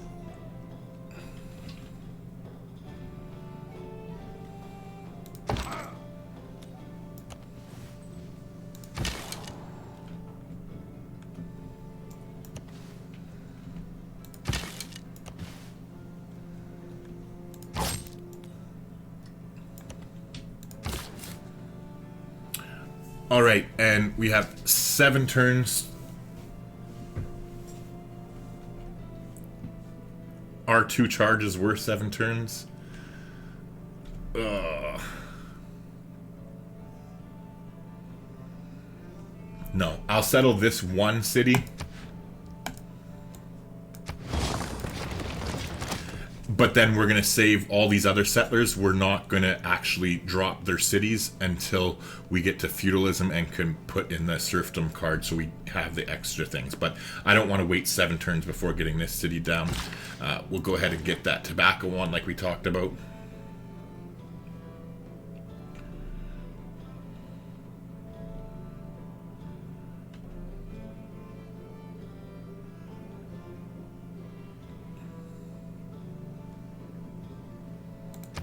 And we need 85 gold to buy that. Let's see if we can scrounge up some cash.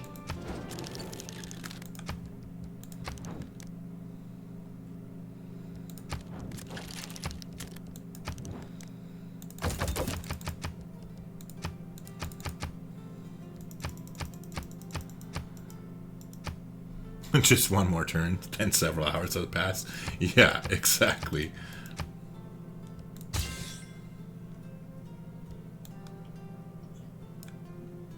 Yeah, for sure, Kamo. No worries. Thanks for tuning in. Or tuning in, I should say. Humble says, thanks for a great game so far. Can't wait for the next stream. Time to go to sleep for real this time. See you, Chief. Yeah, for sure, man. Well, it was good for... Thanks for coming by and shooting the shit. It's always a lot more enjoyable to play the game and have somebody to talk to while you're doing it, so... the next stream is going to be for sure on Wednesday at 7 p.m. Eastern. But if I get ambitious, I might stream tomorrow night too. But Wednesday for sure will be the next Civilization stream. Because if I stream tomorrow, I might stream a different game just so I don't get completely bored playing Civilization all the time. But we'll see. Wednesday for sure will be Civilization. And it would be around the same time, though. I know you said it was like 4 in the morning or something for you where you are, so that's probably not the best, but it would be very similar to the times tonight.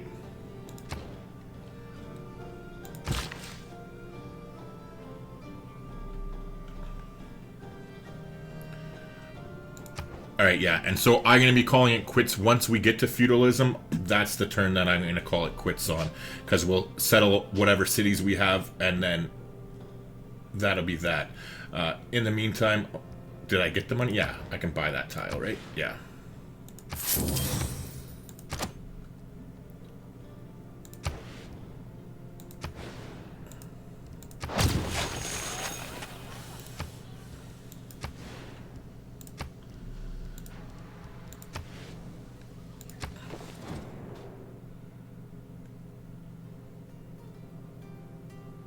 Civ 5 subscriber throwback game tomorrow.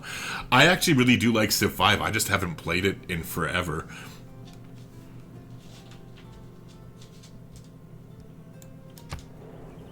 But no, as far as a change of pace, I meant something like, I don't know, not entirely sure what game, but I was thinking maybe The Witcher, because I've been meaning to play. I've actually just recently played through the game on the hardest difficulty level, but I want to make some content for the game, but I need footage in order to make that content, and so that's why I was thinking about playing that. Oh shit, hold on. Sure, we'll take your 30 diplomatic favor, but I guess we're gonna piss you off because we're gonna settle those cities. So I guess now we got to make sure we wait, because we're definitely gonna break a promise to him, but at least we'll settle our cities all in the same turn so that it irritates him as least or as little as possible. So I think that's going to change things. Instead of having them go up there, I think we'll have this one come down here, and this one go over here. Yeah.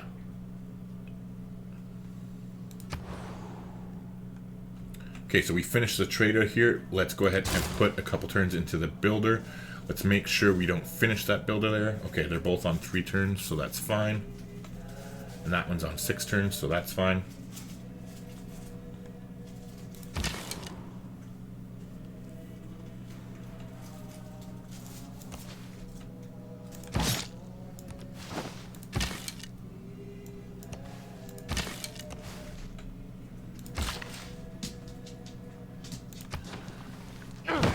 Alright, so we got the tobacco up online. Let's see where we can get rid of it.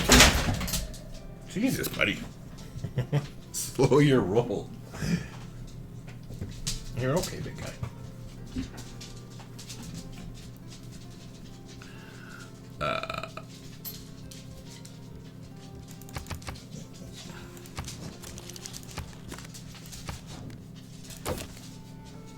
Ooh. Broke. Even Mons is broke.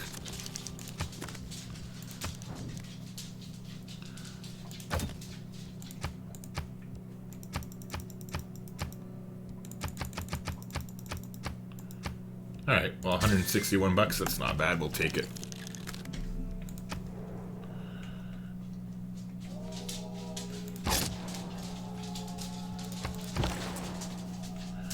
Alright, so we got the trader built. We're going to move them down to here.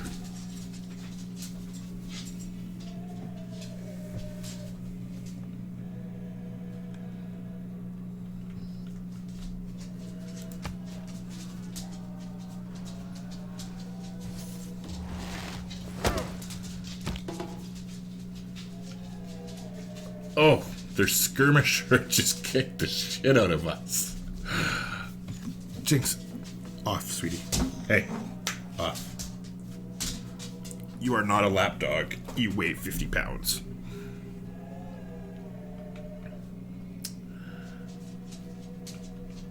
Alright, unfortunately for us,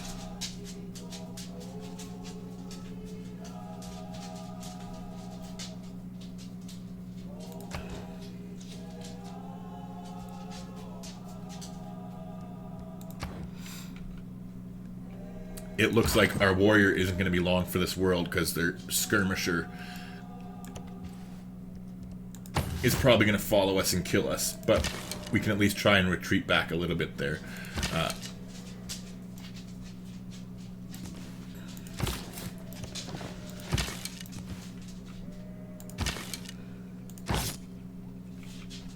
Alright, so first things first, we're going to go ahead and take this now so that nobody else gets spawned.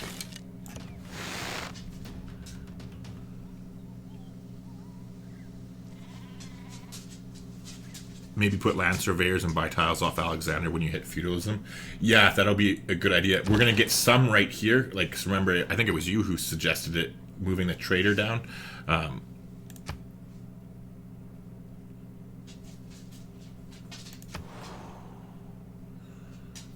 So we'll go ahead and get that going now, and so we'll steal these tiles. But if there's more, especially around here too, that we can scoop up, I guess we won't be settling that city. 4 turns, right? They move quicker than I thought. Alright, so here, what do we want to do? Let's get this going.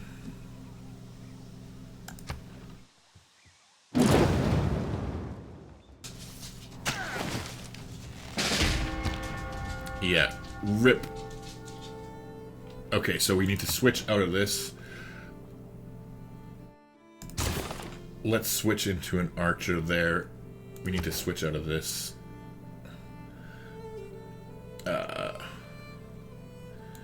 Switch into a granary there. And here, an archer.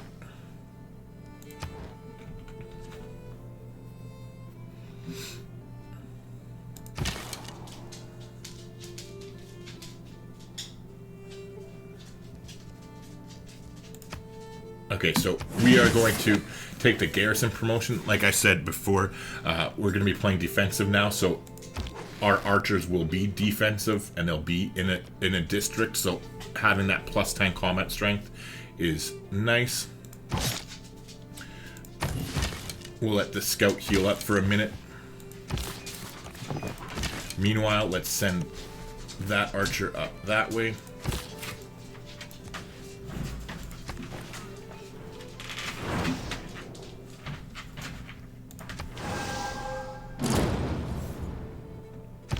It is the mark of an educated mind to be able to entertain them. Alright, nice. We got up to education. And I think now that we got that, let's go ahead and pivot. Should we go for...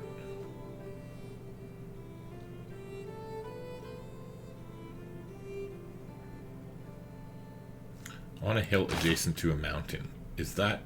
oh, we can build it there. Yeah, okay. So, let's get astronomy.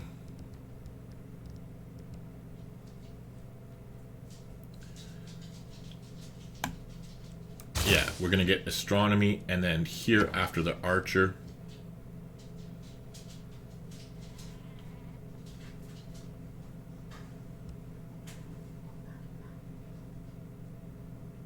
Actually, you know what? Screw the archer. No, we better get it to clear that out before it starts spawning all over us, yeah. So, we'll go with the university after that. And we'll probably use the builder, a couple of the builder's charges to chop out that. And not to mention get the citrus up and running while we're at it. Okay, so in the meantime, you are going there. And now the settler's just waiting in the meantime.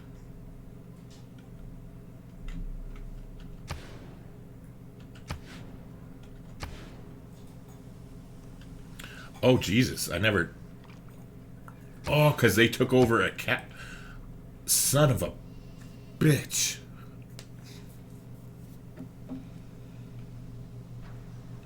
That's minus 20 loyalty. Oh, that's going to be rough. Alright, we're going to have to...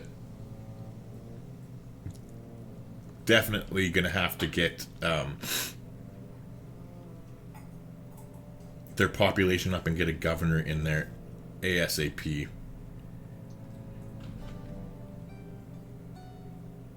Yeah, we can always chop food bonuses. That's what I was thinking here, is that we're definitely going to be chopping all of prioritizing the rainforest tiles here, and we'll probably swallow up, I'm sad to say, but swallow up the rice most likely, just to frickin' grow as quickly as we can. Not to mention, if we do the same thing over here and do some chops, that will definitely help. As this city grows in size too, it'll also help stabilize the loyalty over there.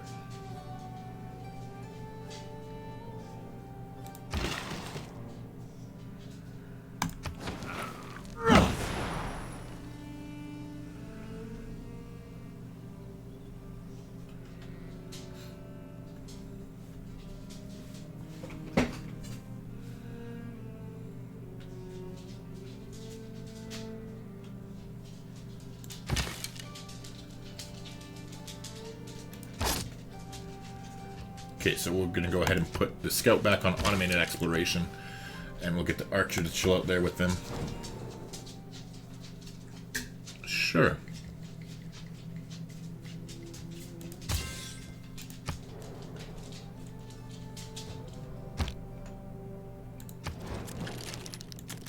So we'll go ahead now and get them to pay us. So we do have another salt. I don't think that they'll give us a very good deal for that salt. Oh, they don't even have very much money. But I suppose they could give us gold per turn. So they'll do 7. We'll keep that in mind. Let's try and shop it elsewhere. She already has salt. I think he does too. Oh, no.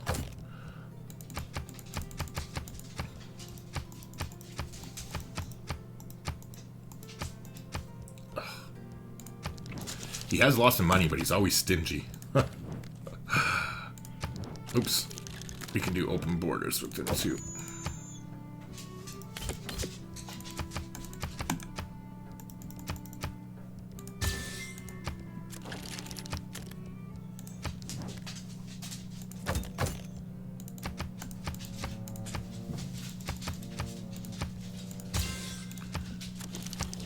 Hold on 1 second.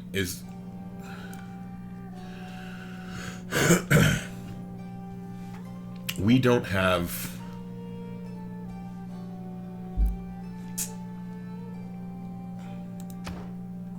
Because that's something else we can do. After we get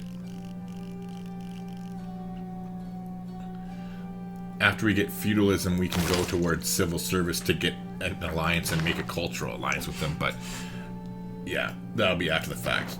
Alright, so we have an envoy, but there's no point sending it because we're not going to become suzerain of anything with it, so we'll just save it for now. And I guess wherever that scientific city-state was, it got swallowed up. It's a little bit unfortunate. In the meantime here, let's go ahead and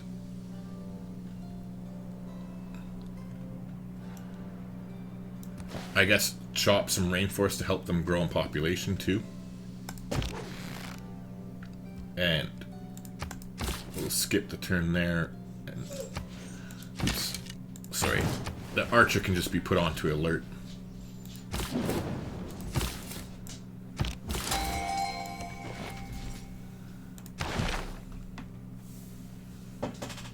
Alright, so we're actually getting stuff at a good... This is a really shitty, great scientist, but the other ones aren't even close. And they're definitely not in comparing to us, so we'll go ahead and take this and then definitely do what we have to do in order to beat them to the next one, even though this one's not that good either.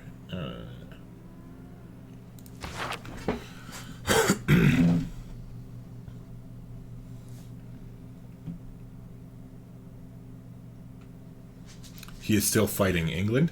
Oh, Mari is still fighting England? See, you have a good idea is a good idea. That was a nice suggestion.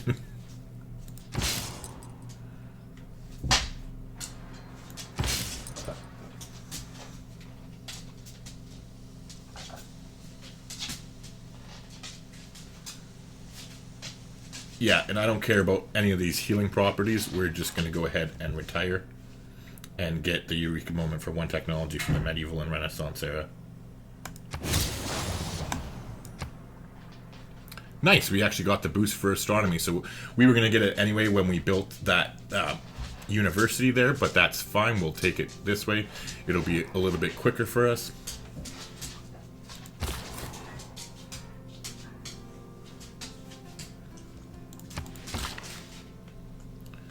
Alright, so let's go ahead and chop this.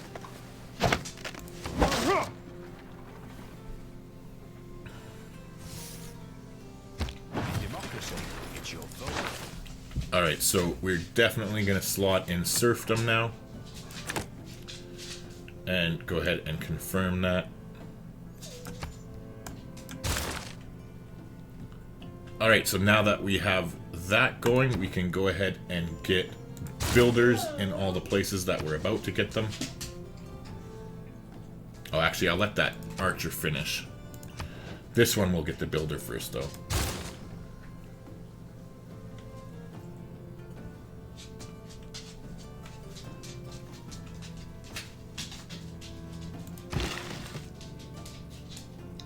Oh, as if they finished. I didn't notice it, and they finished the builder before I realized it. I thought they weren't going to finish it before we got it. But okay. Anyways, that is good enough for now. We are going to call it quits for tonight. So, just want to thank everybody for tuning in. I appreciate it, and it was definitely fun streaming and being able to shoot the shit with everybody while playing the game. So, we'll go ahead and save here, and we'll save it as Cree stream. And yeah, so we will definitely come back on Wednesday for sure to play Civ 6, and possibly tomorrow night I'll be streaming. Not for sure though, and if I am, I probably will be playing a different game unless I really get the urge to continue this game. But we'll definitely pause it here, and I won't be playing this anymore unless I'm on stream playing it. So we'll definitely do it that way. But yeah, anywho, I am just going to shut up now, so I'll see you next time. Have a good night, everybody.